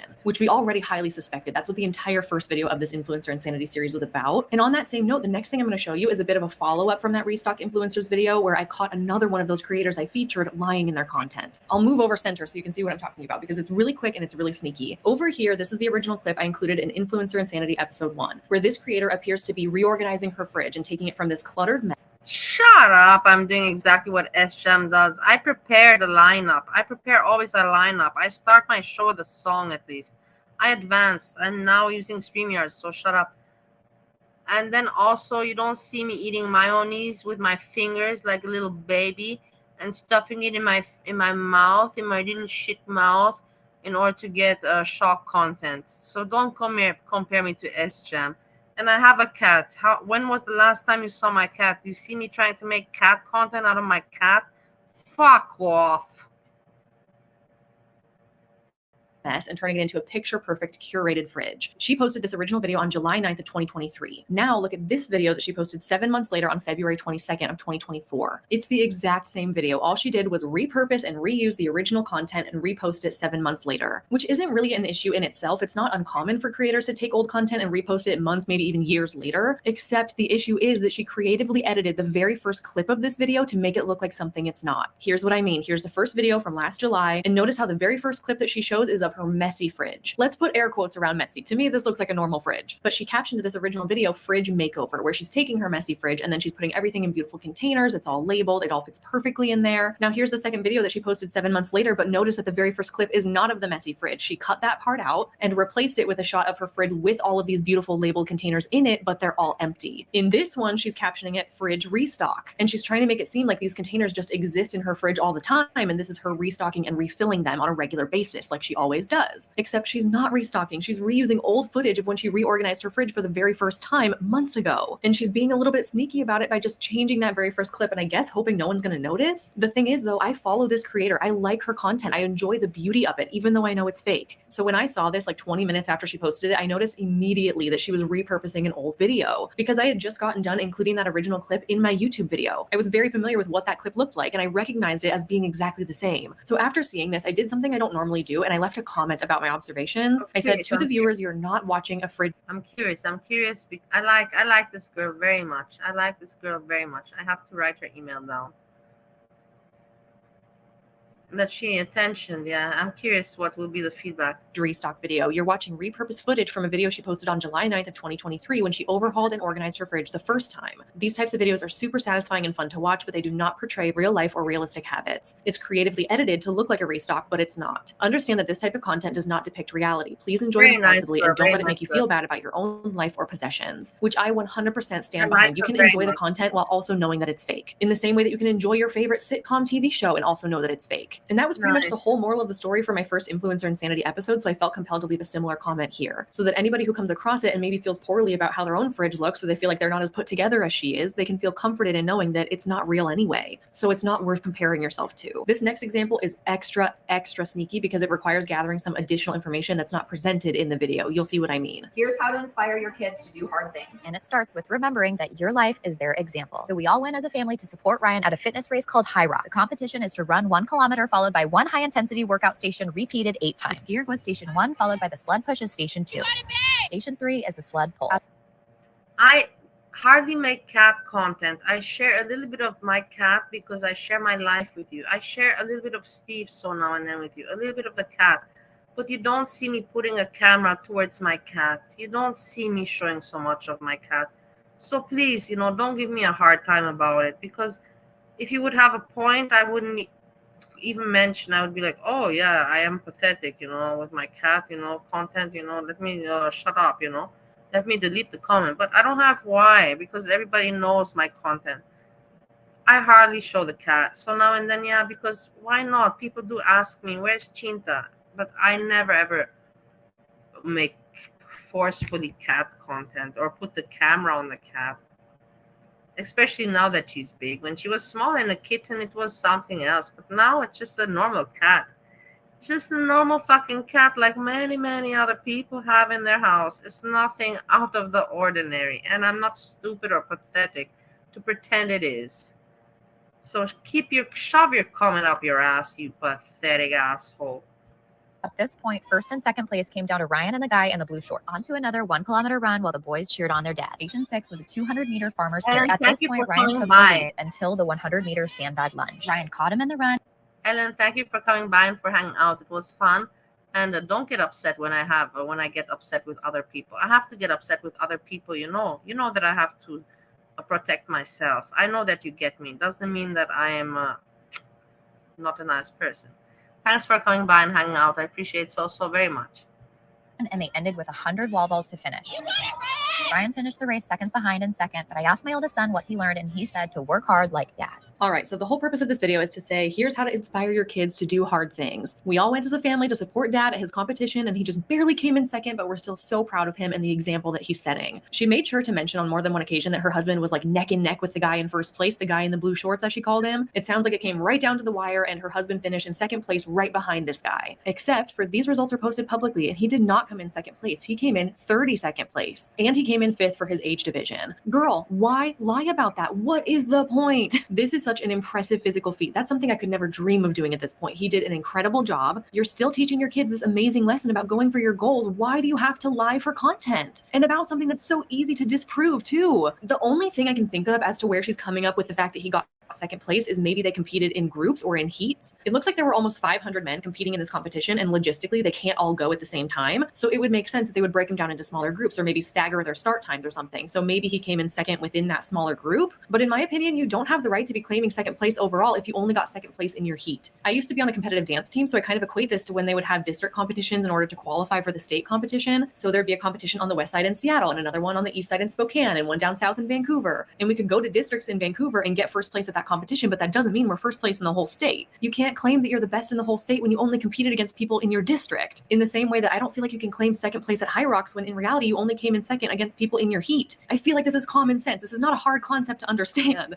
Full disclosure though, I've never competed in an athletic competition or a race of any kind, so maybe it is totally normal for people to claim that they got a certain place in their heat. I don't know. But as an outsider, claiming second place feels very unfair to the person that actually got second place based on their overall scores. This feels like such a silly conversation to be having and a silly point to be making because this is such a pointless lie. The integrity and purpose of her video would still hold up regardless of what place her husband got in the competition. You can still create this content to share the message of setting an example for your sons. Yes, I agree.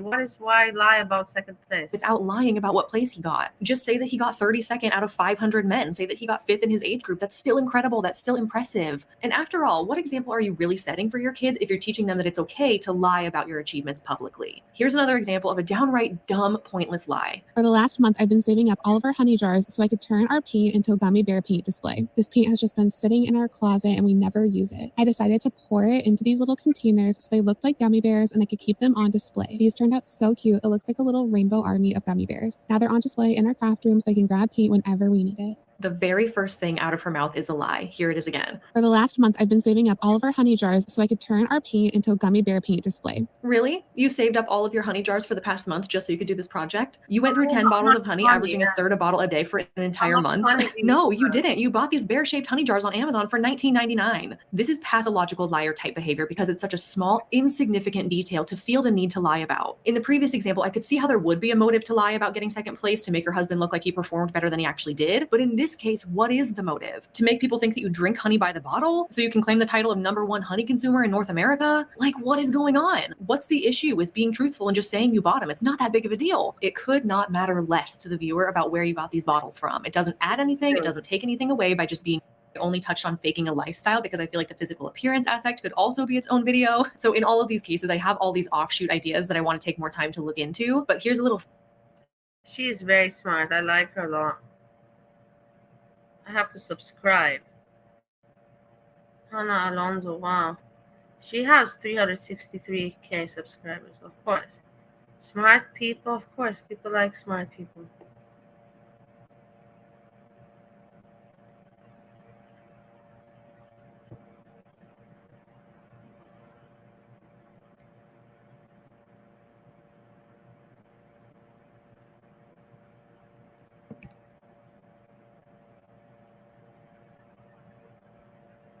Look. Try new Game Relax Flings and scent beads for twice the vibes. Crest Pro Health's antibacterial fluoride stops cavities before they start. Crest. Rage bait to me feels like cheating the system. Yeah, your content is performing really well, but for all the wrong reasons. Like, we don't need to see you making a gallon-sized iced coffee or a disgusting inedible meal for your husband, or the hundreds of dollars of sugar that you're stuffing into your kids' mini fridges. What is the point of that if not to get a rise out of people? We don't need more anger and hatred in the world, and it's pretty unfortunate that influencers have sort of learned how to use the negative emotions of others to their advantage and make money off of upsetting people, essentially. Have you ever stumbled across something on social media that bothered you so deeply that you left a comment voicing your irritations and frustrations with it? You may have unknowingly fallen into that creator's perfect little trap. Hello, my name is Hanah, and for this next episode of my Influencer Insanity series, we're taking a deep dive into the social media phenomenon of rage baiting. I thought this would be the perfect topic to follow the last Influencer Insanity episode where we talked about influencers lying about their lifestyles, because rage baiting is also a form of lying, but it's lying for the purpose of making the viewer intentionally angry. Ideally, making them angry enough that they leave nasty comments underneath your post, telling you how much they hate your content and how angry it makes them. But why would anybody want to make their viewers angry, you might be wondering? The answer is money, more followers, and internet fame. Internet infamy, rather. Because hey, a view is a view. It doesn't matter if it's coming from a supporter or a hater. And it's a lot easier to get people to engage with your content based on hatred than it is on love, and thus rage baiting is born. Rage baiting can be defined as a genre of social media content intended to incite rage in the viewer for the purpose of trying to get them to engage with that post in a negative way. The goal is to post something so egregious that people just cannot help themselves but leave angry comments voicing their irritations. The sad reality is that for some people, simply scrolling past something on social media that they don't like is not an option. That idea is inconceivable. They have to tell you how much they dislike you and your content. It's like a compulsion. They just cannot help themselves. There's lots of these kinds of people on the internet, and I assure you there's plenty of evidence of this if you just scroll to the comments of this video. There will be people who click on this video and they don't like me and they don't like what I have to say, and rather than clicking off the video and going to find something else to watch, they will actively downvote the video, click the thumbs down button. They'll spend precious minutes of their life typing out some comment, making the viewer intentionally angry, ideally making them egregious. It's sickening. In some videos, she intentionally spills topic to follow the last Influencer Insanity episode where we talked about influencers. And as I'm showing you each clip, I think it'd be fun to play a little game with yourself of guess what people are angry about in the comments. What I want to say is she's completely right, 100%. This is how I got into girl world, and I didn't even realize what was happening to myself at the time with this rage. You know, I'm raged, I'm invested, I have to comment. She's 100% right. I wish that I would have watched her video 3 years ago. If I would have watched her video 3 years ago, I think a lot of things would be different for me on regards YouTube. Try to see if you can figure out exactly what people are going to be mad about and try to predict what kinds of comments are left on these videos. I'll toss you a softball first, okay? Here's an easy one.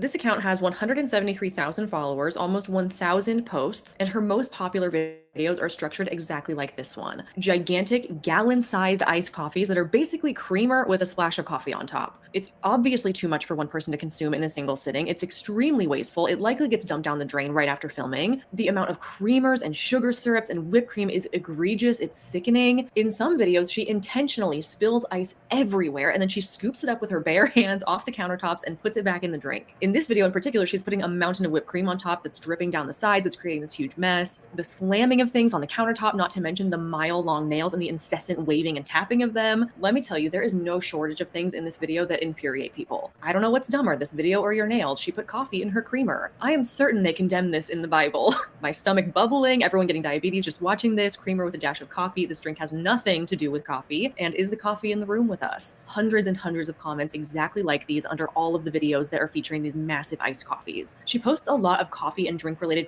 content, and most of them are single serving, and they get a couple 100,000 views on average. Not bad by any means. That's pretty incredible, actually. But it's no shocker that these giant coffee videos get the most views. Hey, Sprinkles, you crazy. If that's how you drink coffee, then you're pretty much obese, because that was just creamer. And you know, creamer alone, that creamer and that was just 2,000 calories. I'm just saying. Views and engagement. 6.8 million views, 12.5 million views, 14.3 million views. It's crystal clear which video format gets the most attention for obvious reasons, which leads us perfectly into the whole first section of this video on rage baiting regarding food. This is hands down the most popular genre of rage bait. Videos which feature the mistreatment of food, whether that be the overconsumption of food, the wasting of food, the way people are eating and like the mouth noises they're making, or ridiculous recipes designed to disgust and enrage people. It is everywhere. And when preparing for this video, I put out a request on my Instagram story of people to send me examples of rage bait that they've seen. And these next two videos were sent to me more times than I can count. This is so incredibly problematic. It wasn't even a question. I had to include it. I have to show you this. This is an account run by the mom of 11 children, and some of her most popular videos are restocking my kids' mini fridges. I get the impression that each of her kids have a mini fridge in their— Whoever introduced me to this girl, thank you very much. She makes the world better for me already. I'm gonna be stuck watching her now until I don't know how long. I'm not gonna continue the live for so long, but I'm gonna watch much more. She's amazing. I'm gonna make more points from her videos because she's really, really, really wow. She's wow. bedroom with snacks designated for them, and they have access to this whenever they'd like. That's kind of what she's trying to make us believe. And here's one that really got people up in arms. What she's doing in this video is she's going to each of her 11 kids and asking them, what do you want in your mini fridge for this week? And 10 out of the 11 of them ask for some form of junk food or candy, chips, ice cream, sodas, that kind of thing. One kid does ask for steak, and you know what? I respect it. In this case, we have a 5-year-old child asking for candy and chips, naturally, like you would expect a 5-year-old to do. And it appears that the mom is giving her 10 packages of movie theater candy and 5 bags of chips. These restocks are supposed to have them set for the week. This is apparently something she does on a weekly basis for her kids. So a 5-year-old is getting unfettered access to 10 boxes of candy and 5 bags of chips over the course of a 7-day period, and then it all resets next week with whatever she asks for then? Absolutely not. That's not acceptable. In no world can this possibly be happening. I hope it's not. And based on something that I see later in this video, I have a feeling that all of this is just for show. For that, even me, I was very responsible as a child, but even me, if you would have given me that, I would have not been able to ration that through the week. No child can ration that through the week. No child. It's impossible. That's why you're a child. It's the whole point of being a child. If you would be able to ration that through the week as a child, that means that, whoa, you're not, something's not okay. The camera. If we keep watching, we see that she just put 5 boxes of mochi ice cream in a mini fridge, and mini fridges are not designed to be cold enough to keep ice cream in. I would know. I learned the hard way when my Ben & Jerry's leaked all over my mini fridge in college. Been there, done that. This is a red flag to me that the mom is doing all of it for the camera, and that this is intentional rage bait, because we all know that mochi won't be stored in the mini fridge and that she's going to have to take it out right after she's done filming the video, which I guess for the sake of the kids, I hope this is all faked for the camera. I hope for their health and well-being that this is just internet rage bait and that she doesn't actually feed her kids like this. She got a lot of backlash for this video, understandably, so the following week she responded with this video. She's narrating it saying, after last week's restock video, we got a lot of comments and suggestions that I should be filling the fridges with fruit, and I thought that was a great idea, so we went to Trader Joe's and we stocked their fridges with whatever kind of fruit they want. Her tone is really snarky and sarcastic, really leaning into the rage bait now, taking people's genuine suggestions to feed her kids something nutritionally valuable like fruit, and she turns around and she makes a joke out of it and adds more fuel to the fire. Now people are mad for different reasons. They're mad that she didn't cut or wash the fruit first, like you're giving your young kids whole watermelons, a whole pineapple, whole dragon fruits. So yeah, even though you're giving them fruits, it's not accessible, especially to the younger kids. They're gonna need your help. You're gonna have to cut it up for them eventually. So just like throwing a pineapple into a fridge and slamming the door closed and saying, there you go, there's your fruit for the week. Like it just gives off really snarky vibes to it. Commenters are also mad that one kid literally got a fridge full of lemons that they're obviously not gonna eat and how that's wasteful. And then she even threw in some commentary like Alex is getting star fruit because he's the star of our family. Like Alex got star fruit because he is the star of our family. that's just so unnecessary. It's very ridiculous. I've seen people in America eat. It's very ridiculous. I've seen it, and it's just so different. It's just so different. I can't comment about it because, you know, people will say, but the people just don't eat healthy, and they could eat healthy, but they don't want to eat healthy. That's the thing. And it's not like, no, because, you know, in Europe, they do say, in Europe, it's expensive, and people will say, it is fucking expensive to eat healthy. But here in America, it's not. It's not expensive to eat healthy. You're trying to get a rise out of people, and it's working. She's trying to make people mad. She likes that it angers people, so she's playing all of this up to appeal to the haters for it hook, line, and sinker. She has just as many angry comments on her videos as supportive ones. In fact, probably even more angry comments. I can see why her account has a big following because she has 11 kids. Her bio says foster adopt family of 13, and this is a very unique family size, and people are nosy. People want to know, how do you feed 11 kids? What does your grocery bill look like? What does your morning routine look like? I get it. It's fascinating for people to get a glimpse into, and not all of this account is rage bait, but she absolutely keeps those kinds of videos in the rotation to get a rise out of people, because the mini fridge restock videos that she does weekly get significantly more views than her grocery hauls or her meal planning videos, because they capture people's attention in a negative way. And unlike rage baiters, we know how important it is to take care of our bodies and fuel ourselves with nourishing meals, which makes it so fitting that Factor is the sponsor of today's video. Factor makes meeting your nutrition. No one is doing this. This is not a thing. I know I'm not playing the audio for you, but she starts off by saying, this is my favorite thing to make for game day. Girl, no, it's not. This is something you're doing for views. No one is actually eating this. And quite frankly, it pains me to see these creators wasting food so recklessly. In this economy, have you seen the price of groceries? And the comments are full of outrage as well. My favorite one being, when judgment day comes, you'll be forced to answer to God for this aberration of sustenance, and he will deem you unfit for his kingdom. The same creator posted something like this, saying that it's, quote, the best potato recipe. Then she puts Lay's potato chips, milk, sour cream, butter, cheese, and bacon in a crock pot and then calls it mashed potatoes. And like clockwork, the comments come pouring in. This is why the rest of the world hates us. Straight to jail. This woman must be stopped. So in other words, add several days of fat and sodium to a slow cooker, then add more fat and sodium. Don't skimp on the fat and add more fat. And when that's done, top with fat and sodium. Yeah, pretty much. That's exactly what she did. Is this satire? I seriously can't tell anymore. Americans eating as if they had public health care, and this is not even a good potato recipe. What the hell? We have got to stop falling for this. We've got to stop letting fake videos enrage us. They're only doing this to mess with you so that they can grow their platforms by creating these videos that go viral for being ridiculous.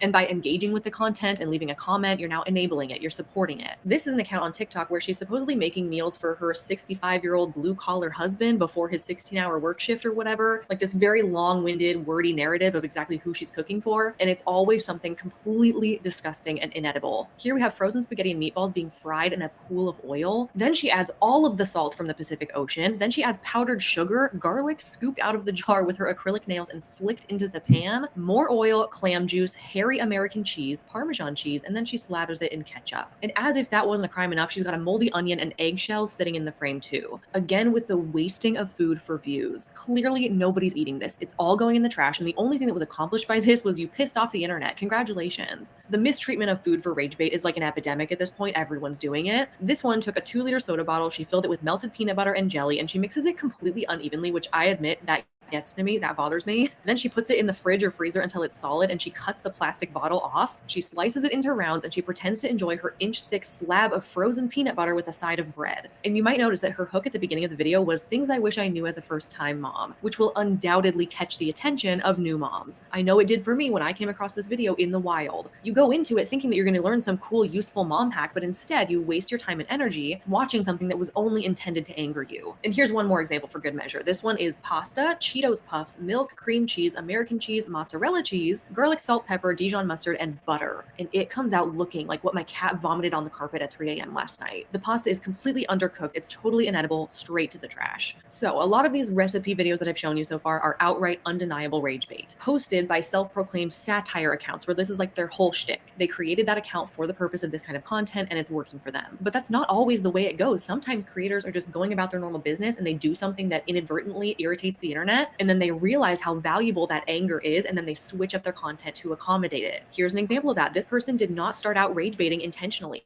but it happened kind of accidentally one time, and once she caught on to that.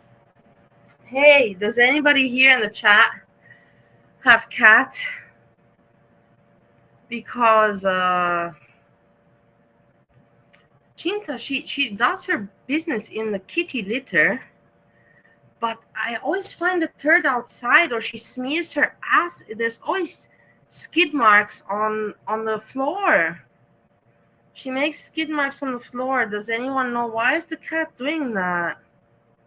Why is she making those things? Skid marks on the floor. She used it strategically to grow her platform, in my opinion, based on the trends I've observed her content following over time. She started out sharing a lot of sourdough related content and recipes, and those did relatively well. They were in like the 20 to 40,000 view range usually. And then at some point she puts out this video of her making an ice cream sandwich with sourdough cookies. Here's that very first video, and there's at least 3 things that people are angry about in the comments, so see if you can catch them. This Sunday night, I wanted another ice cream sandwich, and I was craving 2 soft and chewy snickerdoodle cookies with a layer of vanilla ice cream in between. And for this one, I underbaked them just slightly so they're extra soft. I rolled them in cinnamon sugar, and the cookies are sourdough and naturally fermented, so they're gut healthy. And it turned out perfect. The snickerdoodles were so soft with cinnamon sugar in every single bite. It was so good. For some reason, this video irritates the internet. It gets on the wrong side of Instagram or something, and people start leaving tons of comments about her voice, how irritating they think it is, how thick the ice cream layer is, how she's slamming things down on the counter constantly, and particularly how she's calling the sourdough cookies gut healthy. This video gets 2.2 million views, which is completely unprecedented for her account. And in my opinion, I don't think she was trying to rage bait it. In this video, I'll give her the benefit of the doubt and say that she wasn't, but she definitely took it and ran with it. From this point on, there is a noticeable shift in her content where she transitions mostly into ice cream sandwich videos. And she rode that wave for a while and really built up her platform. And now her videos are racking up like hundreds of thousands to sometimes. No sprinkles. She's eating very normal, just cat food, no human food. No human food. She's just eating her kibble and wet cat food. No human food. We have not been giving her any human food. Her poop is healthy. She's healthy. She's eating very well. It's just that she, why is she making poo outside of the kitty litter? Why? Why is there poo outside of the kitty litter? Doesn't make any sense to me. Millions of views on a regular basis. And we can notice that as time goes on, she's intentionally playing into all of those things that people found irritating initially with the first video. In particular, she started exaggerating the way she's speaking. She's really making sure that all of her sentences are like this one long, flowy, all run together mush ball. She's making that slice of ice cream thicker and thicker and thicker, and she's really playing into the way that she says gut healthy to describe the sourdough cookies. All of these are things that she knows make people mad, because again, it's easier to incite hate than love in a random viewer coming across your page for the first time. And she has absolutely grown her platform on the back of these rage baiting ice cream sandwich videos. Batiste Touch and Sweat Activated Dry Shampoo for long-lasting freshness. Here's one that she did recently that was actually a sponsored video with the Unreal Candy brand. So now she's getting paid for her rage bait. So this Sunday night, I want another ice cream sandwich, and I was craving 2 soft and chewy dark chocolate peanut butter cup cookies with a layer of vanilla ice cream in between. And for this one, I used Unreal's creamy dark chocolate peanut butter cups, and the cookies are sourdough and naturally fermented, so they're gut healthy. And it baked up perfect with that rich and creamy peanut butter filling. Like I said, exaggerating the way that she's running all of her words together. So this Sunday night, emphasizing gut healthy, putting a slab of ice cream on there so big that she nearly busts her jaw trying to bite into it. And I understand that these are really silly things for viewers to get irritated about. Just let her live her life for goodness sake, okay? We don't have to comment on every tiny little thing that you don't like about somebody. These comments don't make sense to me necessarily, but regardless, she's absolutely leaned into those negative comments and she's been able to monetize it now. People are still getting mad today about the same things they were getting mad about in the first video, but now she's using it to her advantage. Here we're starting to understand how creative creators can really build up their platform utilizing rage bait to the point where they're now securing big followings and huge, recognizable, well-paying sponsorships. For another example, this is a different creator who's also built her platform on rage bait and trolling the trolls. She started her account with motherhood and homemaking content, and then the video I believe began her rage baiting journey was this one. This was posted on January 1st of 2023, and she's saying that her toddler wanted toast with jam and butter, and so it's a video of her making all of those things from scratch. Homemade bread, homemade jam, homemade butter. This became the video that got the most views on her page thus far, and people started commenting, what's wrong with your neck? Why is your face so smug? How do you have this much time? Your kids had to wait hours and hours for you to make this before they could eat it? A lot of those original critical comments were really aimed at the fact that she's portraying this beautiful, idyllic, peaceful experience of motherhood, and like, how does she have the time with 2 toddlers to be spending hours and hours and hours making bread from scratch? And doing it all while looking beautiful in this gorgeous dress, one-handed, very poised, kneading the dough with a baby in her arms. I think that's where the angle of these comments are coming from. Like, what is this? This is not real life. And from that point forward, she took all of those critical comments and absolutely ran with it. Now her videos look like this one. My toddlers really wanted to color, but we were all out of paper, so I decided to make my own. I ripped up this old egg carton and put it in a jar with some water and let that soak until it was completely saturated. I added it to my food processor and processed it until it was a nice mushy pulp before I added it to a separate bin with some water. Next, I dipped my mold and beckle into the pulp and got a nice thin layer of it on the screen before transferring it to this little sheet. Then I laid all my soon-to-be pieces of paper out in the sun to dry before I got started on my crayons. I just broke up some old crayons and added them to the silicone mold and baked them in the oven at 300 for about 10 minutes and then let them cool, and they turned out so cute. By this time, my paper was dry, so I collected that and binded the edges. I made 2 books, one for each of my sons, and that was that. I set them up at the kitchen table and they got their coloring on. I've always kept every piece of art they make, and I can't wait to see what they fill these books with.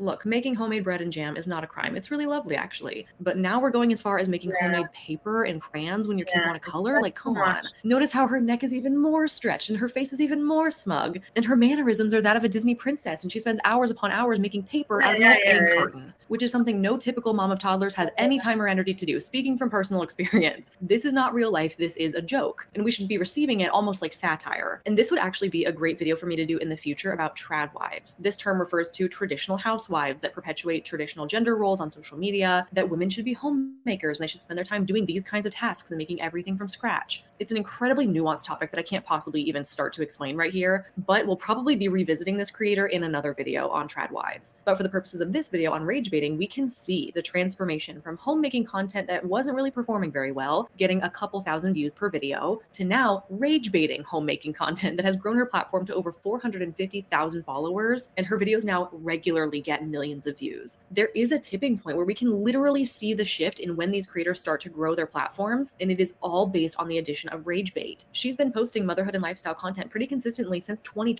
Way to make a living. To understand the issue of rage baiting, we need to understand the basics of how social media functions. The goal for these social media apps like Instagram, TikTok, YouTube is to keep you on the app for as long as humanly possible. They want your face to be glued to your phone. They want you to lose all concept of time. They want you to be scrolling so viciously that you look up 3 hours later and think to yourself, where the hell did my evening go? And how do the apps keep you on them for longer? Algorithms. They tailor the scrolling experience to suit your interests. They pay attention to what things you scroll past quickly, what things you pause to look at for a long time, what things you like.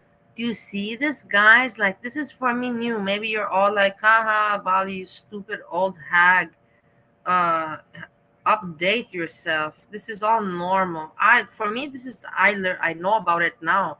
But 2 years ago, I would never have imagined this. If you would have told me that people do things like this, I would have laughed at you and said, I don't believe you. I don't believe you. But it's all real. It's all sick. It's like, psychologically and mentally, it's all sick. It's out of control. This is not humanity. This is not how the world should be. But it's crazy. It's crazy. And share and comment on, and then they feed you more of that. Why? To keep you on the app for as long as humanly possible. Algorithms also work by suggesting content from unfamiliar creators to you that seem to be of high interest on the platform. So maybe you've never seen a video by this particular creator before, but the algorithm feeds it to you because other people of your similar demographics are engaging with that content at a high rate. So knowing all of this, it's understandable why influencers or content creators would want to please the algorithm as a means of growing their platform to get more eyes on it. The more likes, comments, shares, and follows, the better. The more engagement, the better. This increases your chance of hitting the algorithm or going viral to expose your content to a ton of new people over a very short period of time. In the influencing industry, getting more eyes on your content is the absolute key, because the bigger your platform grows, the more views your content accumulates, the more money you make. This translates into a higher volume of sponsorship opportunities. This means that bigger brands want to work with you. And the bigger your audience is, the more they're willing to pay you. If you're monetized on YouTube or on TikTok, then you're getting paid by the number of views you get as well, which I really want to make a point of saying that I don't think is an inherently bad thing. Influencing is a job. Content creation is a job. Content creation is my job. This is what I do for work. This is how I support my family. But in my opinion, there's right and wrong ways to go about it. You can either build your platform on quality content, authenticity, and honesty, where you're offering some kind of value or information to the viewer that makes the viewer engage with your content in a supportive and genuine way, or you can build your platform on disingenuous, fake, and staged content designed to bait people into interacting with it in a negative way so that you can get on the algorithm's good side and make more money. Rage bait to me feels like cheating the system. Yeah, your content is performing really well, but for all the wrong reasons. The engagement you're getting isn't supportive, and the content itself is not contributing anything of value to the online space. All it's doing is serving to wind people up and make them mad. Like, we don't need to see you making a gallon-sized iced coffee or a disgusting inedible meal for your husband, or the hundreds of dollars of sugar that you're stuffing into your kids' mini fridges. What is the point of that if not to get a rise out of people? We don't need more anger and hatred in the world, and it's pretty unfortunate that influencers have sort of learned how to use the negative emotions of others to their advantage. This is what I'm telling you, people. That's why I'm saying let's have like some control to say this is all right, this is not okay, this is sick, this is not okay, you know. When it comes to pornography, everybody's so quickly to say, oh, this is X-rated. But when it comes to this kind of shit, you know, no, you don't. Why? Because one is for the eyes, you know, we can see unethical moral stuff by the eyes, but the other one is psychologically. Come on, people. And make money off of upsetting people, essentially. Some might say that it's a form of satire or comedy, Yeah, and it I serves to also- entertain. And yeah, I can see that for sure. If you understand that what you're watching is rage bait, then it can kind of be funny. And a part of me kind of loves seeing these lifestyle creators leaning into the angry comments and using them to I would love this person's opinion on Girl World. I would love her opinion on Girl World. their advantage. Like, oh, you think this aspect of me is really irritating and annoying? Great, I'm going to do more of that, and in turn, make a crap ton of money off of it. It's like the ultimate Uno reverse card. I'm going to take your hatred of me and I'm going to monetize it. Well played. Honestly. We have been outsmarted by the rage baiters, but I don't think it's an entirely ethical or honorable way to grow your platform because many people don't know that they're being tricked into engaging with it. Sure, I can see how it's kind of funny if you're in on the joke and you understand what you're watching, but many people do not understand that they are intentionally being baited into it. No. And for the last portion of No, I didn't understand. I did not understand. And then I thought to myself, in Girl World, I'm understanding, but why is it just me that's understanding? And then I thought to myself, make some videos, you know, and say what you see and see if somebody comments back. Nobody commented back. So I was like, it must be me. I'm the crazy one. But in the end, no, it's just the Hugbox leaders dominate. And the Hugbox leaders make sure that people like me stay out of the way. this video, I really want to show you some of the more sneaky, subtle examples of rage baiting so you know exactly what to look for when you're scrolling on social media. Most of the examples I've shown you up to this point are extremely obvious. They're pretty easy to spot, and they're also specifically dealing with food. There's a lot of food-centered rage bait out there right now, and most of the things I've shown you so far are coming from these bigger creators who have dedicated most, if not all, of their content to satire and rage bait. But that's not the only place we see it. Sometimes we'll see these non-rage bait creators who don't typically engage with that kind of behavior occasionally post something intentionally irritating to try and strike the algorithm to help build up their platform. They're not a rage bait account necessarily, but they do engage in this tactic every now and then to hopefully boost their engagement. Here's one I saw recently from a creator who focuses mostly on home improvement content, and it's a video of her partner reaching up to the top shelf at the store to grab a can of paint that is clearly out of reach, and he ends up dropping multiple cans of paint that explode everywhere. All over the floor, he drenches shelves upon shelves in paint, damaging literally thousands of dollars in merchandise and creating an absolute nightmare of a cleanup situation. Here's why I think this is rage bait. Number one, you just so happened to be recording when this accident happened. Number two, you really thought it was a good idea to pull a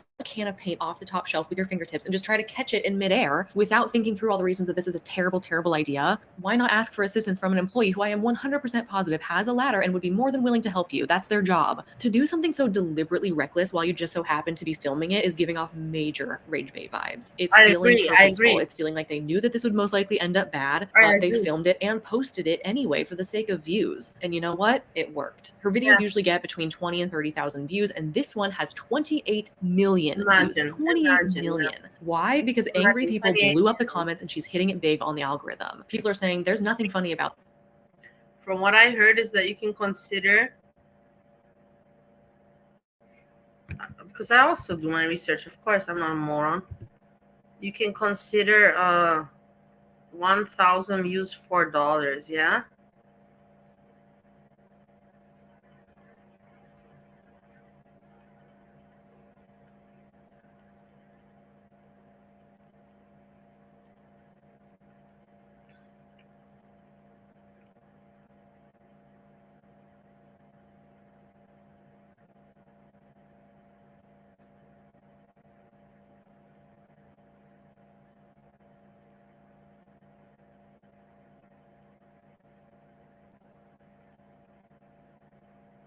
Whatever, it's a lot of money. it's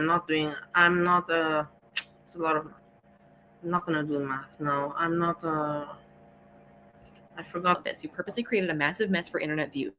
Practically every can on that shelf is covered in paint. This probably took hours to clean. Grow up. Hey, film me doing something stupid for likes on Instagram. Why not ask for a store associate for help? Truly thoughtless. Hilarious. Not. Underpaid retail workers will clean it up. I hope you have to pay for all the product that they can't sell now because you've covered it in paint. Really funny. Hope you get banned from the store. I mean, yeah, I can see why people are really angry about this. There's no way that they would post this and just expect that everyone in the comments is going to be like, OMG, haha, so funny, you guys, oopsie. Yeah. No, they had to have known that this was going to be upsetting to people, which in my opinion is exactly why they posted it, to get views and exposure on her page. And if you want to talk about subtle examples of rage bait, this is probably the most subtle that you're going to find. This creator does really satisfying coloring videos. I find them to be very soothing and enjoyable to watch. Those who get it. And her videos really consistently get like 50 to 60,000 views usually, but this one got 6.5 million views. See if you can notice why.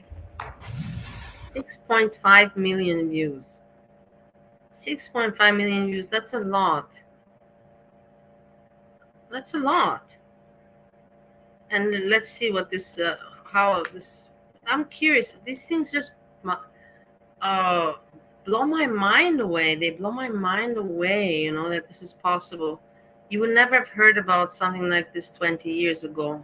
If somebody would have told you 20 years ago, you know what, you're going to have a phone and you're going to have a video camera that's just like any other camera and you can film yourself and you can post it so simple and make your own TV show, and from a video, everybody would have told you, what mushrooms are you taking 20 years ago? But look, nowadays it's possible. It's very possible.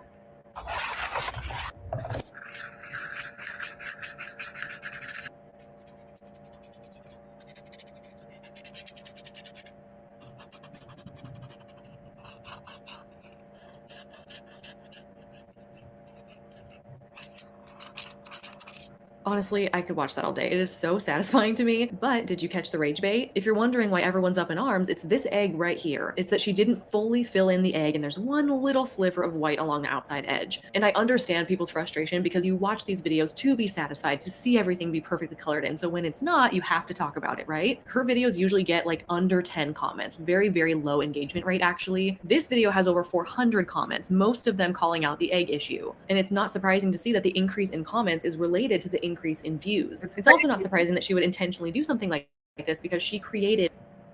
Don't you find this crazy? Look at the comments. You see? You can see the egg. This is the people are crazy. People are obsessed and crazy. This has become a mania. This filming and looking and all this. This is crazy.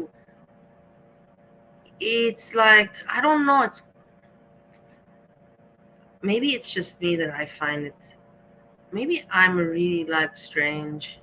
These coloring books and she's trying to sell them. So these videos are her way of marketing her coloring books to her audience. She wants as many eyes on these books as possible. And what better way to go viral to sell your coloring books than to make people angry and encourage them to point out the egg? I know this is intentional too. She'll do this kind of thing occasionally to boost her views. Here's another example: 18 million views, 1,400 comments, and one bottle of orange juice that was intentionally overdrawn outside the lines. And she conveniently has text on the screen telling you where you can buy her coloring book as she's engaging in the rage bait behavior. So her motives are crystal clear. Want to get more views so that you can sell more coloring books? Just piss people off. Here's another subtle yet very intentional example. This woman is showing us how she makes easy, healthy fries. And she's using this potato cutter contraption thingy because she wants people to buy it using her link so that she can make a commission. Essentially, this is like a little commercial for this kitchen gadget that she wants to sell you. And many people in the comments are outraged that she's taking the potatoes directly from the bag and slicing them without washing them first. And here's where it gets interesting though. She fully admits that she's doing that to try and rage bait people in the comments. One person said, the only thing that messes me up is not washing the taters first. And the creator responds saying, they're washed, it's just a content trigger to— Do you see? Do you see? Hello, people. Guys, do you see what I mean? That this is all real? That the person even says, the creator says, the potatoes are washed. It's a content trigger to prompt engagement. It is such a sick world out there. to prompt engagement. AKA, I'm trying to bait people into commenting on my post so that I can sell this potato slicer to more people and I can make more money. Hey, at least she's honest. This woman calls herself a 25-year-old teenager for no other reason than to throw people off and make them comment about it. People are also confused about why she's eating breakfast at 1 p.m. and then eating lunch only 2 hours later. I feel like the phrasing of 25-year-old teen— Simp, you missed some things. I don't have, I make too long content, but I made some other comments, but I know that you were doing other stuff, you know, living life. But I was thinking about you. I was like, if Simp would be here, they would support this. They would support it. About, again, grifting and all of it. About, hey, I was covering Lisa Richards again. Lisa Richards. I was covering again. You missed that, but nothing new. The same old shit. Same old shit. Teenager and the timestamps could be strategic rage bait. And it totally works. This video amasses over 10 million views. Similarly, and finally, this creator titles her video, "A Day in the Life as a Live-In Nanny for My Ex and His New Wife." So naturally, people are in the comments like, girl, what? What is this living arrangement? You live with your ex and you nanny his children? Are you nannying children that are not yours, or are his children also your children? Because if they're your kids too, then you're not the nanny, you're just the mother. I came across this video in the wild when I was scrolling Instagram on my own time, and I did exactly what I'm sure she hoped I would do as a viewer. I rewatched the video to see if I read that right or if I missed something. Then I checked out the comments to see if other people were also catching on to it and wondering the same thing. Then I go to her profile and I start clicking around on her other videos to see if I can crack the code, because I'm a nosy bee and I can't help myself. So what does that mean for her? That means that she stopped my scroll. She caught my attention. She got several views out of it. You see, I love this woman. I love her. I have to write her an email. I have to tell her that I wish that if I would ever have had a daughter, I wish that you were my daughter. Of me across her page, and I spent several minutes looking at her stuff, which means that now the algorithm is catching on. They think I like that kind of content and they're going to feed me more of her stuff in the future. If you're curious like me and you want to know, I learned that her kids, her ex-husband, and his new wife live in the main house, while she and her new partner live in the guest house on the same property. So they're like neighbors, essentially. That would be like kids who have divorced parents who live right next door to each other. So mom comes over to dad's house to take care of their shared kids together. Is this an unusual living arrangement? Sure, but if it works for them, that's great. No issue there. The issue is phrasing it like you live in your ex-husband's house with his new wife and it's your job to take care of his new wife's kids as their nanny. That's not what's actually going on, and the choice to phrase it that way is an intentional one to drive up engagement, which absolutely worked on me, as it did for many others. This reel has over 6 million views. You guys, I could keep going, but for the sake of time and my sanity, I've got to cut us off right here. This video truly could have been twice as long. I have like 15 more examples saved in my folder right here that She is so amazing. She is so smart. So smart. I love smart people, you know. And they're so rare. There's so few of them. There's so many idiots out there, but there's so little people that are, you know, smart, but, you know how to talk about it, know how to formulate themselves, know how to put it out there, not be arrogant. I tell you, I'm not a good example. Me, sometimes my language skills suck. The way I blabber too much, I ramble too much, I derive too much, and sometimes I'm cocky and arrogant. And that's usually when I had 1 or 2 drinks more than I should have. If I didn't have any drinks, then I'm not ever cocky or arrogant. I'm humble. I'm a very humble person.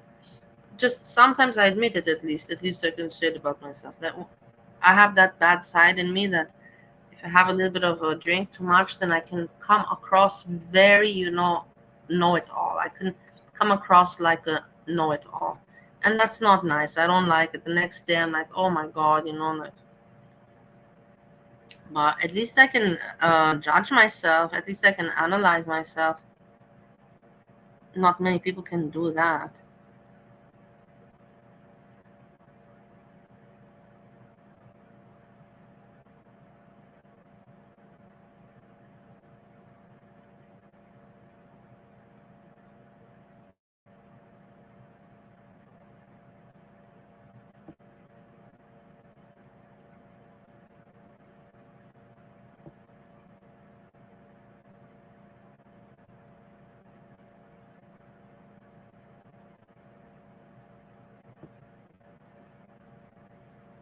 Okay, let's see this.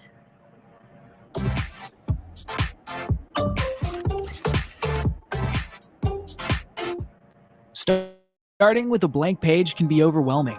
Grammarly gives you a head start. Simply type a prompt to instantly generate an outline or brainstorm ideas. Download it for free at Grammarly.com.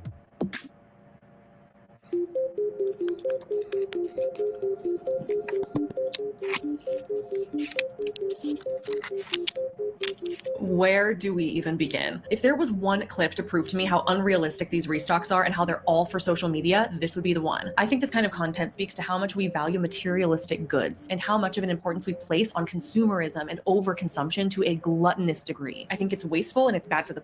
Yeah, I know that you get me, Simp, because I also get you. You're also, you and me are not similar as people, but in that kind of mind setting, we click. And you know who else I like out there that I also discovered recently?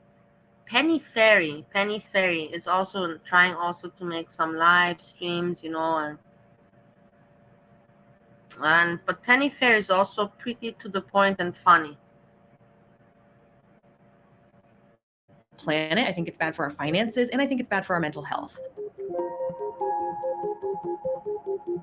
Hello and welcome back to my channel, and I'm so excited to be bringing you this new video series this year. This is the first episode in the series, and I've already got at least 7 more topics planned out for the coming months, and I'm beyond inspired by this. If you're a regular viewer of my channel, you know that I focus primarily on anti-MLM and anti-scam content. And a huge piece of that is reacting to, commenting on, and debunking things that people will post on social media. So a significant part of my job is consuming social media content and then providing commentary on it, which is exactly what this new series is about. These videos are going to be structured very similarly to my original anti-MLM content, and that content's not going anywhere either. Still going to be doing that, absolutely. I'm just kind of adding this on top of it. But for this series, rather than focusing just on people in MLMs and what they are posting, we're going to be covering all things influencer and social media culture. I'm so fascinated by this topic and all of the things that it encompasses. Social media influencers have a massive influence on our society and what we deem to be trendy or cool or desirable in terms of our lifestyles. And the content we consume online has an incredible influence on what we think, what we believe, what we purchase, how we feel about ourselves, whether or not we're ready to admit that to ourselves or not. We are constantly being influenced, even if that's subconsciously. As somebody whose full-time job is on social media, I feel like I naturally analyze influencer behavior, and I think a lot about their motives, their delivery, their presentation, their public personas that they're creating and presenting to the world. And I think a lot about why they're doing the things they're doing. And that is what I would love to do with this new series, is call out some of the popular influencer trends I'm seeing and then just have a little chat about them. Probably a big chat about them in most cases, because I have a ton of thoughts. Every video in this series is going to be on a different influencer or social media related topic, where I share my observations and my thoughts and my opinions and leave the comments open for discussion. I want to hear what you think about it too. So let's get into it. Let's do this. I'm so excited. I can't wait a second longer. Today we're talking all about restock influencers. And believe me, I'm going to be showing you so many examples of this, and we're going to be breaking it down. But a brief overview, these are the influencers whose content primarily focuses on organization, cleaning, restocking, and specifically purchasing, specifically showcasing a lot of their personal possessions as a way of marketing them and promoting them so that you order through their commissionable links. A lot of these restock influencers have faceless accounts where the creator is shooting the video in point of view format, where you're kind of going along with them. Purchasing Temu Boo, Temu Shopping Hall, Steffi. Yeah, I don't know why these people do it. It's such stupid content, but them to organize this area or to restock this one thing. And the hook in the first few seconds of the video says something along the lines of restock my bathroom drawers with me, or clean and restock my fridge with me. This kind of content appeals to a gigantic audience of people who really enjoy. Me, honestly, I have never clicked. I have clicked many things, you know, out of curiosity, but nowadays, because I'm already aware what's out there and I know about clickbait and all of that crap, if I would see, you know, restock my fridge with me or my drawers or cleaning, I don't click on it anymore. I already know what it's all about. I don't bother clicking on it anymore, but I presume there's a lot of people that still do click on it.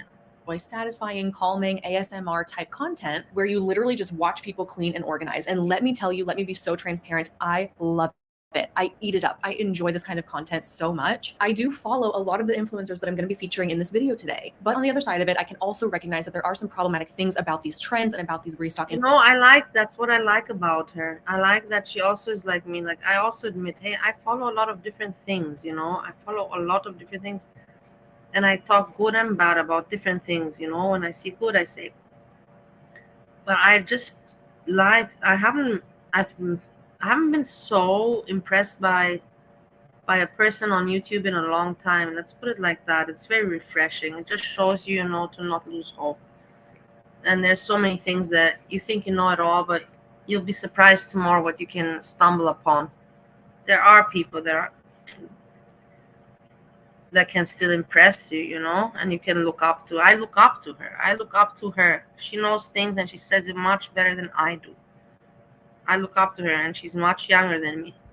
Influencers and the lifestyles they're perpetuating. And I think there's a lot of aspects about it that are worth a discussion, such as the overconsumption, that it pushes extreme consumerism, that a lot of this content gives off materialistic and frivolous and wasteful vibes. So here's the part where I give you a couple of my caveats before we get into the video, because I don't think this is a cut and dry issue. I think there's good sides and bad sides to it. So we're going to discuss both. On the good side of it, this kind of content is extremely satisfying. To watch somebody's fridge go from a messy, dirty disaster to sparkling clean and color coded, and everything has its own bin, everything's labeled.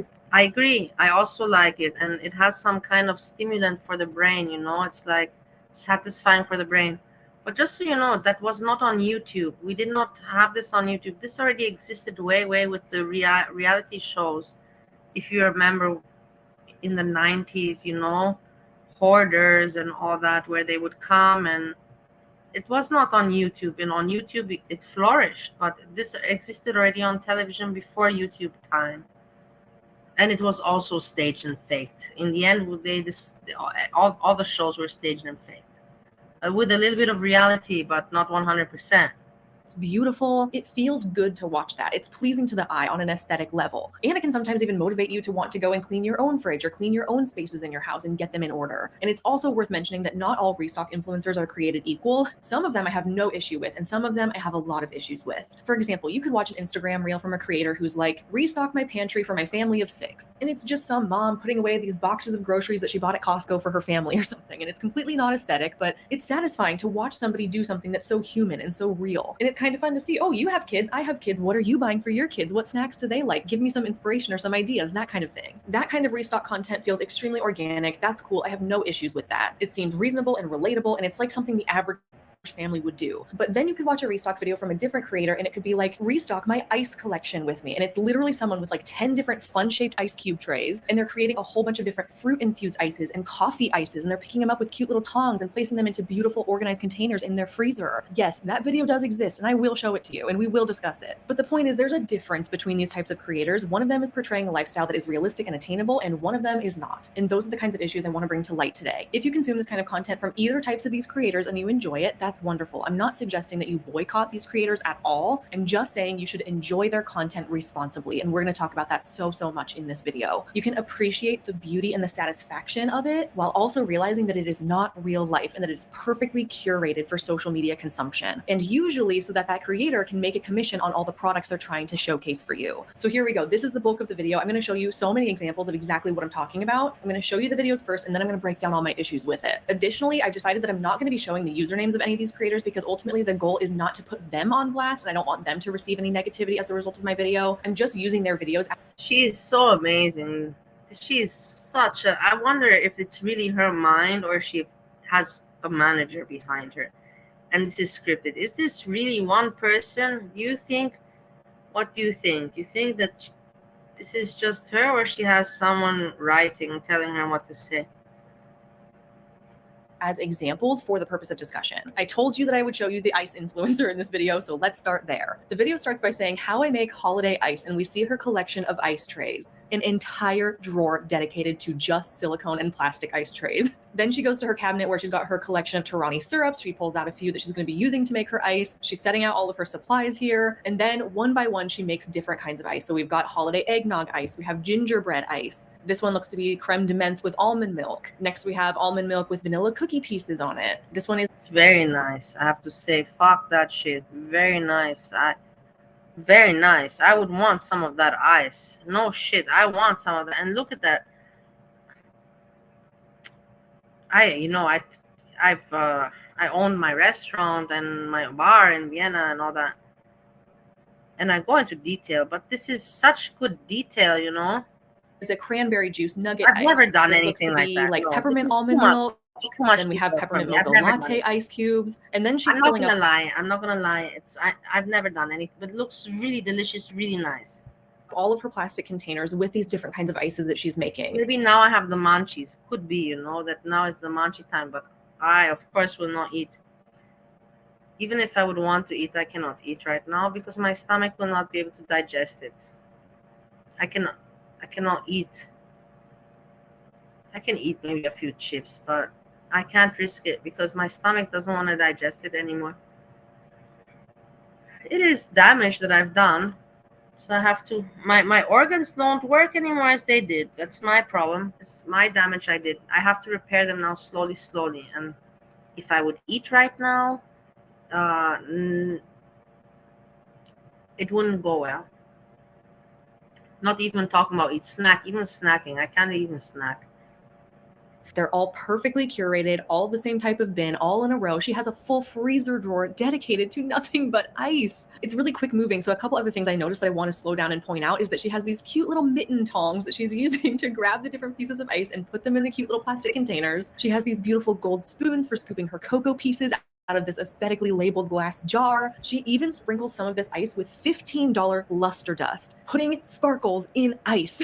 The first thing that comes to mind when I see this is, oh my God, the materialism, the overconsumption of items. To have an entire drawer in your kitchen dedicated to ice trays and an entire drawer of your freezer dedicated to ice cubes is something I will never understand. I will never relate to that. I will never have that. One of my favorite comments from this post says, I never knew something as simple as ice could make me feel poor, but here we are. And yes, I could not agree more. The purpose of her creating this video, the reason that it even exists, is because she wants to showcase different products so that you go, oh, that's cute. Where'd you get that? So that she can send you a link in which she gets a commission on the sale of that product if you buy it. Just look at all of this unnecessary cutesy stuff that's being marketed to you and think about how much that must cost. Actually, you don't have to think about it because lucky for us, she has all these products linked in the bio of her Instagram account and we can go through and we can total everything up. This took me way longer than it should have to total up all the prices for this, but I could not help myself. I spent literally 45 minutes totaling all of this up so that I could make this point. There are a couple seasonal items that she featured that are out of stock now because it's January, and so I couldn't see the prices of them, but here's my mostly accurate rough calculations. She used 21 ice trays for this reel for a total of $154, 3 Torani syrups for $47, all of those store-bought drinks for $32, the mitten tongs were $11, those small glass pitchers that she's pouring into the ice molds, those were $15, her frother was $13, the gold spoons were $15, the glass storage containers holding all of her little mix-ins were $13, the luster dust was $15, and the freezer storage containers came out to $108. In total, everything she featured here comes out to $423 for ice, for fancy ice cubes. If you wanted to recreate this reel and have this ice collection for yourself, it's going to cost you over $400. To be fair, no, I don't actually believe people are going to go and recreate this reel. No, I don't think that everyone's going to go and purchase all of these products just because she showed them. I would not expect that somebody's going to watch this reel and go, I need everything, and actually order all of it. But the reason I totaled all of this up is to make the point that this is not real life. This is not what most people have. This is not what most people should strive to have. But what she's trying to do is showcase as many products as humanly possible within a 1-minute clip so that she can direct people to her commissionable link so that she can get a kickback on that. This is a job. This is her business. It's not real and it's not something to aspire to. It's cute and fun, sure, but it's not attainable in reality. I was looking through the comments on this creator's posts and a lot of them are along the lines of, wow, must be nice to be so wealthy, or wow, you must have a lot of time on your hands. But what I want people to understand about this kind of content is that this is a business. She probably spent several hours creating this 1-minute piece of content, but it wasn't a waste of time because it's her job. And it's so important that we have that understanding when we're watching it. This person is a restock content creator. This is her job. This is what she does for work. And if she's purchasing all of these products for the purpose of her content creation business, she can write that off on her taxes as a business expense. You should always talk to a tax professional about what you can write off on your own business taxes, but in most cases, that's what's happening. She is so smart. I'm so blown away by her intelligence. Like, somebody even wrote before, I wonder what she would say about Girl World. I also would really wonder what she would say about Girl World. I really wish, but I don't think she would even waste her time on such a thing. So if she's able to purchase these things, but then write them off on her taxes and make a commission when people buy through her links after she shows them, then she's actually making money. That's what I want to make so crystal clear, is that this is not their real life. They don't actually live this way. They don't just facts, receipts, well spoken, to the point, humble, not arrogant, not know it all, not cocky, so down to earth. She must come from very good family, from very good parents. People that are like her, they come from a very wholesome home. Only wholesome, only people people that are like her can only be coming from a wholesome home. They don't come from, and good for them. And these are the people for tomorrow. These are the leaders of tomorrow. These are the leaders of tomorrow. Just magically have an abundance of time and money on their hands to put towards making this video. That time and money is being spent as an investment in their business because it's their job. Hopefully I've reiterated that enough that it makes sense. But her work duties include creating a fantasy about what a desirable life looks like so that she can ideally tempt you into shopping for these products using her links. All you have to do is look through the comments on these restock influencers videos to see that the content is functioning exactly as intended. Yes, exactly. Everybody's asking, where did you get Yes. those ice molds? Yes. Where were your containers from? Those cute little mitten tongs, where did you get those? Can you send me a link? A lot of times the creator will put link in bio in their caption or somewhere within the reel to direct people to go to their Instagram profile. There's a link right there at the top. You can click on it, and that usually leads people to their Amazon storefront and their like to know it page. These are the two most popular influencer affiliate programs. If you're a member of these affiliate programs, what you do is you go to those platforms. So you go to your Amazon storefront, you find the product that you're promoting, and it spits out an individualized, unique link that is commissionable to you. And that's the link that you share with your followers. So the most popular thing to do is to have that link in the bio of your Instagram account so anybody can find it at any time. It's very easy. Breezy, I will tag you. But the newer trend that's on the rise right now that you've probably already noticed is the creator will say, comment a certain word in the comment section and I'll send you a direct link to your messages where you can find all of these things. For example, you could see a creator saying, comment the word ice if you want a link to all of these ice drawer items. Sometimes the creators will go through and manually send the link to everybody's messages who comments, but there's also a service that you can sign up and pay for to achieve this through automation. It's an automation service that recognizes the keywords in your comments and it goes to those people's profiles and sends them the link for you. And this is also something that you can write off as a business expense because it's helping them achieve these sales. This strategy is really smart because what it does is it drums up engagement. Woman, this girl is so fucking smart. Wow, like wow, for fuck's sakes, I haven't heard anyone so smart in a long time on YouTube and in real life.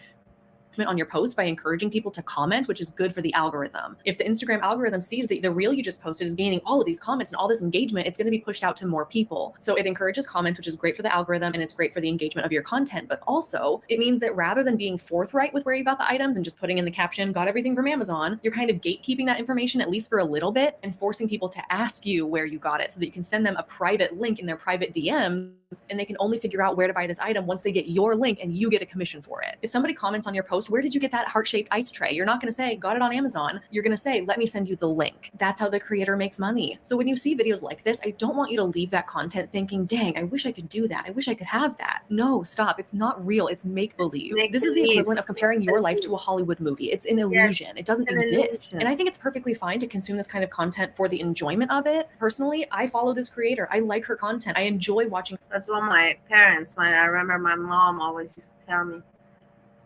That true love that you see in the movies and people getting married and happily having children, that's all an illusion.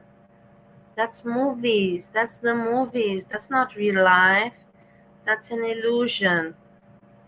Whatever. Family's not an illusion, but shit like she's talking about is an illusion.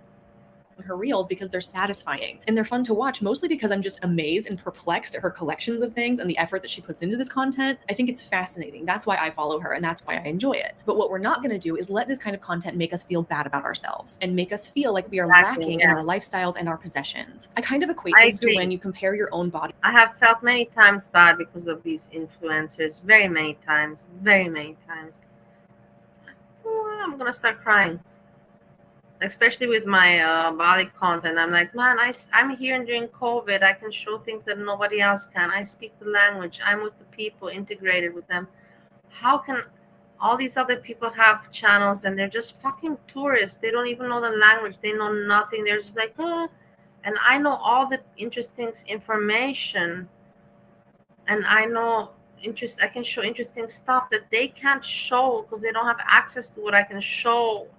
Frustrated me so bad, but it's all set up. Nothing is real, it's also just movie production. Also, these travelers that make travel vlogs, they have a team and they have all this equipment and knowledge and studies. And to a photo of a celebrity that's had countless surgeries and procedures and professional photoshopping and a private chef and a personal trainer to make them look immaculate. It's just not fair to yourself because what you're comparing yourself to is not a real thing. Even they don't look like that in real life. So what I want you to remember as we keep going is that we can appreciate these videos for exactly what they are: aesthetically pleasing, curated content, ideally without falling into this trap of believing that it's real life, because it's not. Here's another video from the same creator, and also the rest of the clips I'm going to show you in this video are ASMR style. So if you're not into that, or that's really grating to your ears, you might want to mute it for a minute.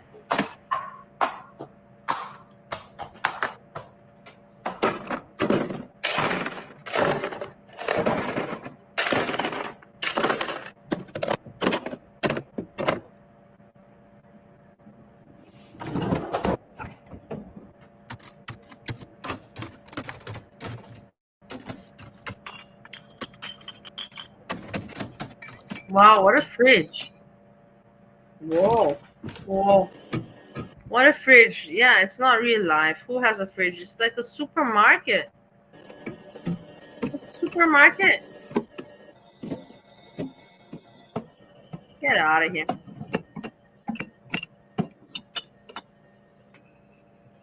Yeah. What I want to point out about this video is that we saw one freezer drawer for nothing but fancy ice. We saw another freezer drawer for nothing but pints of ice cream, and a fridge plus a mini fridge for nothing but beverages. Yes, it is aesthetically pleasing to have these parts of your home be so meticulously organized that they resemble a grocery store. But my first thought is, where does the actual food go? What about the stuff you eat? Because we're not just drinking liquids all day. What are you going to eat for dinner? Where are your leftovers? Where are all the ingredients to make a meal? This is obviously not a realistic representation of what people's fridges and freezers actually look like. Have a cat? Stop scooping cat litter with Litter Robot, the highest rated self-cleaning litter box that removes the chore of scooping and helps you. Not to mention how costly that would be. I want this litter box. I have to make wish list. I want the litter box. Today with this turd, you know, this Chinta always kicks a turd out of the box, and I find turds all around. And she put a turd. I can smell the shit. I can smell her shit. I'm telling you, it's not in my room. There's another turd somewhere. I don't know why she kicks the turds around. Like, for fuck's sakes, man. I clean the litter box in the morning when I take a pee. I bend down while I take. It's right in front of me when I take a pee, if you want to know. So it's right in front of me. So I just, while I'm peeing, I bend down and I clean her litter box, and then I do it again, you know, before Steve comes home or after Steve comes home. For fuck's sakes. Stock these kinds of drinks in your fridge all the time, and the single-use packaging waste too. 4 different types of bottled water, all kinds of bottled soda, and individual bottles of coffee. I understand that the aesthetic is to look like a convenience store fridge, but that's the thing. These beverages are packaged for on-the-go convenience, not necessarily for all-day, everyday use. This is not the kind of thing you would typically see in people's homes. It just seems so wasteful to me to be in your own home cracking open several different kinds of bottles in a day when you could be drinking water from the filter in your fridge if you have one, or you could get one of those filtered water pitchers. You could brew your own pot of coffee. If you're going to have soda, aluminum cans are better for the environment than plastic bottles. But practicality is not what always looks the most glamorous for content's sake, so that's why creators get super extra with it. People don't actually live this way, but it's nice to fantasize about living. It is. Imagine, like, that kind of fridge. It's nice. I'm not going to say I don't want to have it, but I wouldn't be able to have that all the time. It's ridiculous, you know, like, it's too many things. Too many things. But of course, so now and then, once a year, to have something like that, why not? But all the time, it's ridiculous. It's too. It's unnecessary. That's the right word. Unnecessary. That way. And speaking of plastic waste and unrealistic food storage solutions, here's another fridge restock video.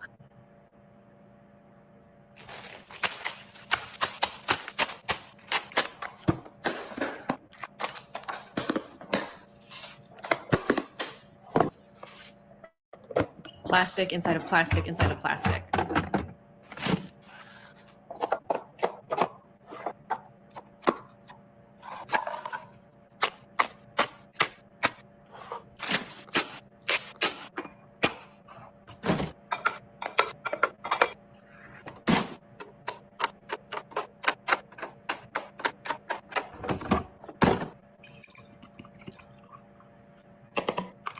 It's too perfect. It's just too perfect. Come on. Yeah. Wow, yeah. Ketchup. Buffalo barbecue. Okay, sauce is awesome. Okay.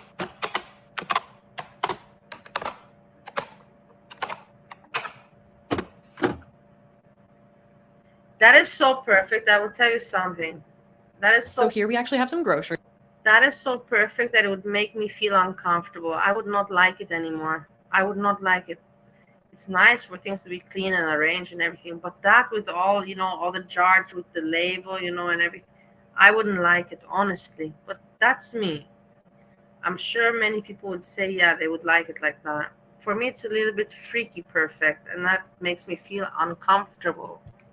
That's great. What bothers me about this is that there's absolutely zero dead space in this fridge. So what happens if you need to store leftovers? What if you're hosting a party or something and you bought a whole bunch of special groceries for that occasion that don't have a regular spot in your fridge and they don't have their own special storage bin? Are you going to empty out some of those storage bin containers and find somewhere to put them in your house so that you can make room for these other groceries? She has 12 labeled bins at the top of her fridge. I agree. You know that I focus primarily on anti-MLM and anti-scam content, and a huge piece several different kinds of bottles in a day when you could be towards that kind of project. Also, maybe this is just a me issue, but I really appreciate being able to see the expiration dates on things. My first thought as I'm watching her repackage these milks and creamers and deli meats into these other plastic containers is like, how are you going to know when it's past its prime? I guess you could just give everything the smell test all the time, but the idea of having food items in your fridge that are unlabeled and you have no frame of reference for how long it's been in there or when it's going to go bad freaks me out to the max. Absolutely not. And another thing, think about this. You've just taken a giant bottle of ketchup. You've squeezed out about half of it into this cutesy little glass jar. Yes. But the whole bottle of ketchup doesn't fit into the cutesy jar. So now you have this half empty bottle of Heinz that needs to be. Yes, that disturbs me. That is something that disturbs me. So you put it in all these nice jars that you anyways have to always pick up and read, but you still then have to store the original container. So basically it would just irritate me. It would irritate me. I would make myself feel obnoxious about myself by doing something like that, but that's just me. Be refrigerated now that you've opened it. So where's that going to go? Are you throwing the rest of that ketchup away? Are you storing the Heinz ketchup bottle in the fridge right next to the cutesy glass jar? If so, what's the point? Do you have a backup fridge somewhere else in your house where you're keeping all these half-empty bottles of condiments? Like, it is so impractical. It is so wasteful. It doesn't make sense. These are the kinds of questions we need to be asking ourselves when we're watching these videos, because I would bet you that these influencers don't live like that either. They buy all the containers, they shoot the video, they post the content, and then the next week their fridge is back to looking like a normal person fridge because they realize how ridiculous this kind of thing is to maintain. Now, I will say I am guilty of buying some kinds of plastic containers for certain purposes in my kitchen, one of them being my spice jars. I love them. Actually, those are glass, not plastic, but still, I love having a uniform spice cabinet. And it's great because the spice jars are the exact same size as the store-bought kind, so the whole bottle fits in there. There's no extra.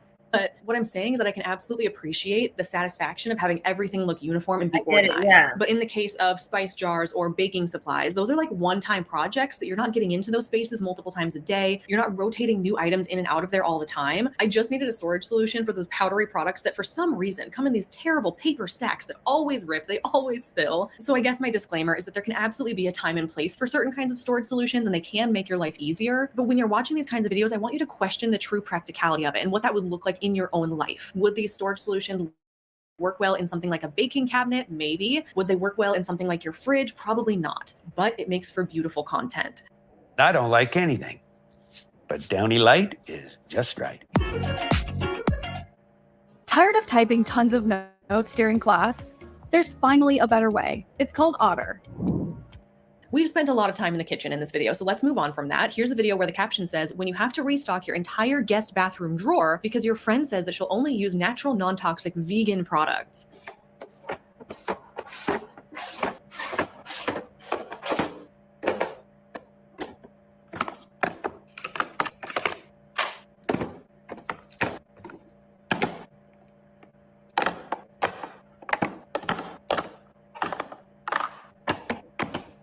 Why would you put so many things? You're not a hotel. You're not a hotel. What's up with all of this? It's so ridiculous.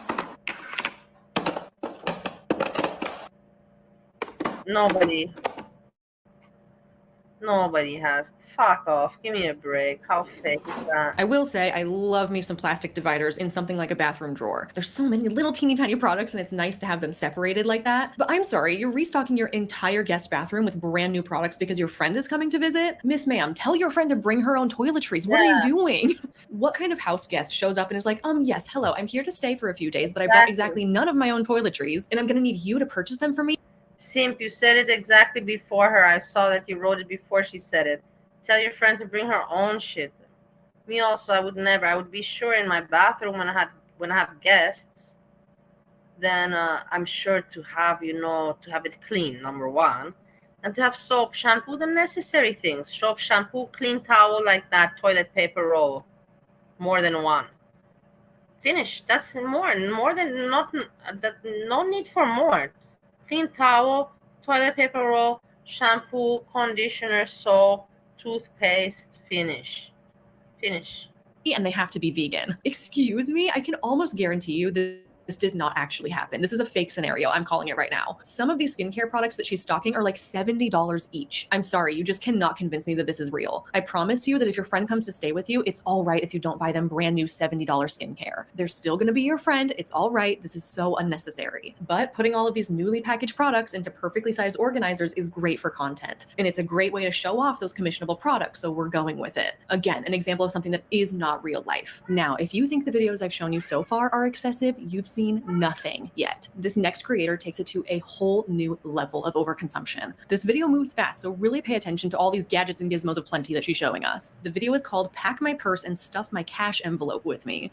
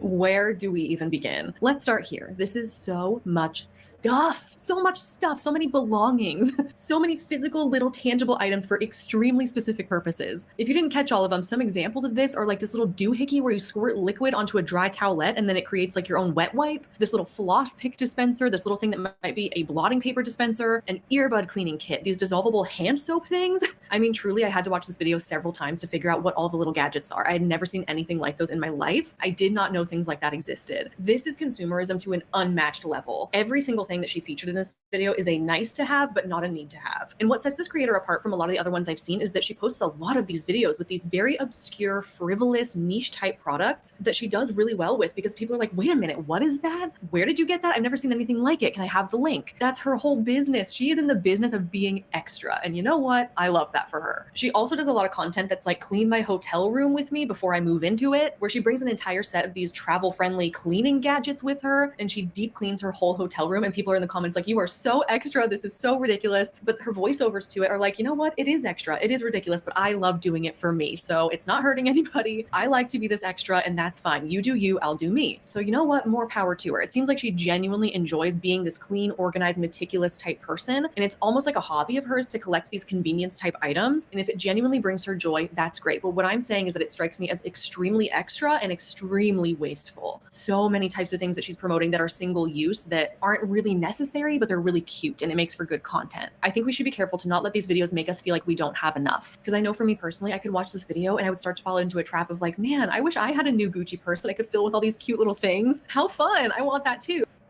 It is like that. I will tell you, there's many, and the sad thing is that what you don't realize is that there's young girls out there. There's young girls, the world is mean, and these young girls go on YouTube and TikTok and they see, oh, and they want things. when I was a kid, I would only see, when I would be, of course, around my parents or in school, you would see a few rich kids around your life that had things that you would maybe, but you would be realistic about it. You would be realistic about it, and you'd be like, yeah, this is not for me to have. Me, like with money, I didn't have much of those situations. Me as a child. Later on, as a teenager, I had, but as a child, later as a teenager, yes. But as a child, small child, no. But that's at least how I can compare it. That's why I know, because I had and then I didn't have. And so I would see things in real life, and I would be like, yeah, that's nice, but okay, whatever, maybe one day. But if you see it every day, all these girls having all these things, you wish for it, and you maybe become obsessed, and you lose track of reality, and you lose track of the real priorities in life and the real important things. Because you get influenced in the wrong way by bullshit. And I could start to feel down on myself that I don't own these things. Bullshit around. I can't afford these things, but that's okay because I have everything I need, and that's what matters. One of the comments on this reel that I just loved says, watching your videos makes me realize how little I have, yet I'm still so content with what I have. That's a blessing. I love that so much, and I think that is exactly what we should be taking away from this. Again, enjoy the content responsibly. Being extra is literally this woman's job, and what she's portraying is a fantasy, something that she wants you to aspire to so that you will purchase the product she's promoting. That's how she makes money at her job. So on one hand, we can't fault her for doing her job, but we should also be vigilant with how we consume this content and how we allow it to make us feel. Two other things about this one that I want to briefly mention before we move on is, number one, she basically went shopping in her own household. She's stocking her purse with items that she pulled out of her own collection, like one eyelash wand from my eyelash wand drawer, a couple wipes from my wipe drawer, a hand sanitizer from my hand sanitizer drawer. And this is where I start to consider the real estate that these things are taking up within her house. That is so much storage space being taken up by little gadgets, because now that you own these items, you're going to have to store these items somewhere. And that alone stresses me out. I am a declutter queen. I cannot stand excess stuff laying around. I feel like it clutters my mind. It's distracting. It exhausts me to have to look at it and have to find a place for it. This kind of lifestyle is not for me. Great for her, not for me. And the second little thing I wanted to mention is that I just have to wonder if these influencers actually use all of the niche products they promote. Because to me, it seems like a hassle and a bother to go dig out these little specific products from your collection when there's easier, simpler ways to achieve the same result. What's coming to mind from this reel is, why do we need a wet wipe dispenser and individually wrapped wipes and hand sanitizer and dissolvable hand soap when you could just go to the sink and wash your hands? I understand that she's packing her purse, so these things are meant for on-the-go travel convenience, but still, a $2 mini bottle of Purell is going to do the same thing, This is gross overconsumption to an outstanding degree. Moral of the story is that the things that are being pitched to us are modern conveniences that might be nice to have, but I urge you to think about the cost, the clutter, and the waste it's creating. Remember that you have lived your whole life without a little device to clean your earbuds and a little device to make a wet wipe, and somehow you've survived. It's okay. Exactly. We don't need all these. I also tell Steve, my husband, I have to specify, that there's a lot of things we don't need. He buys some things that are so useless. Not in America, we use these things. It's just so useless. Like, I really don't agree with the sandwich plastic bags. It's just, if you have a nice sandwich boxes, and you can buy new boxes, but to always buy, all this, so much trash. To look at this and say, wow, that's cool, I've never seen that before, and then scroll on and not feel pressured to purchase it and to not let it make you feel bad about what you lack. Here's one last video just to drive this whole thing home. This is somebody restocking their junk drawer. And before I even show it to you, I think it's important to point out that a junk drawer is not something you restock. It's junk. It's the junk drawer. This is where all your random odds and ends go to die. That's what's so hilarious to me, because this video is probably one of the least relatable pieces of content you could create. I understand maybe putting in some little plastic organizers or bins to give some order to the chaos, but literally nobody on the planet is restocking their junk drawer with more junk. That's just not a thing. So here's the video.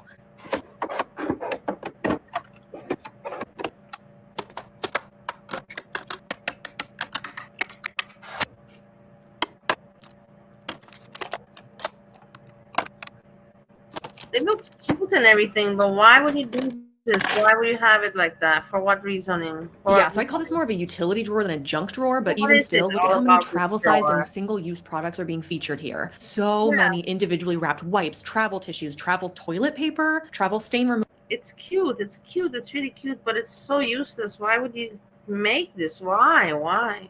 remover and disinfecting spray and deodorant wipes. Like, you're at home. Why do you need all this travel size stuff? Incredibly wasteful, expensive, and unnecessary. Presumably, there's a spot in your home where you keep all of your full-size cleaning products, so why do you need to fill a drawer in a different room of your house with all of the mini versions? I personally don't have space in my house to have an entire drawer dedicated to stuff like this. I also don't see the purpose of it, so I wouldn't make room for it either. Also, this battery organizer looks super satisfying, right? People are going crazy for this in the comments, asking for the link to it, and it looks so great and orderly in this reel until you go and buy yourself a value pack of batteries at Costco or something, and there's not enough slots in this battery organizer to keep all of them. So you fill it up and then you have this back stock again, just like we saw earlier with the fridge organization. So now you're gonna have to find a spot for that too. It's just not practical. It's almost like you would need an actual junk drawer to fit all the excess stuff that didn't fit into your Instagram junk drawer. If there was one clip to prove to me how unrealistic these restocks are and how they're all for social media, this would be the one. But at the end of the day, I guess it doesn't really matter if it's realistic or not, because the primary goal is not to organize your fridge, your bathroom drawer, your junk drawer. The main goal is to showcase a variety of interesting products that catch people's attention and display them in such a way that makes the viewer feel like they need those products in order to improve their life in some way. I truly could go on forever and ever showing you examples of these restock influencers, but here's the point. Here's what I want you to take away. You can still be fulfilled and happy and worthy and important and successful in life, even if you don't have a drawer in your freezer for fancy ice, even if your produce isn't perfectly curated and labeled, even if you don't pay hundreds of dollars to restock your bathroom drawer for one specific guest. I think this kind of content speaks to how much we value materialistic goods and how much of an importance we place on consumerism and overconsumption to a gluttonous degree. I think it's wasteful and it's bad for the planet. I think it's bad for our finances, and I think it's bad for our mental health. These types of videos make us normal people feel bad about what we lack, whether that be the money or the time or the resources to live this way too. If there's one thing I want you to take away from this video, it's to please remember that this kind of content is not something to strive for or something to compare yourself to. No one actually has time for this. Most people don't have money for this, and most people aren't willing to bother with how much time and energy it takes to live this way. It's not real. It's just the influencer's job that they're doing on social media. The creators I've shown you today have hundreds of thousands of followers. Some of them have over 1 million followers. Their influence and their reach is very significant. Literally,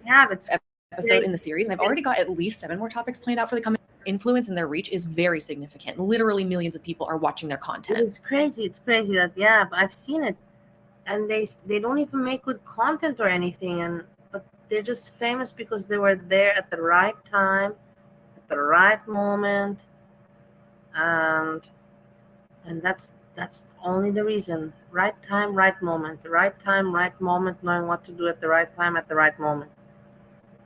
And on one hand, I understand that it's their time and it's their money. And if this truly brings them joy to have a lifestyle like this and to make content like this, fine, more power to them. But we have to understand that it's our responsibility as the viewers and consumers to manage our own thoughts and feelings about their content. And I think we need to be self-reflective and assess whether or not consuming this kind of content is good for us in the long run. If you find that it makes you feel bad about yourself, or that you feel envious, or you feel compelled to spend beyond your budget, or if it makes you believe that you need material possessions to be happy in life, I would urge you to reconsider following that creator. Or maybe you could mute their post for a while to see how that makes you feel. Or if this is coming up and the algorithm is just feeding it to you, even though you're not following these people, there is an option to go to the settings of that post and request to not be shown content like that in the future. So you can do that as well. I think a great way to end this video is to shout out a couple of creators that are doing their influencer job really responsibly. If you really enjoy restock and cleaning type content, but you don't want 100 products pushed down your throat with every video, check out Carissa Cleans It All on Instagram. I can have her profile linked below. She's a mom who shares her very real. Okay, so I will be covering more of what she says. I just discovered her today. I will end the note because Simping for Christ is here. We have to end it with Lisa Richards. Simping for Christ, do you know this creator?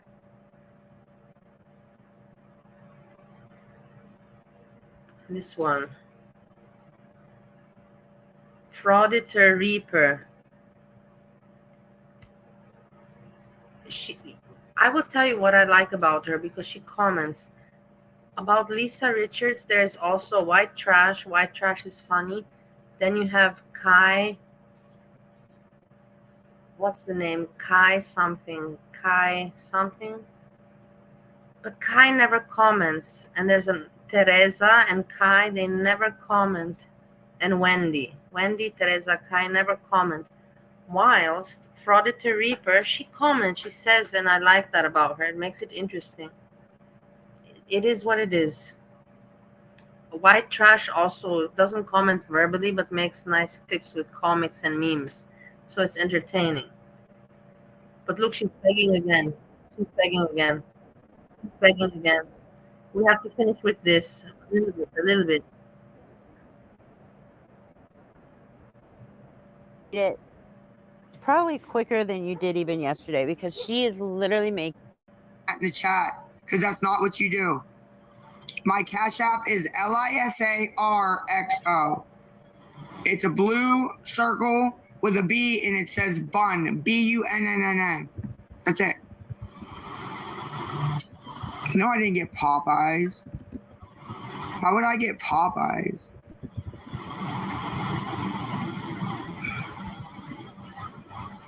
What a clown. I need $30. $30. Oh, it's water in there.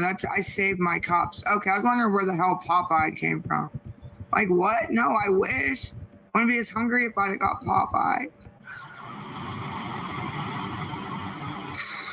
For food, I'm hungry.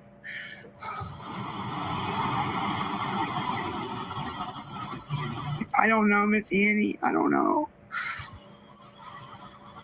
No, we're not doing that, Marie 270. Bye, get out. Don't do that in my chat. Fucking sitting here starving. Oh, okay, I'm not hungry, y'all. They know that I'm not hungry. I'm tired with them.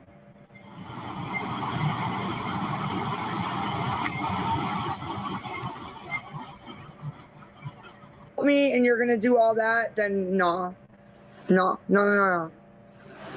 That's it. No. No, I woke up early because I'm hungry. I'm hungry. It actually woke me up.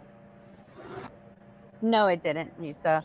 What woke you up was the fact that you need your fix again, and you need it probably quicker than you did even yesterday because she is literally making enough money to buy more drugs and taking it more frequently. So her body's saying more frequently, hey, we need another fix.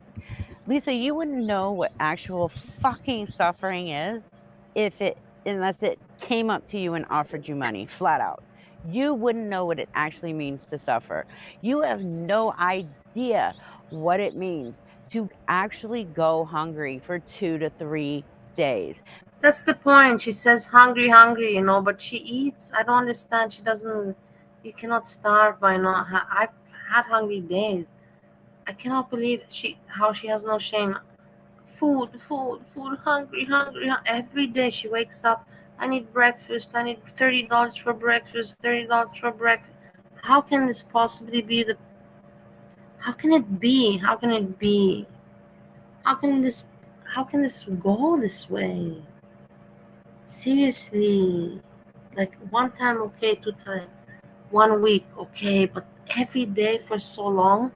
Because you would rather your child eat, your son, than yourself. You have no clue what sacrificing as a mother really is because you've never been a mother to those 4 children of yours, ever. So you have no clue what actual starvation feels like. You have no clue what suffering actually feels like. You get $679 a month in food stamps, in which you sell by day 2. And that was even when you're... That's a lot of money to get free. That's a lot of food to get free. Me in my life, I have never gotten anything for free. I have never gotten anything for free. I've never asked for anything for free. I've never looked to get for anything for free. But I can't imagine to be ungrateful. For me, it's like, I'm telling you honestly, for me, it's like, wow, to be able to say that I have over $600 of free food. That's really good. That's very good life. That's very good life. Me, I spend like, okay, depends. In Bali, I spend this. In Austria, I spend this. It depends on the lifestyle I have. But in America, with my married lifestyle, with Steve, I spend $130 a week. And that includes coffee, milk, that includes laundry detergent, toilet paper, and all of that, and meat and ice cream and all of that. So multiply that. $520 a month. I can. Are you out of your mind? Your 11-year-old son, was still living with you. You did that even then. I have a video clip of him asking you, did you sell our food stamps already? Pete, You don't know what actual suffering is. Shut the hell up. I like Pete's very much. I was good friend of Pete's. He just didn't like me anymore after the Foodie Beauty ex-boyfriend story came out. But that's normal. Miss Fred love nothing. Nothing. It's pinned, Miss Megan. I need 20 total or 20 more, but 6 minimally, so I can at least go to the gas station and get something, anything. She just said she needs 30. Now she needs 20. $800 a month? Yeah, I told you, $520, but that's just me and Steve. But that includes drinks, milk, coffee, bread, sandwich stuff, toilet paper, laundry detergent, dishwasher, and all of that. Everything for in the house that includes $520 a month. Or 20 more. Or at the minimum, 6. How in the fuck did she come up with these numbers?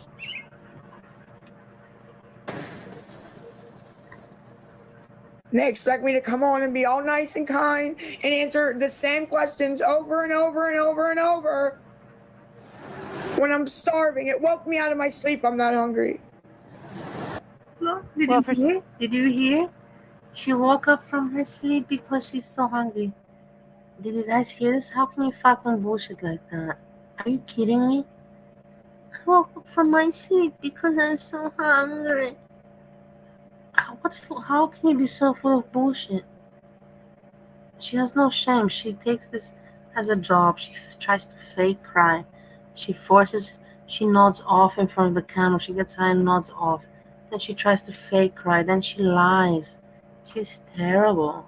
Someone who is at the mercy of strangers and asking them for their actual hard-earned money and disability payments, you would think that you would want to be a little more kind, a little nicer to people. But no, it's all about Lisa. It's all about Lisa's drugs. That is it. That's all she gives a shit about. She doesn't care if you give her money or you don't give her money or you don't talk in the chat and you just sit there and watch her. She doesn't care which category you fall into. She's going to treat you like shit if she doesn't get what she wants. No, we didn't. I said that already too.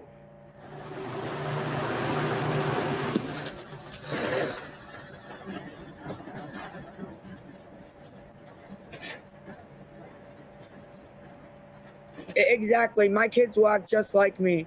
And get what they want in the world. So don't ever talk about my kids ever. Ever. You know what? It's funny that she says that her kids will act exactly like her and get whatever they want in the world. Because Abby is already a fucking brat. 23-year-old brat. So I can only imagine how horrible she was growing up. But she's already acting like her mother. Then you've got her second child who's 18.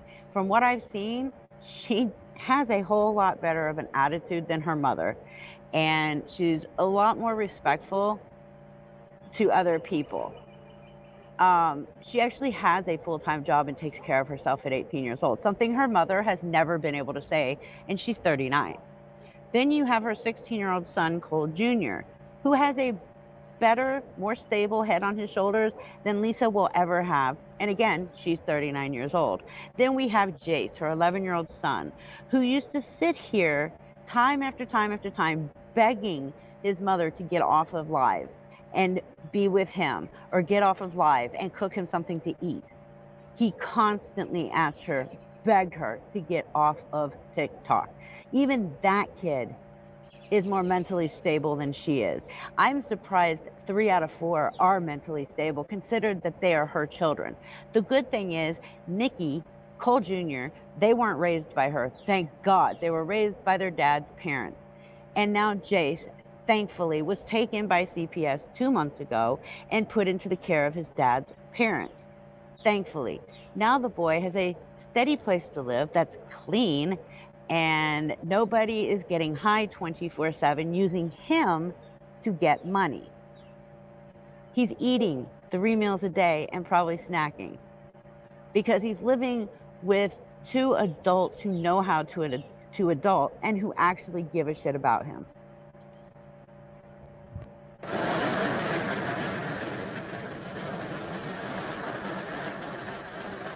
Yes, Miss Megan, that would help. Yes.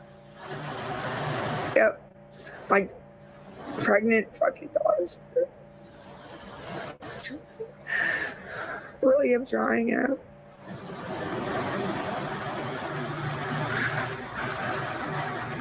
I don't see anybody here really who is my. I don't.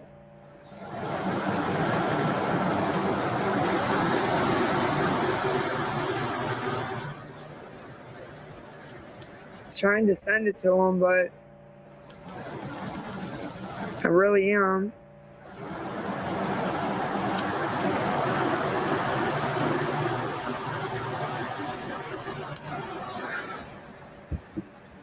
I need 6 more, $6, so I can just go to the gas station. I'm not even asking for the 20 now. I'm not even asking. It's not anymore about $20. I got 318 people staring at me. 318 people staring at her. Guys, stop staring at her. She doesn't even want anymore $20. Now she only wants like 6, so give her a break, for fuck's sakes. Look at all these people staring at her. I feel so bad. I want to cry. Like, nah. Can somebody please send the 6 so I can get off here? This is what they want. They're not getting what they want. And I need 6, please, from one of my friends on here so I can get up out of here. So these fools aren't sitting here watching this. They're not. They're not. They're not. They're not. They're not. Poor delusional Lisa. We are. And do you know why we are? Because this is a free fucking country. And we have the right to watch whoever the fuck we want on TikTok. We have the right to sit here. Megan, you understand? She does this every day, and she has no day she comes with shame. Every time she comes with entitlement. And when she gets too fucked up, she even forgets it, and she tells to the people, you see how easy I make my money? You idiots. You see how easy I make my... It's disgusting. And the next day, like nothing happened. She pops up in the morning. Hi, guys. Good morning. Good morning. Good morning. I just want to get some breakfast and some smokes. I really want a cigarette. It's all every day the same. It's every day the same. Nothing happens to her. Here and watch you pretend to starve. We have the right to sit here and watch you treat people like shit. Good night, Freedom. We also have the right to try and stop you from making victims out of your scams. Sleep well. And that's what we are doing. That's why we are in there. That's why we are watching and not talking to you. That's why we're not giving you any money. Freedom, I didn't make you a mod. We can record you, and then we can make no, I made everyone a mod, but I didn't make you a mod. Next time, let's see if you come by again to say hello. The people that I made mod today is people that have been saying hello to me. And Freedom, you've also said hello to me. But the people I modded today is because they have shown some loyalty to me, and loyalty is very important. Not on YouTube, in life in general. But I want to make a small group, so when I see that people are okay, I want to mod people because I want to make a small group. Because I can manage. I know who is good and who is bad. Not all the time, but I've learned a little bit along the way. With experience. To make people aware of who you are, the scammer that you are, so that they don't become the next victim of Lisa Richard. I'm going to go through the list and just start blocking people that are watching. Like, I really am. I have nothing else to do on here. Is that what we need to do? Is it? They're not commenting. They're just staring at me. I don't even care about the comments. I don't care about the comments. I care about the $6. You hear? I don't care about the comments. I just care about the $6 every day, every day, every day. It's like this. I care about $6 so I can go to the fucking gas station. Okay, I don't want your prayers. Save them. Save them. No, there's no filtered words. Look, now she gets angry. Look, now she gets angry with the people. And she's like, save your prayers. Save your prayers. And she'll start to curse at the people. And then later on, this is not in this video, then she comes on and she's nodding off in from the camera. And then she's like, she says that she has to go pick up her kid, or she needs money again to pick up her kid or something like that. But look at her now. Look at this now. Nobody's coming through with... I agree. Save your prayers for somebody who actually needs and wants your help, or anybody's help for that matter. Lisa doesn't give a shit. She doesn't want our help. She just wants our money, and that is it. But the sooner people stop giving her money, the sooner she's going to have no choice but to go into rehab or start selling herself. I'm not sure. I would rather see her go into rehab than to start selling herself, but that's just not going to happen. She doesn't want to go to rehab. She wants to keep getting high. She's been doing it for over 20 years. Over 20 years. I don't know how much I can stress that. She's been in methadone clinic for 19 years. She's been doing drugs for over 20 years. Her love of her life literally died of an OD 4 years ago, 2 years after he left her. He was in a better place with the girl he was with until Lisa started to try and destroy that relationship, and then he OD'd and passed away. I don't want to see her OD. I don't want to see her die. I would rather see her get the help she needs, stop scamming people, and get her son back. But I'm not going to hold my breath on that. I would first rather see her just stop scamming people, and people stop letting her scam you. Anything. I'm not messaging. If you can send $6, send it. If not, that irks me. $1 helps. $1 leaves $5. That would help, proper. I would appreciate it.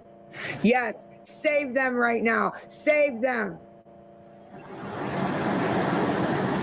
That's not feeding me. That's not feeding me. Your prayer, sir, is not feeding me. Get it? No, thank you. Shove it up your ass. Shove it up your ass. Okay, it's pinned. If you can help, my CA's Lisa RXO. Lisa RXO. If you can help. If you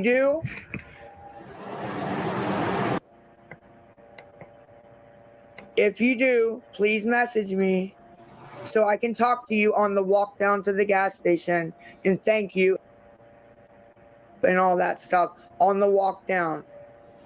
Don't message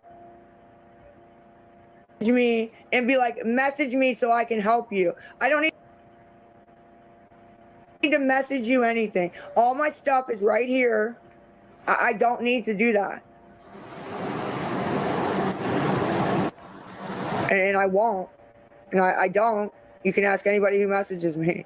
You get a response if you're a friend of mine or you are a supporter. That's it. Other than that, I ain't got shit to say. She means enabler. That's what she means. If you're an enabler, not friend or supporter. Well, you heard her right there. You will never get a response from Lisa unless you pay for a response from Lisa. That is the only way she's going to respond to any of your messages, is if you actually pay her to respond to your message. I mean, this bitch actually thinks she's that important and special, that people have to pay her to mod, people have to pay her to respond to a text message or a private message. It's disgusting. And how many TOS violations does this bitch have on TikTok? And TikTok still does nothing about it. I want to know how long did it take TikTok to finally boot Chili? Because and I want to know what route was taken so we can get her off of TikTok as well. So bye. Out.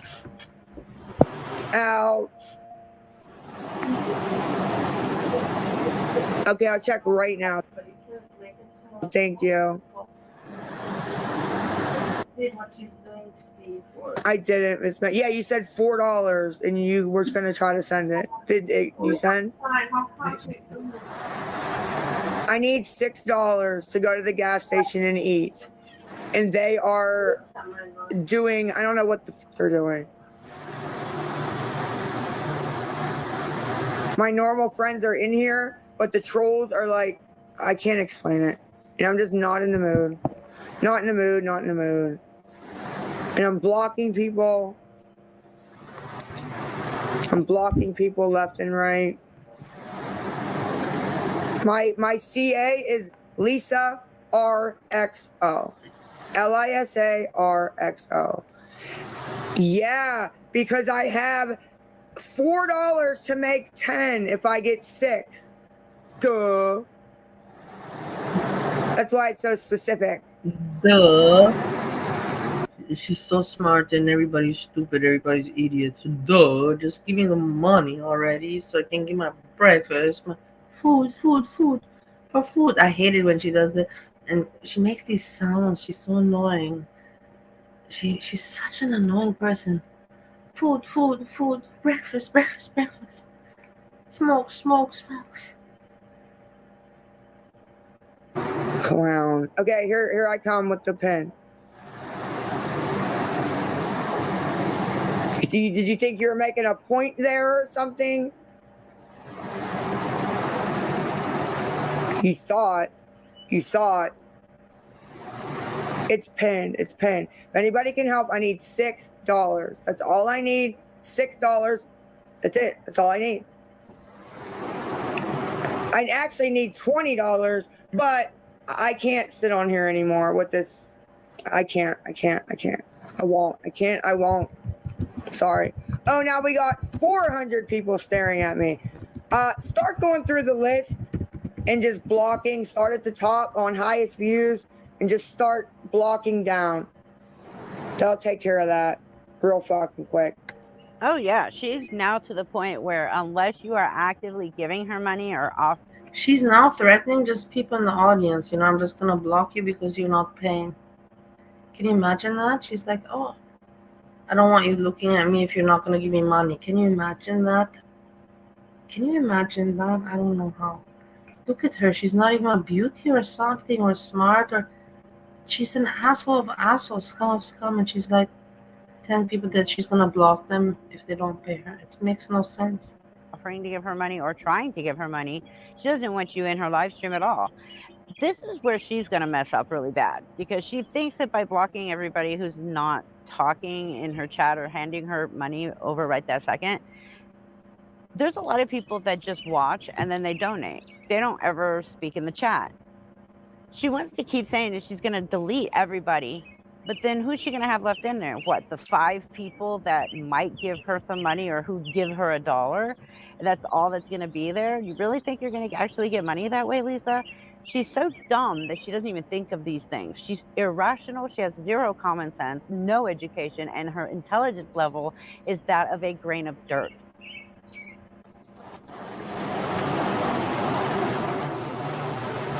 Yeah, just block it down. Yeah. Go in my settings, block it down. And then they can't watch, and that'll be fine. Then they ain't staring at me. Don't want to help, don't want to comment, don't want to nothing. But you expect, yep, somebody who's hungry is gonna be rude as F. Nope, I kicked out my mod that had the Venmo. I'm so sorry. I kicked her out.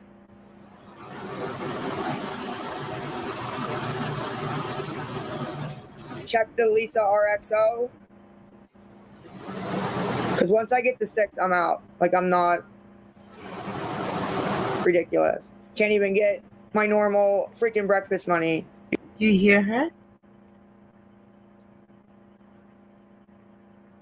Can you hear her say, I can't even get my normal breakfast money? As if it's like, how can somebody say, I can't even get my normal? You can get your normal breakfast money, but you have to do it in a normal way, because what you're doing right now is not normal. Does that make any sense to you, Lisa? Stupid, you fucked in the head.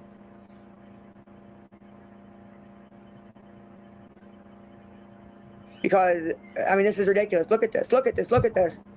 All right, she's getting them out. We're down to 434. Okay, yep.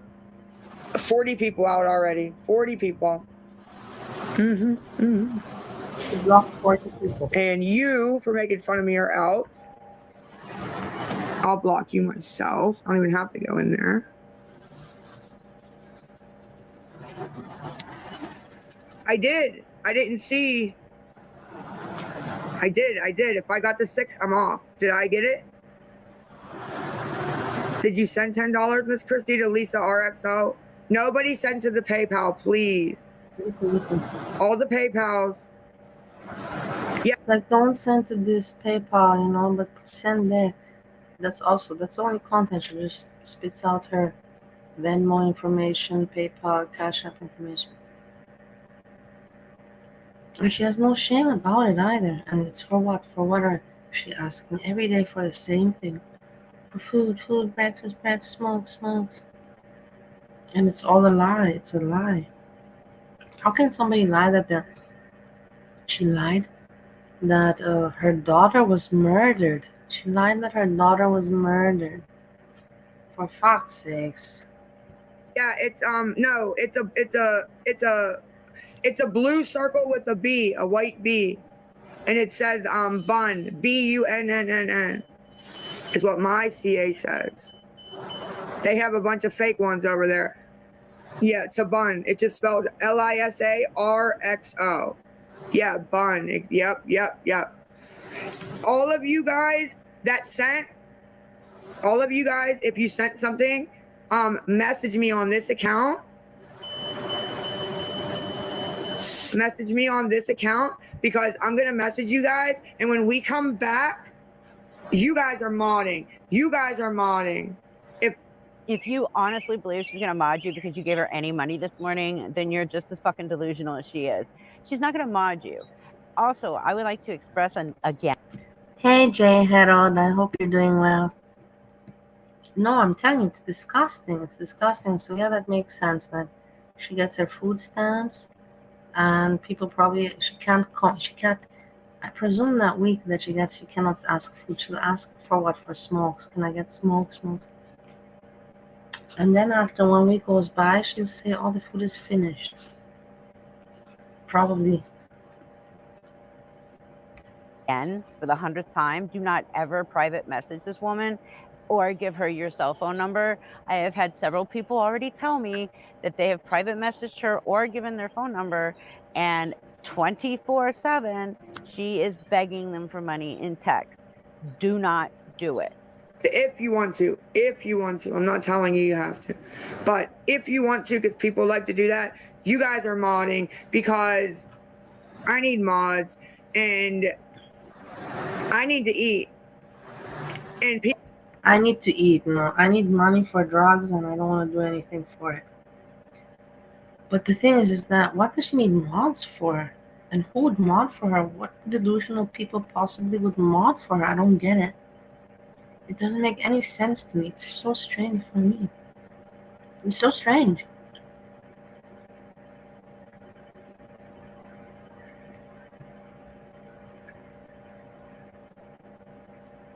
People that help like this are the ones that keep me eating and gaining weight, to where people are like, you're.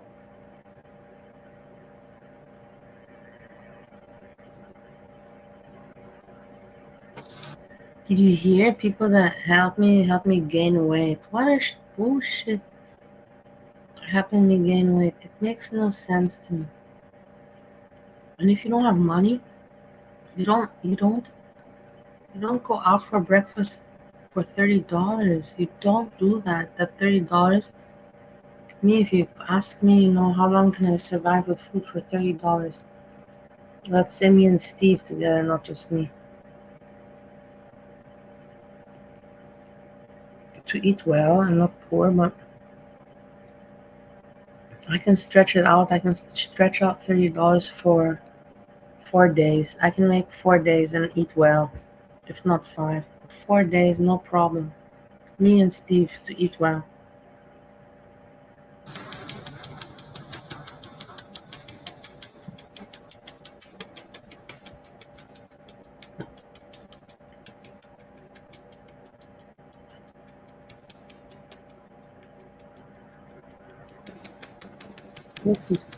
She's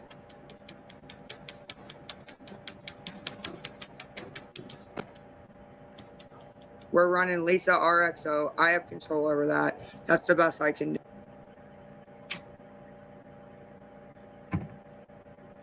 I blocked her. She's already out. No, and please, if you send to the PP, don't even tell me. Because it's just making me even more mad. Listen, she says to the people, if you send to the PP to PayPal, that means. If you send to the PayPal, don't tell me because it's just going to make me more mad. The entitlement, the audacity. Please. No, I didn't get anything from the PP at all. Not a dollar. Not a dollar. Not a dollar. I don't even like to come on and tell people it got locked up because then everybody sent to it. The whole chat. So, no. Yeah, it was a joke. Exactly. Exactly. Well, we're not joking right now. Have a good day. Let's have you wake up with hunger pains from your birthday and see if you're joking. Because I sort of fucking. Again, Lisa wouldn't know or understand what true suffering or starvation really is. She has always gotten food stamps and she's always gotten help. So she doesn't know what real starvation means. My point, she doesn't know what real starvation means. I've seen people that are really starving. I've seen it in Indonesia and Bali during COVID. You don't even want to know. You don't even want to know how much from myself, had to.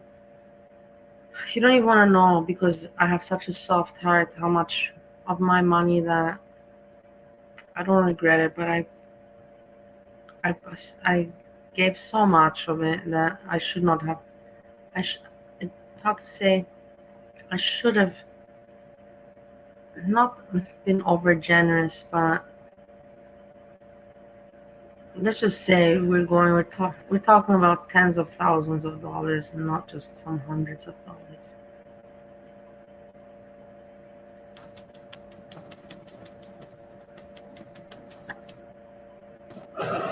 Down, down. You're not getting in the box. It's not your problem. If you don't want to help me or can't help me, please leave. It's not your problem. How rude can you fucking be? How rude can you be? Get out. It's not your problem.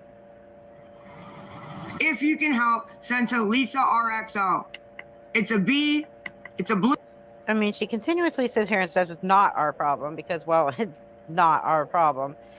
But she acts like it's our responsibility. See, that's the difference. It's not our problem.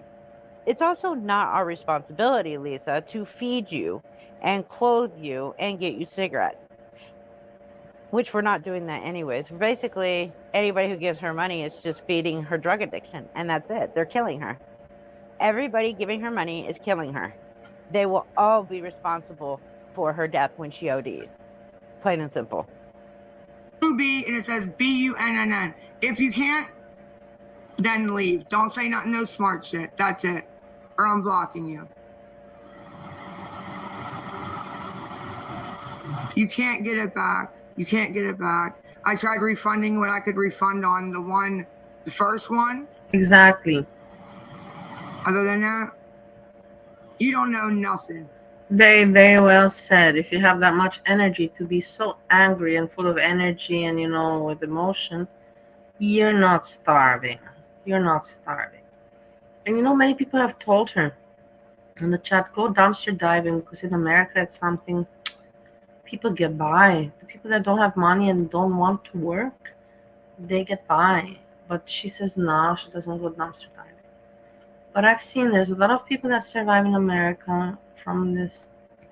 I'm just saying, if you don't want to go to work, before you go beg for food, go looking for food. Look for it. If you're not going to work for it, go look for it. Animals even fucking do the same. Even animals do that. They don't have mouths to beg. For fuck's sakes. You don't know nothing, Riri. It's a fitting name. How is Riri a fitting name? Like, I totally think that Riri is a cute name. So why would you say it like it's nasty and say it's a fitting name? Oh my god. Like, seriously. Look, they got trolls coming in here at 4:30 in the morning. Trolls coming in here at 4:30 in the morning, whilst you at 4:30 in the morning are e-begging. Do you not realize this?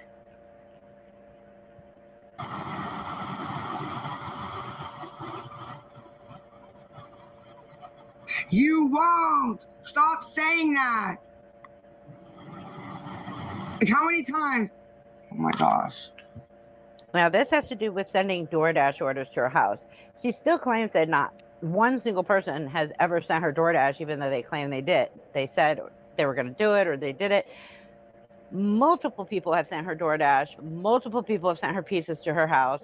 She has thanked like one or two people, but she claims that other people have not, when they actually have and they were able to prove it on their own account. She would just say no, because she doesn't want DoorDash people. She doesn't want food. She doesn't want groceries. Harold, I get She hungry wants sometimes, money, never strictly money starving. only, maybe gift cards when she gets really desperate, because her dealer's not going to take food. He wants money or gift cards. That's it.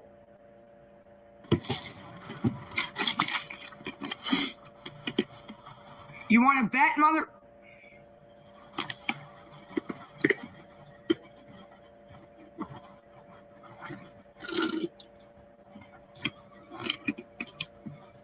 Does she work? Why don't you ask me? And she drinks juices all the time, Mountain Dew and everything. And the thing is that these things cost, I don't even, yes, I have juices and I drink apple juice and everything. But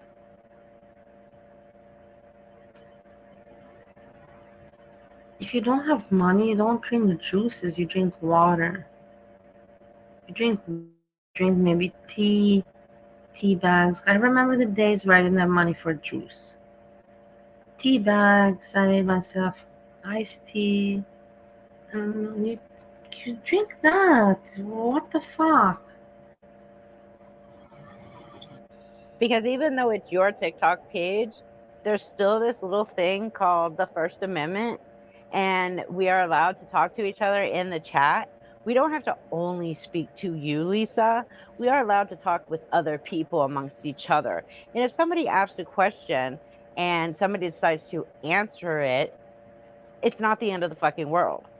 So shut up. Why is it? I know why she gets mad when people answer for her, because she wants to be the one to tell the lie, because the other person in chat is going to tell the truth. She doesn't want that truth getting out before she can tell the lie. And that's why she gets so upset. But Lisa's one of those people that does not believe in the First Amendment whatsoever. And unless you are backing her on her lies and her scams, then it's okay. Idiots. It's real. It's as real as it gets. It's as real as it gets. I told her to, Angel Eyes. I told her to. She did. You're not. Nobody else does either. So no. Get out. Look what she comes. Wow. Wow. She's the one saying, wow. You know, I'm gonna laugh my ass off when the day comes that she has done kicked and banned everybody from all of her pages, and she is sitting there by herself begging for money to nobody. That is going to be the greatest day on TikTok history. Me too. I'm also looking forward.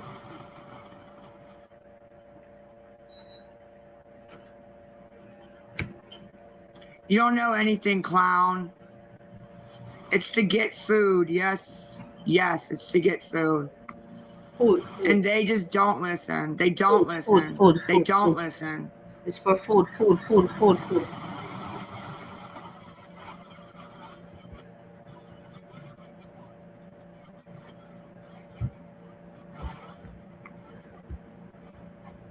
Don't worry about the comments. I got them. You worry about everything else.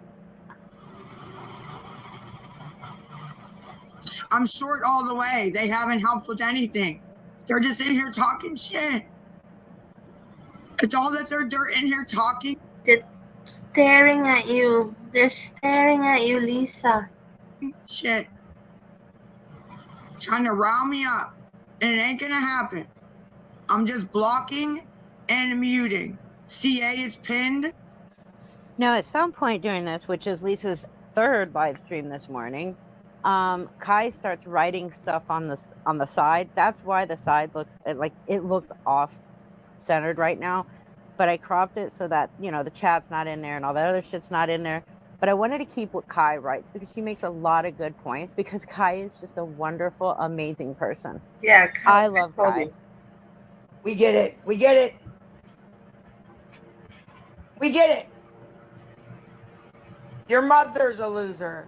Your mother. So now Lisa's calling somebody else's mother a loser because they called her a loser. But let's see, Lisa, let's break this down a little bit here. You're a mother of 4 children. They have a mother.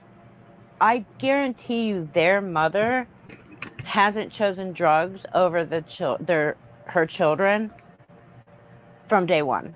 I guarantee you their mother is not a junkie. I guarantee you their mother worked at some point in life.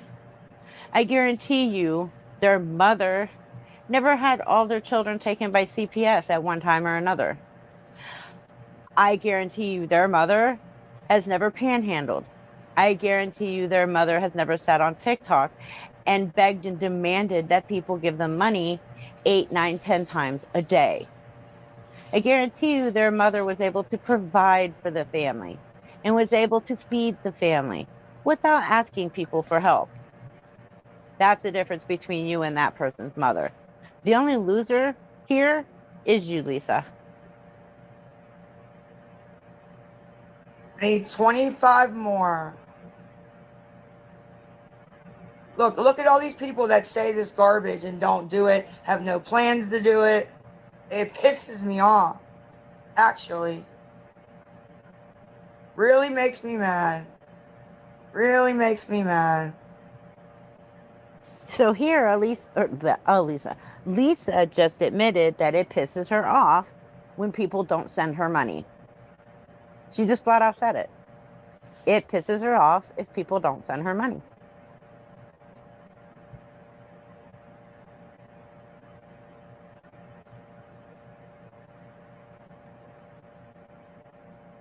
No, I need 25 more to eat. And they're being ridiculous. Eat, food, bullshit. And how, like I ask you people, how can the people are American people, they're not morons. They can say, why do you need $25, man, to eat? A fucking pack of ramen noodles, how much is that? I don't even know the price these days.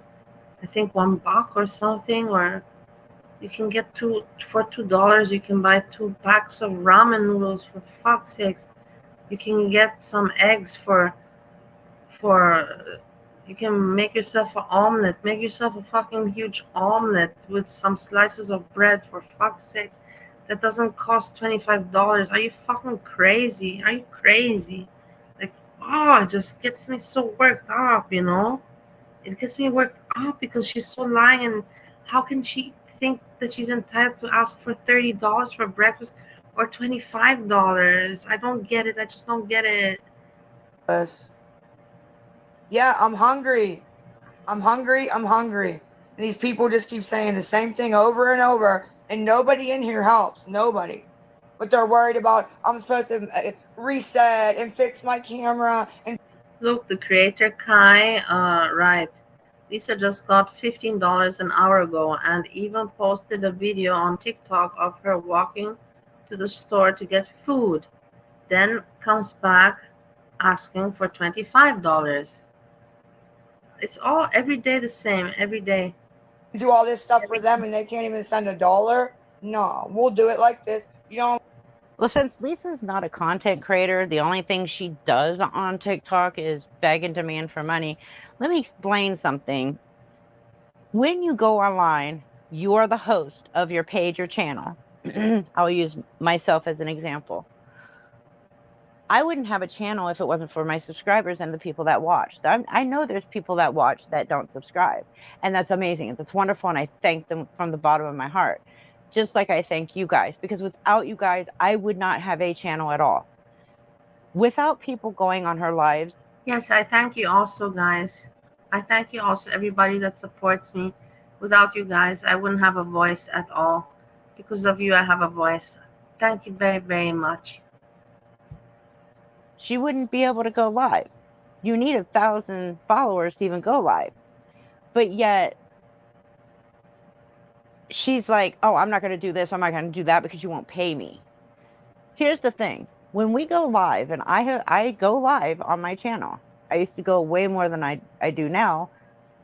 But if something was wrong with my live stream, and my subscribers are in the live chat telling me something is wrong, like an echo, for instance, I'm going to fix it right away because you guys are telling me something's wrong with my live stream. I'm going to fix it because that's what we do. We're doing this for you. For her to sit there and say, I'm not going to do this. I agree. I'm using StreamYards for you. I'm using StreamYards because you said that it's better quality. I'm doing it for you. I upgraded my knowledge in order to be able to be more appealing towards you. So you don't say Bali bullshit content and bullshit quality, and I try, I do my best. Listen, I'm not going to fix that, and I'm not going to fix that unless you give me money. Everybody should just walk out, should just walk away. It's just wrong. Yeah, on many levels. Like it, scroll on up.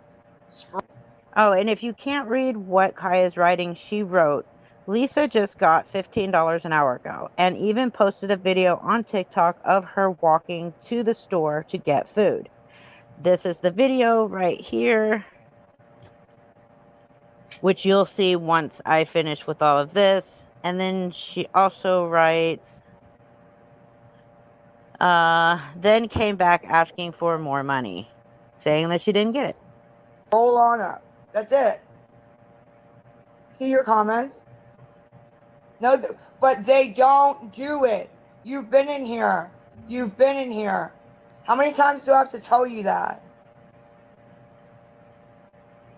They don't send it. They're only saying that to make me mad and make you guys. Okay, I'm muting everybody who says that. Then they can't say shit. How's that sound? Look. Okay. No, you won't. You can send me CA so I can make sure that I get my breakfast. If not, breakfast again, breakfast. Oh well, scroll on. Breakfast again, breakfast. Scroll on. No, ma'am, you're out of my live. Have a good day. Have a good day. Have a good day. I'm not Maddie. I'm not going anywhere but to the damn grocery store for breakfast. Breakfast. Hey, Nicole. Hey, Boo. I'm going to filter it. Yes. Yes, ma'am. I'm going to write her an email. Okay, now you can't hear either. Sorry. I don't care. Don't I give want to a write it fuck. well. I don't want to write it How's that sloppy. sound? I'm gonna write it tomorrow. How's that sound? Well, that sucks. So that she reads it. If I Mods, write it, just pin. if I write it too aggressive and everything, you know, and my style with spelling mistakes, she's not gonna pay attention to it. So I have to write it very nice and in between the lines, you know, so she understands what I say. And I will do it like that. I will say, Lisa, I really want to.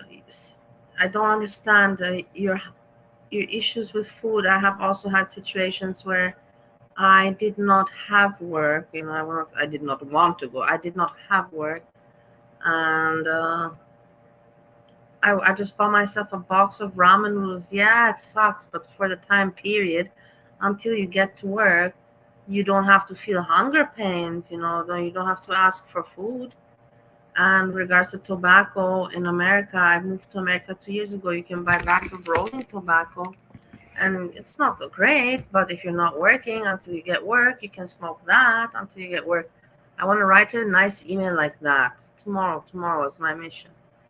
Tomorrow's a new day for this. You can help her with breakfast, send here, and they can watch the black screen. I don't give a shit. I don't give a shit. Screw them, bro. I'm upgrading my shit. I surely am upgrading my shit. No. Tomorrow I'll show you the email and everything. I'll send it in the morning, and maybe I'll get a response or something by the evening, so I can present it. My normal people. And you know that I know you guys know me. I'm gonna write it very, very nice. Very nice that she can't even understand that I'm kind of indirectly telling her, you know, like, what the fuck. I'll write it so nice, and you know, I am from Austria and I've seen you on YouTube, and I moved to Ohio, America 2 years ago. I know it's a very difficult, expensive life, but you can best you buy some eggs, and you can always eat ramen noodles, eggs. No need to spend $30 or $25 on one meal. This is ridiculous. And also cigarettes. I reduce smoking, but I also use sometimes this rolling tobacco. Is very good solution for you, Lisa. I will tell her like that. A hold of me, and the rest of these people are just here to troll and talk shit. So I'm actually glad that it's black. I cannot accept DoorDash, ma'am. Stop saying it.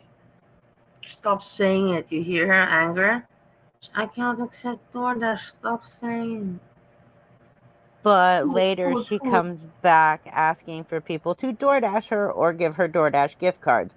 She does this when she only wants the money. She will claim that she cannot accept DoorDash, that DoorDash does not come to her home. We all know that she can accept DoorDash. We all know DoorDash goes to her home because she has admitted that she buys DoorDash all the time. It's the only way she gets food, she says, is by DoorDash.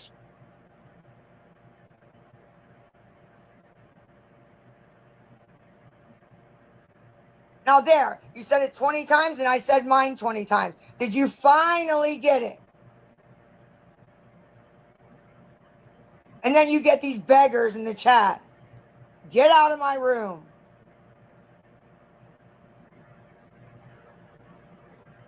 Because they're lying. They're lying. They're lying. They're lying. They're clowns. They wanted me to reset so I didn't have 1.4K in here. And I'm not doing it. That trick don't work no more.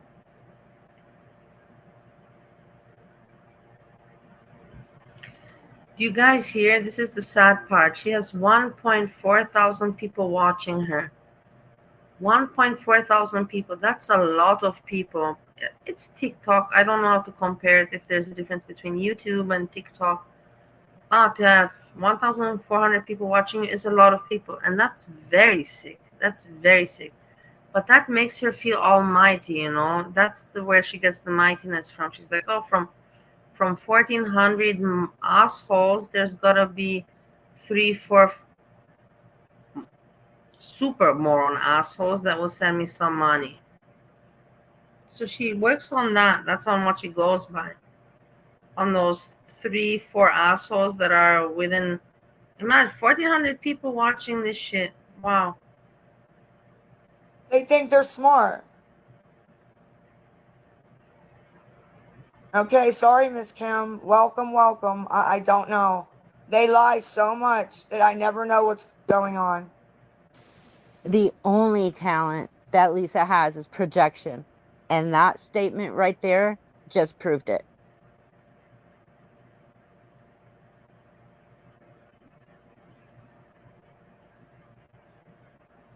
I am hungry, ma'am.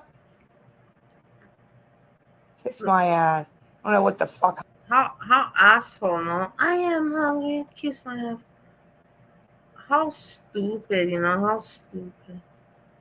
Go in the kitchen and boil yourself some rice. Put some salt and pepper on it and feed yourself. Asshole bitch. Hungry is. You get woken up with dead sleep because your stomach hurts. You should look it up. I think you get woken up because your stomach hurts. Fuck you, you spoiled bitch, white trash, hillbilly crap that you are. Tell me I'm not hungry. Oopsies. Sorry. Stupid. Nobody's coming in my boxes. No free clout. No free clout. No, it isn't a recording. It's not a recording. It's me being hungry. And if you're not here to help, scroll along. Don't even worry about if it's a recording. It doesn't matter. It's me being hungry, you know. It's just me doing my usual e-begging and calling it as hungry. Food, food. Breakfast. Stupid bitch. I hate her so much. I really do hate her very much. She's just so disgusting as a person. They got the point to shut the fuck up. Thank God.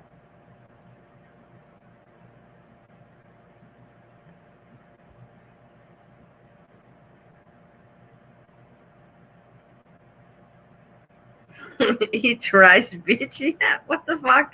I don't know. Is it just me, or did you guys not have these days when you were students, you know, when you were young kids and you spent all your money on the party and you're like, fuck, man, now I got to get through this week, you know, eating, you know? And you have to think, you know, how to get through the week eating. And you learn to eat sometimes just, you know, boiled fried rice, a little bit of soya sauce, and if you have some sausage or something next to it, then it's excellent. Or just, you know, French fries. Didn't you have the French fry diet? French fry diet, fried rice diet, ramen diet. Give me a break. You don't know those diets. I've lived through them with Steve number one. We can tell you many stories about those kind of diets we went through. Because we spent all the money or we did some shit happened. And omelets a lot, you know, and when we had a healthier moments, you know, it would be omelets. We ate a lot of omelets. With eggs you can always make stuff, and it's relatively filling, protein, healthy. Slice of bread, French fries, you know, like I said, potato dishes, fried rice, ramen noodles, or just noodles, spaghetti with olive oil and garlic. What do you need? Nothing. Spaghetti, a little bit of olive oil and some garlic, and you got the spaghetti alle olio. Salt, pepper. It's good. We ate good even if we didn't have a lot of money. So that's why I don't accept excuses from assholes like this. Not at all. Fuck off that you cannot eat good because you don't have money. No, you're just fucking lazy. That's it. You're just lazy.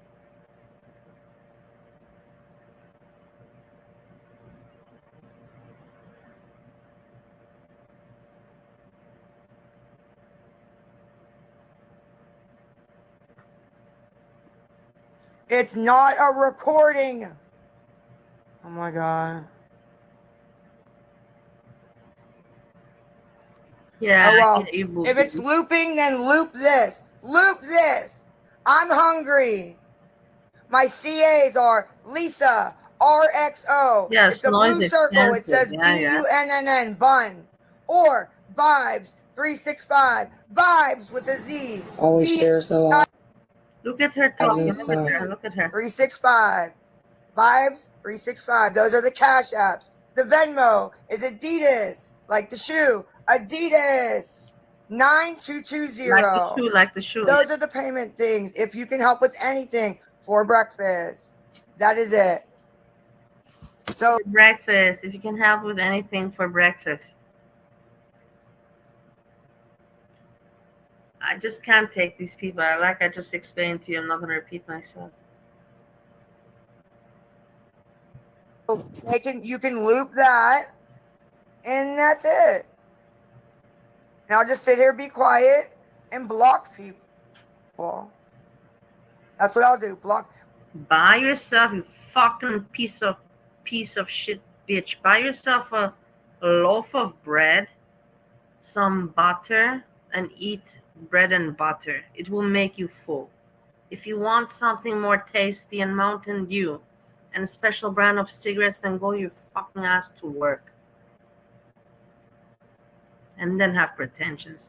I don't understand how you guys can accept all of this and say, well, it's addiction. Nah, it's not addiction. I've seen many addicts that had no audacity to have such demands and entitlements. Withdrawal, your dad's out of. Ooh, Lisa, you couldn't fight the truth that time? Just couldn't muster up anything? Aw, poor Lisa. You got called out and then you didn't have anything to say about it because you know damn well they were telling the truth. Block them. Block them. No, you know what? I'm going to block them. You guys do what you need to do. I'm going to block them. I'm not restarting. I'm not restarting. I'm not restarting. I'm blocking everybody who has something smart to say. Okay, oh well. Good. I hope it does replay. I hope it does. Over and over and over and over.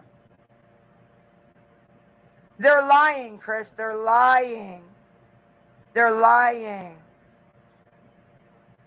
I will tell you, Megan, I do my thing now on the internet. But in order for me to do it now on the internet, I had to move a lot before. I miss the active life. But at the same time, I'm glad that I went through it. That now it's easier. But it's not exciting. It's not as exciting anymore. I don't have the thrill that I had before. So what I miss working in society. I miss working outside in society. A lot of people would consider it a privilege to work just from the computer. And it is a privilege. It's not considered. It is a privilege. But at the same time, there's a lot of negative shit. You lose pleasure in your work. If you don't deal with people, that's me. That's everybody's different, but that's me. If I don't deal with people face to face, I lose the pleasure of it. And if you lose pleasure in your work, that's not a good thing. So, but it is what it is. I am privileged and I'm lucky that I can do my work from wherever I am, whatever time, as long as there's internet. And I'm blocking them. Bye, Em. Bye. Bye. Anybody else? Oh, you too. Okay. I am saying the same thing. I'm hungry. If you can help, help. If not, guys, let's go up in this and start blocking viewers. Let's start blocking viewers that aren't helping. Let's start blocking viewers that are just sitting in here and not helping. Let's start. There you go. Get them out. No, I'm hungry. Like, I don't know what part of that you don't understand. Bonnie, Get the fuck up, bitch. Whatever. You can think it's a recording all you want. It's not a fucking recording. The best part about this is she has no clue that people are actually fucking with her at this point. And she's just getting more mad and more mad and more mad as it goes on. So these people are truly messing with her big time. And she has no clue. I love it. Get this Steffi bitch out.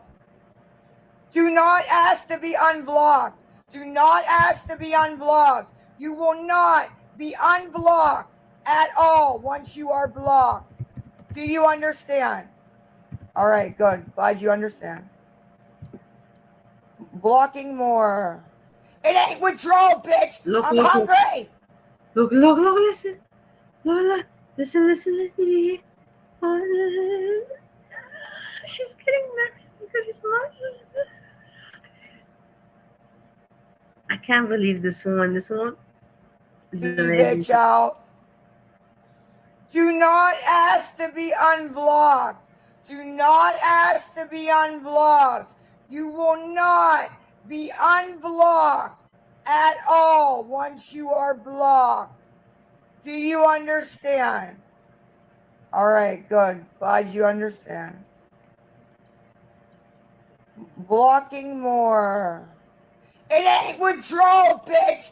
I'm hungry. Crazy. All right, Mary, block her. Crazy. At this point, it's like the Price is Right. Mary, come on down. You just want to block. Like, who gives a shit, Lisa? We're just gonna make another account and join back up.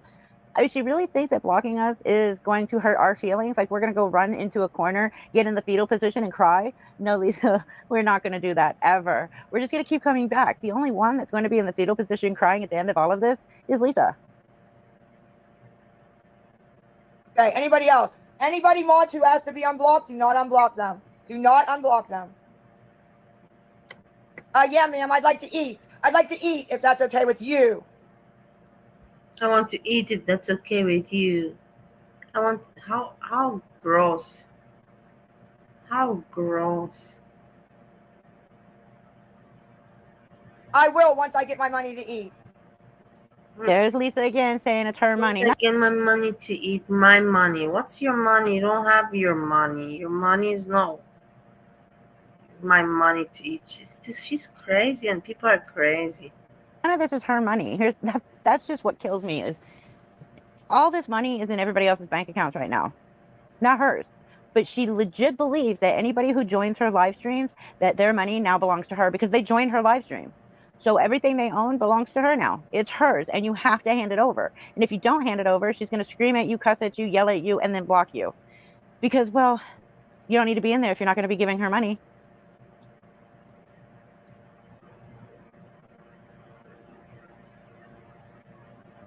Not a recording. I'm just blocking. I'm not even saying shit else. I'm not even saying shit else. I'm blocking. Shit, block them.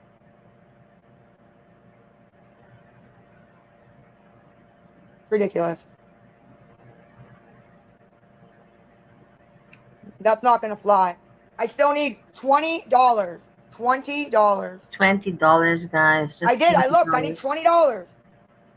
She's hungry and she wants to eat something expensive. Okay, give me a minute. Yes, I have 10 now. All this shit, somebody else sent 5. I need $20 more. 20. That is it. It's not a recording. It's not a recording. It's not a recording. I need $20 more for breakfast. $20 more for breakfast. Do you guys hear this? Do you hear what I hear? I need $20 more for breakfast. What is wrong with people? Seriously. Could you imagine yourself tomorrow waking up and going on the internet and talking like this? Could you ever imagine yourself doing this? Ever. Could you ever imagine yourself doing this? The thing is, I could imagine myself more doing prostitution or something like that. Okay, for me, that's not even a big deal because my mom was one, but so The apple doesn't fall far from the tree. I'm joking, but I'm not joking. No, but I could imagine myself more doing prostitution than doing something like this. I can't imagine, for me tomorrow to wake up and to think, okay, let me go online and let me tell with attitude to the people, I need breakfast, you idiots, breakfast. Send me $20, $30 for breakfast. Like, what the fuck, man? $20 more. $20 more. $20 more for breakfast. This is not a recording. This is $21 for breakfast. More. This is not a recording. $20 more for breakfast. This is not a recording. I am blocking the people saying that as quickly as I can. No, they're not getting me to do that. They're trying to, so my numbers go down. No, you're a clown. You're thinking of the wrong person, clown. Go clown. No, when that person said that you were technically needing $21 more for your next fix, he wasn't thinking of the wrong person. He had the right person. You're the one who's lying. You don't need it for food or breakfast. Well, maybe she does need it for breakfast, as we all know that her breakfast of choice is whatever drug she's going to take that morning. Found somewhere else. $20 more for breakfast. 20 more. My stuff is pinned. My stuff is pinned. Guys. My stuff is pinned. She forgot that she's on TikTok, and she now already thinks that she's in the circus.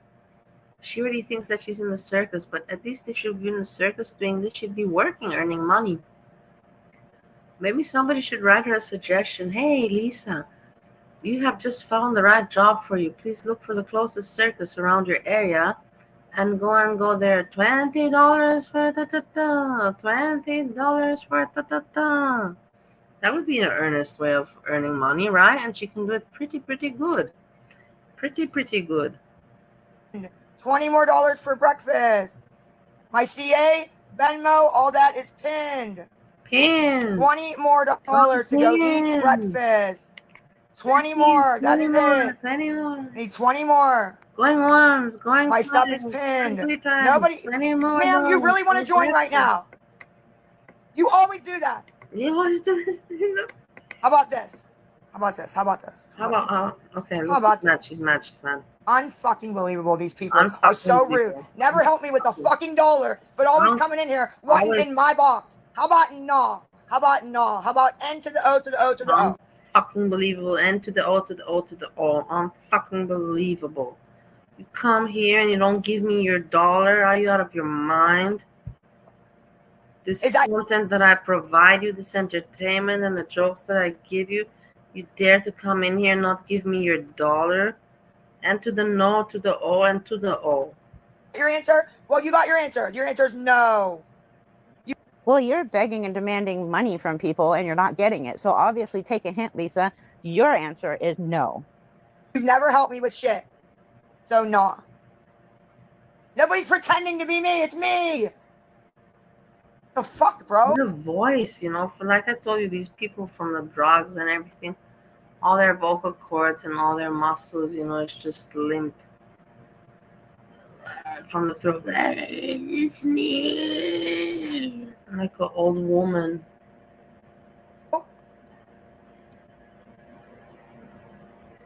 Get him out. Get him out. Get him out. Get him out. Get him out. 3. You can't, bitch. Get out. Yeah, I need my morning food, you clown. I need my morning dose. I need my morning. You're about to see. I'm not sure what Lisa's thinking when she My does these morning makeup food. filters. I need my morning. If you guys remember a couple of years ago in the news when those people were dressing up like killer clowns and they were jumping out at cars and scaring the shit out of people, that's what Lisa's filtered makeup looks like on her today. It's like the minute I saw her, the very first thing I thought of was those killer clowns that were on the news a couple of years ago. Over. Listen. I'm going to start putting my page on private, and my regular people are the only ones that help anyway. So we're going to do lives with my regular people. That's what we're going to do. Yeah. Lisa, 90% of your own regular people have watched you this morning, and that's why you're not getting a lot of money. Even they have said, what the hell did we do? Why did we give this bitch money? You will have maybe 10 people in your live stream if you go private. The only reason you get any money at all is because people behind the scenes are sending you money, and they don't talk or chat. That's the only reason. So please, by all means, do that. So we can see you lose money or have a harder time getting money than you already are right now. Miss Tammy, that's what we're gonna do. Yeah. Mm-hmm. I am. Next live will be private. Yep. Because everybody who helps me eat every day is this people. So I don't need all this other garbage that comes in with it. I just don't. Yeah. Oh, it'll be private. Just wait. Let me look, Miss T. Miss T, let me look. Okay, I need 13 more. $13 more. $13 more. There's Venmo. That's Adidas 9220. There's CA, 2 CAs. Both are here. Kaya, let me read what Kaya has. Okay, so Lisa just got 50. Okay, so she's adding to it. She just had a Popeyes cup. Okay, yeah, we saw that. Okay. She just. Oh yeah. That's not going to fly. I need $28. I just got 10. I need 28 now. See how she lies and manipulates. She also said that she kicked off the mod with Venmo. Now that mod is back, which is true. That mod is back. And then she says she's already been to get breakfast, which was at 4 o'clock in the morning. We saw the video to that. And if her count is correct, which we know she lies, she has $1 now. That's by Lisa's count. Or $17 now. That's by Lisa's count, which is not true. She has way more than that. She makes a lot of money. No, so I can eat breakfast, Miss 420, and that's the fucking thing. I also thought that it's impossible that people still send her money or that they do extra for her. No, that's the sad thing. That the sad thing is that the world is sick, and she makes, from what I understood from my research, she makes $100 a day from this. She makes $100 a day. I'm telling you, just by in the morning coming and begging and and fake crying, it's terrible. It's disgusting. But that's in the end of the day. That's why sometimes she cannot hold herself back and hold her tongue, and it slides out of her mouth when she says to the people, "You're just jealous. You're just upset how easy I make my money." She says that. She has no shame, and she knows what she's doing. She's aware of it. She's aware of her act. She even gets lost in it. Just like she said, I need my morning food. She wants to say, I need my morning hit. I need my morning kick hit, however you call it. My morning, nobody says, I need my morning food. People say, I need breakfast or food. Nobody says, I need my morning food. She forgets, She can't keep it together. Your name, and you're talking about me.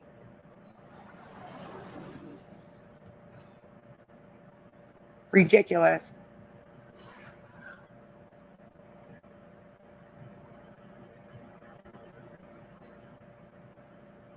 Can somebody please send the $12 so I can get off of here and make my page private, please? Yeah. ASAP. And I need to go through and kick out. Can somebody please send out just send $12. I want to make my page private. Fuck off with your page. You don't have any fucking page. You're just begging. All your content is just begging. You don't have a page. You have nothing to show for yourself except that you beg and you have no shame. You're shameless. A bunch of people too. You're white trash. You really are the meaning of white trash. No, it's not legal everywhere. It's not legal at all. It's still a rug. It's still a rug. Block. Yeah, I am. I can be very fucking rude. Very rude. And nasty.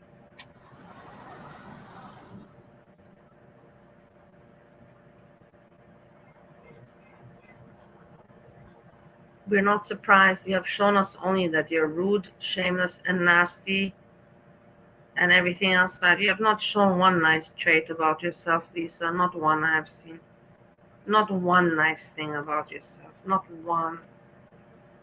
Not even one. I can't even find one good thing about you.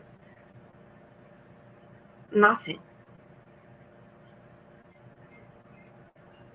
And for me, it's hard because I usually can find things good about people. Obviously not, Miss Nikki. Obviously not.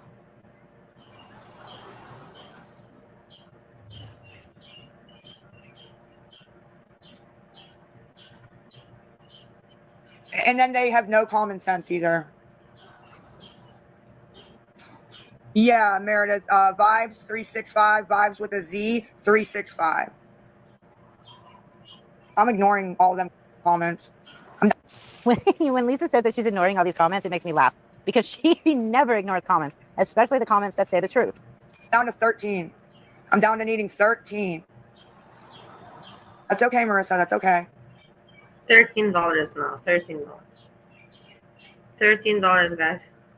Jennifer, I'm not. It actually brings. Never mind. No, I'm not. I'm not.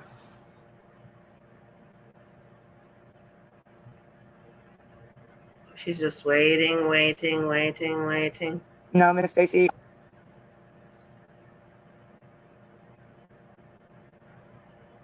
Thank you.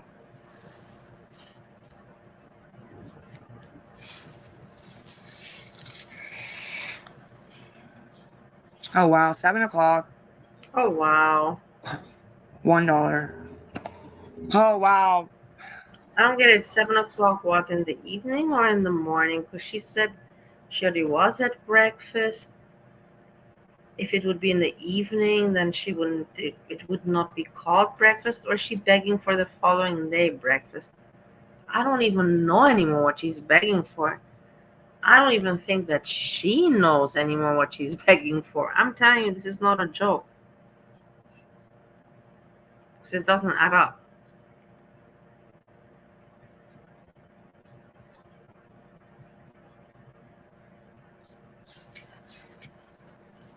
Okay, it's okay. I understand. CA is pinned. The CO in Vibes 365 with a Z. The Adidas 9220 is Venmo. Here we go. So the top line is both CAs, and the bottom Adidas 9220 is Venmo. No, hey user mom, I bet they ain't. I bet they ain't. Oh, she's mad again. What's funny is what user mom had stated was your cash apps are going to get shut down, and then Lisa responds like that, and not even a minute later, nobody's able to send her cash apps anymore. So you heard somebody said to her, your cash apps are going to get, because it's fraud. I don't know what it's called, tumbling or something like that. And cash apps, thanks to God, they get shut down because it's not all right. It's not all right. This is pendling, or I don't know what it's called, pendling sign. It's kind of fraud. It's begging. It's not okay. It's not something that you should be doing. It's the greatest thing I've seen. But Lisa is not going to admit that after what she just said. I already jumped on her, y'all. I jumped on her.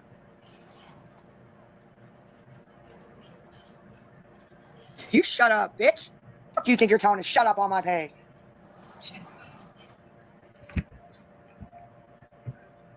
Get all of them out. Yeah, wow. Wow, you haven't heard nothing yet. You haven't heard nothing yet. What an attitude she has. I don't understand why she has this attitude. But then again, like, just can't help but be quiet. They just can't help. Like we just saw the report from before from that intelligent woman that I met today. I forgot the creator's name. This is hate content. She probably thinks I'm going to get more from hate. I need the money. I'm not going to get the money from people that like me as fast as I'm going to get the money from people that hate me. It is very sick, but it makes sense. Back and be quiet and watch. It makes sense. They just cannot help it. Cannot help it. And that's why they keep getting blocked. But that's okay. I love it. I love it. Yes, it pushes my life. Because guess what? Guess what? Guess what? Yins all help me out, even when I'm blocking you. So keep talking shit. Come on. Come on. We like it. We like it. Not really, Lori. Not really. Look at Lori. Lori wants to fight. Hey, Lori, why don't you meet me outside, huh? Lori, come on outside. Lori, come on. No, come on. Come on. Get this Nikki bitch ugly ass face all on the camera. Oh, Lisa, I know you can see yourself in your camera right now. Yet you have the nerve to call somebody else ugly? Really? You've got that filter on. You look like one of those killer clowns that were on the news, and you have the nerve to call somebody ugly.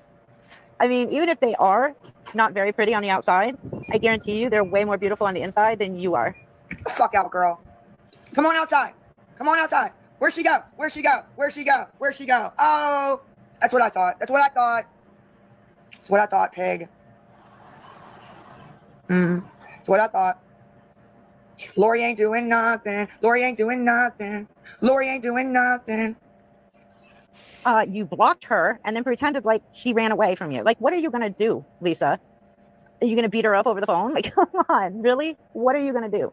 You blocked her. How can she respond? Lori ain't doing nothing. Lori ain't doing nothing. She's not. Period. But the cash apps I get are the screen. down. But your cash apps are down. You don't have cash app anymore, apparently. You have to make new ones. Yep. That's what yours will look like when I'm done with you. Yeah, Lisa couldn't do anything to anybody.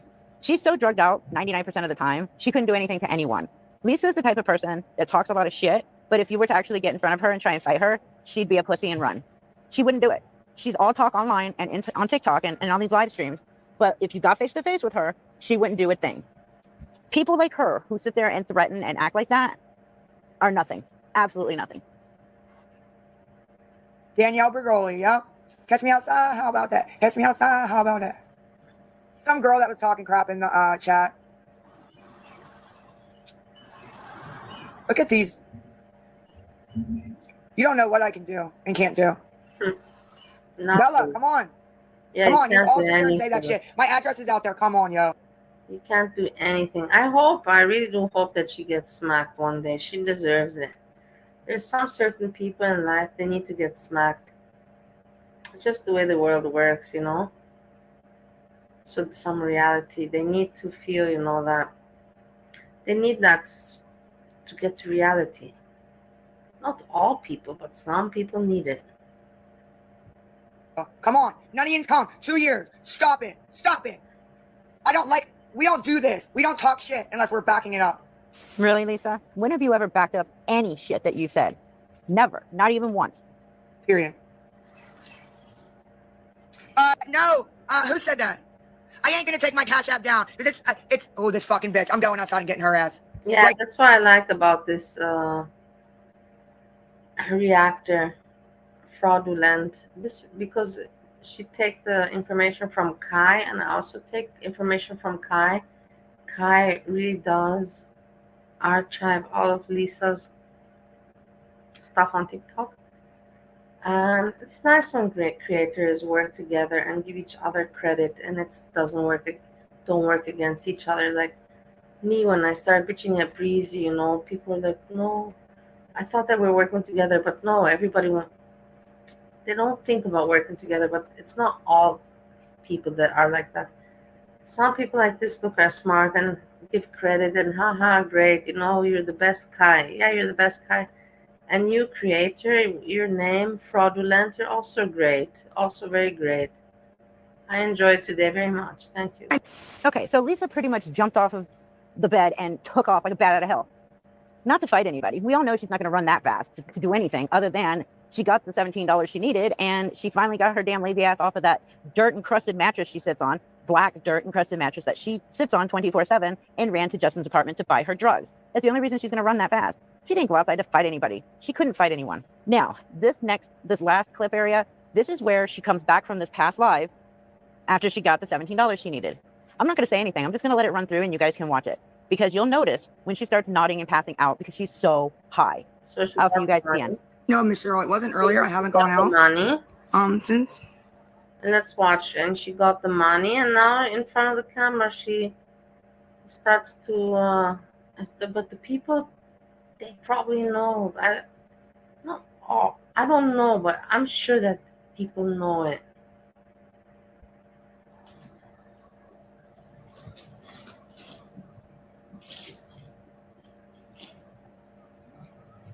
Yes, Nikki. Hey, Iki. Nice to see you, Iki. EK. Nice to see you. You came pretty late, but at least you said hello. You didn't miss much interesting. Some jokes, you know, but nothing. I cannot tell you, wow, you missed some good content. Not at all.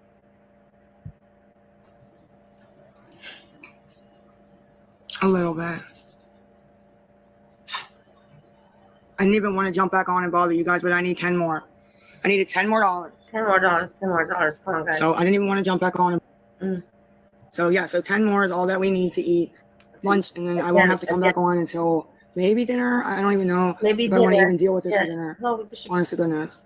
No, because It's way too much. She plans to beg for all her meals, and she needs several breakfast, lunch, dinner, and she begs for all her meals, and she thinks this is okay. This is normal.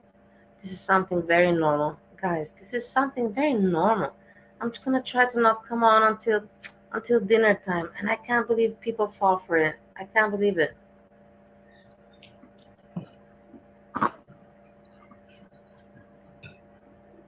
I already said that. These troll accounts. I have a stove, oven, all that. Yep.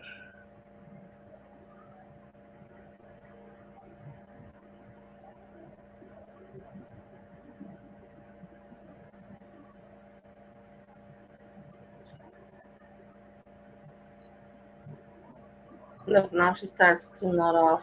Check it out. Check it out. She's out. She's out of it, but she's still begging for money while she's out of it.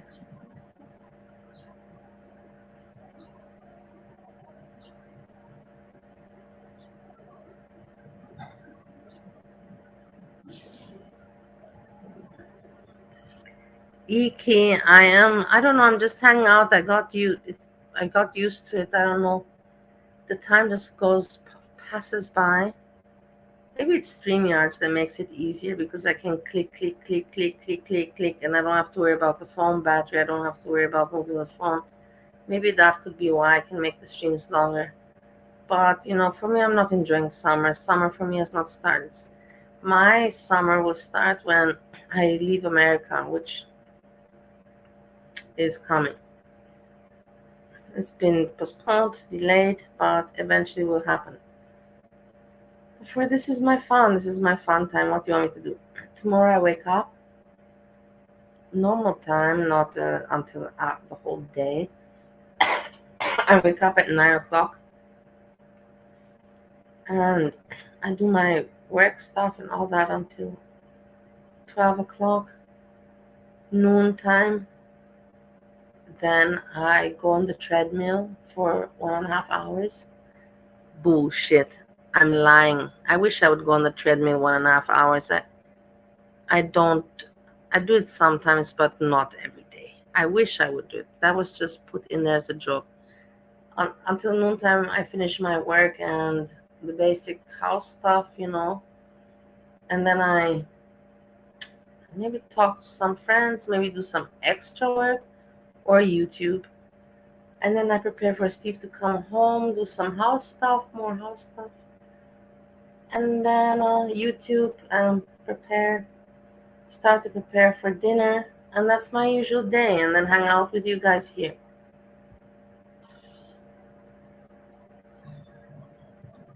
I know I couldn't get her. I was trying to listen. You know what? I would tell you something. You just came now in my chat because you're bored and there's no other chat available.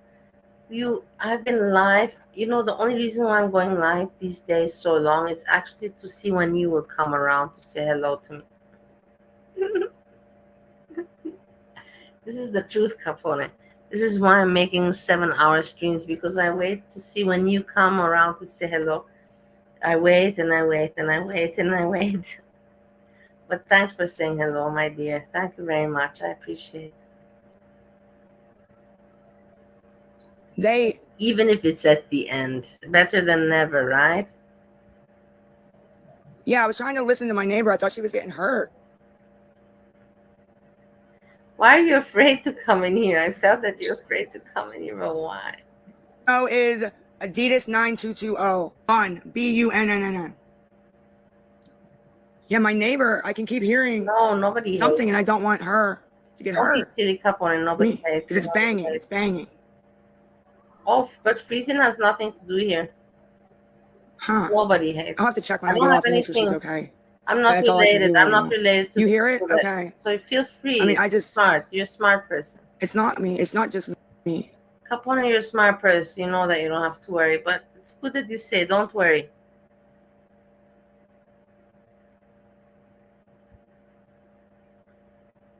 It's banging. So did you see she was nodding off? I'm gonna go check on her. Did anybody send the 10? I don't. Okay, I'm going to, but I need.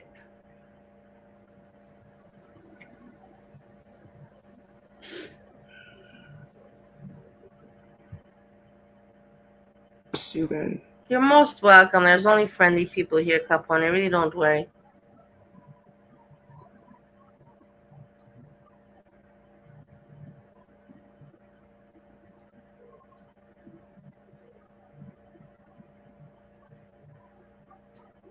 There isn't any guy here with me at all. It's me, the dog, and Abby in the shower. That's it. Nobody else. Now, don't tell me to get off the phone and go help. Don't. I don't even know if anything's going on. I was just trying to listen. Look at how angry she is. She's begging for money from people and she yells at them. This is... I just still don't understand it. But then again, like I said before, I just hate, you know. And why do people... What's wrong with the people that send her money? What does it make them feel better? They're like, I'm a sick person. Let me send her money. She's sick. I'm sick. You know, maybe it makes them feel... I'm thinking like this, you know, that they think to themselves, I'm a sick person. She's a sick person. I would feel better by helping her. She's a sick person. Maybe it makes them feel relatable, you know, and makes them feel like they're doing something good. Like, I think I'm not too wrong from the truth about that when it comes to this one. I'm going to, Jody, when I get off.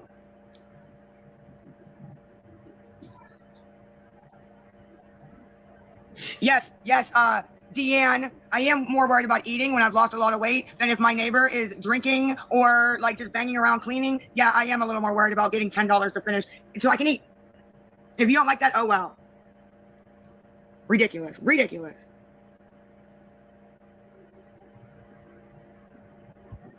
I know, Capone, but for me, I just cannot get over it. That's the thing. For me, it just shocks me how she's so shameless and how the people are so stupid and she gets caught up in her own lies. That's for me what I cannot understand, and I cannot look away from it. And how she yells at the people, and how she keeps on repeating her PayPal, Cash App, and how all her lies are so obvious. It is just for me so... It's more, how to say, it captures more my attention than Foodie Beauty or something. Because Foodie Beauty is scripted. I know Foodie Beauty is scripting. Everything's planned out. And it's just drama. But this one is real, you know. This one is real sick. And nobody's stopping her. She is not stopping. Nothing is stopping her. Nothing is stopping this. And you can see it go on every day. Every day. It's just crazy for me. That's why I'm shocked about it. What's the matter? Look at her talk. Hold on. No, what is it? Yeah, she is. But I don't know on what. Now I'm pissed. On medicine, on pills. So 1.8K are going to sit here and nobody's going to help me with $10 so I can eat. She's not addicted on heavy drugs like heroin or cocaine. She's addicted on pills. She's just like one of those junkies, but pill junkies, you know? I've been trying to eat since 6 a.m. She's been trying to... Nobody's going to... Every day, Capone, she pretends to be like she doesn't have food. Every day. She wakes up, give me breakfast. She forgets that she always asks for breakfast. In the evening, she asks for breakfast. She forgets. And she pretends to need food all the time. Look at her speak now. Just look at her speak. Help with $10. Hey, Mary, guess what? That's all right. I got you, girl. I got you. So nobody's gonna help. So I can eat when I've lost weight. And all right, I got everybody. Oh, did I eat the night before last? Yes, ma'am. Every other 3 days, I forgot that's what you guys wanted me to eat. I apologize. I guess it's not my day yet. It's not my day. I'm so sorry. You see? Do you see how entitled she is? Because people are like, dude, you just ate. And she's like, oh, 3 days ago. Bullshit, 3 days ago. Every day she eats. Every fucking day she begs for food. And not one time. She begs for food every day 3 times. It's not my day. It's not my day. My bad. My bad. My bad. Yeah, I'm glad you guys think it's so funny. Glad you think it's so funny. No, you're just taking longer if you're so worried about the neighbor. How does Red Lobster have to do with anything? You know what? Just get them out. I see them in here. I see the ones who are supposedly my friends in here. It's fine. Just block them. Just block them. Enablers. Just block them. Enablers. Over $10. Over $10. So that's fine. Fine how it is. I fucking see. Oh, you're in timeout? Okay, well, I don't know what that means. I'm not in timeout, ma'am. I'm very hungry. So I don't know. I'm trying to get help and eat, you clown. I'm trying to get help to eat. I'm very hungry. I'm very hungry. No, she's very desperate for drugs. Very, very. It's so obvious. I don't know how people cannot see it. Fucking clown. This is ridiculous. No, I can't. I cannot feed me and my pregnant daughter on $15.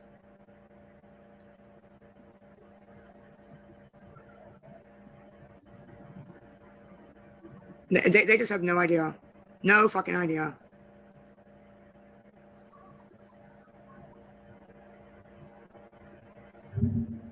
No fucking. Yeah, Capone. Steve number 1 was the same with me. Steve number 1 was on panel yesterday, but you never got to meet him because you don't hang out here.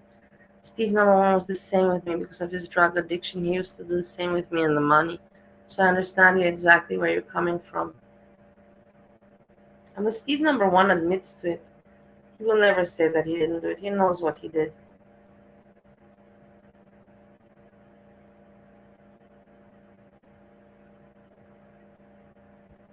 An idea.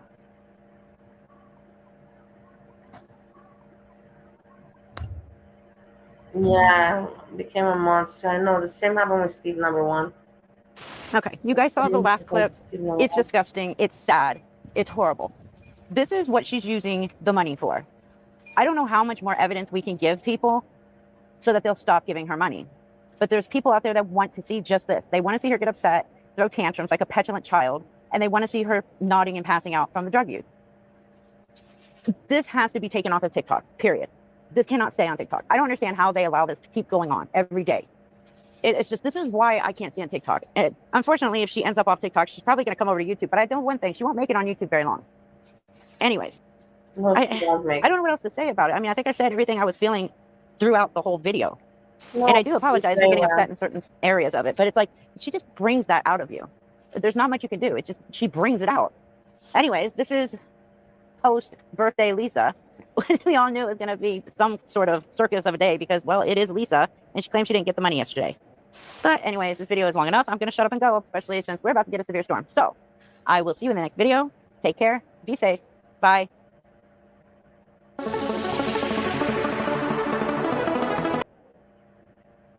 My most lovely people.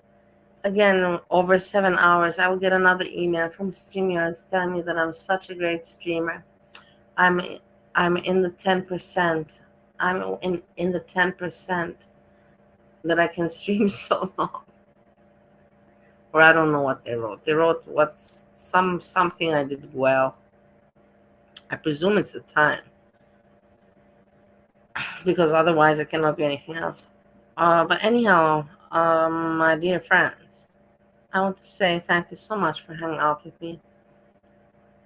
And you see, the time passes. It's really like hanging out with friends. I'm doing my own thing, watching what I usually would be watching, but commenting a little bit. And it's more entertaining than watching it alone, right? So I thank you very much. And we see what tomorrow brings. Tomorrow, what day we have? Thursday. Is it tomorrow or Thursday? Wow, the time is flying. And then weekend around the corner already. Now I'm talking like a druggie from my throat. But it's because I've been talking for 7 fucking hours. Of course, of course I lose my voice at some point. It would be crazy if I wouldn't lose my voice. I'm not a robot. Thank you, everyone. Jay Herod, thank you. Capone, thanks for coming by. You came too late. Next time, come earlier. Next time, come early. You're over it. Well, Capone, this is, the life.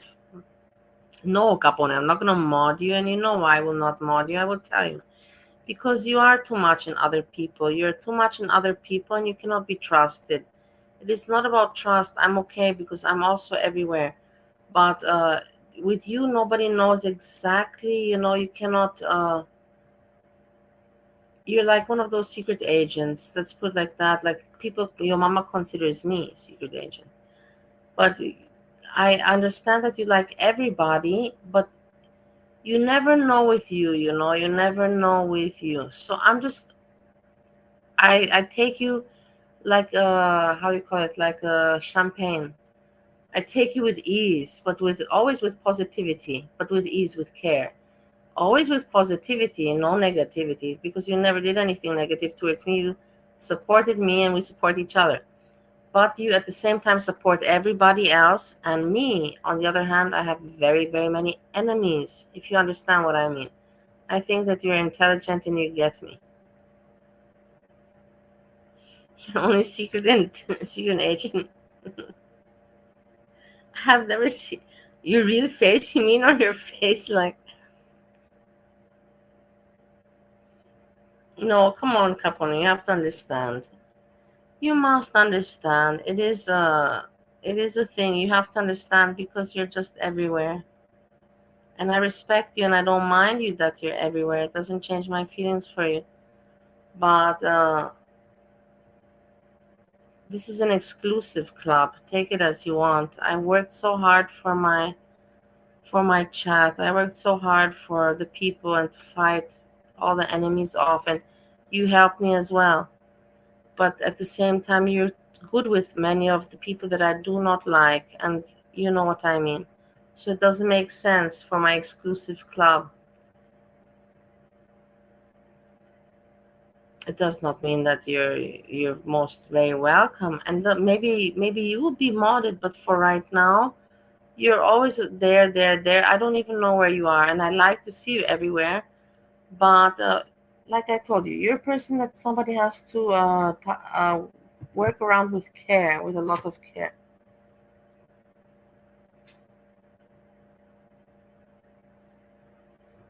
To be enjoyed with care. How did my dad used to say it? There was a saying in German. Zum Genießen. There was a saying, it's like to enjoy, not with grace, to enjoy, like delicately or elegantly, not greedily, to enjoy, rationally, something like that. And that's what you are. Come on. My grandpa warned me about German speaking folk. I should have listened. No, but you see, where were you all day? You were in Jan's chat. You were there in Jan's chat, chatting along. And I'm on here for 7.5 hours. And you appear in the last half an hour. And you were all day there. And I've been already streaming daily for 7 hours. Daily, and you appear only now. So please make that make sense. Okay, this evening, what about yesterday? And what about the day before? It's the third night that I'm making a long stream.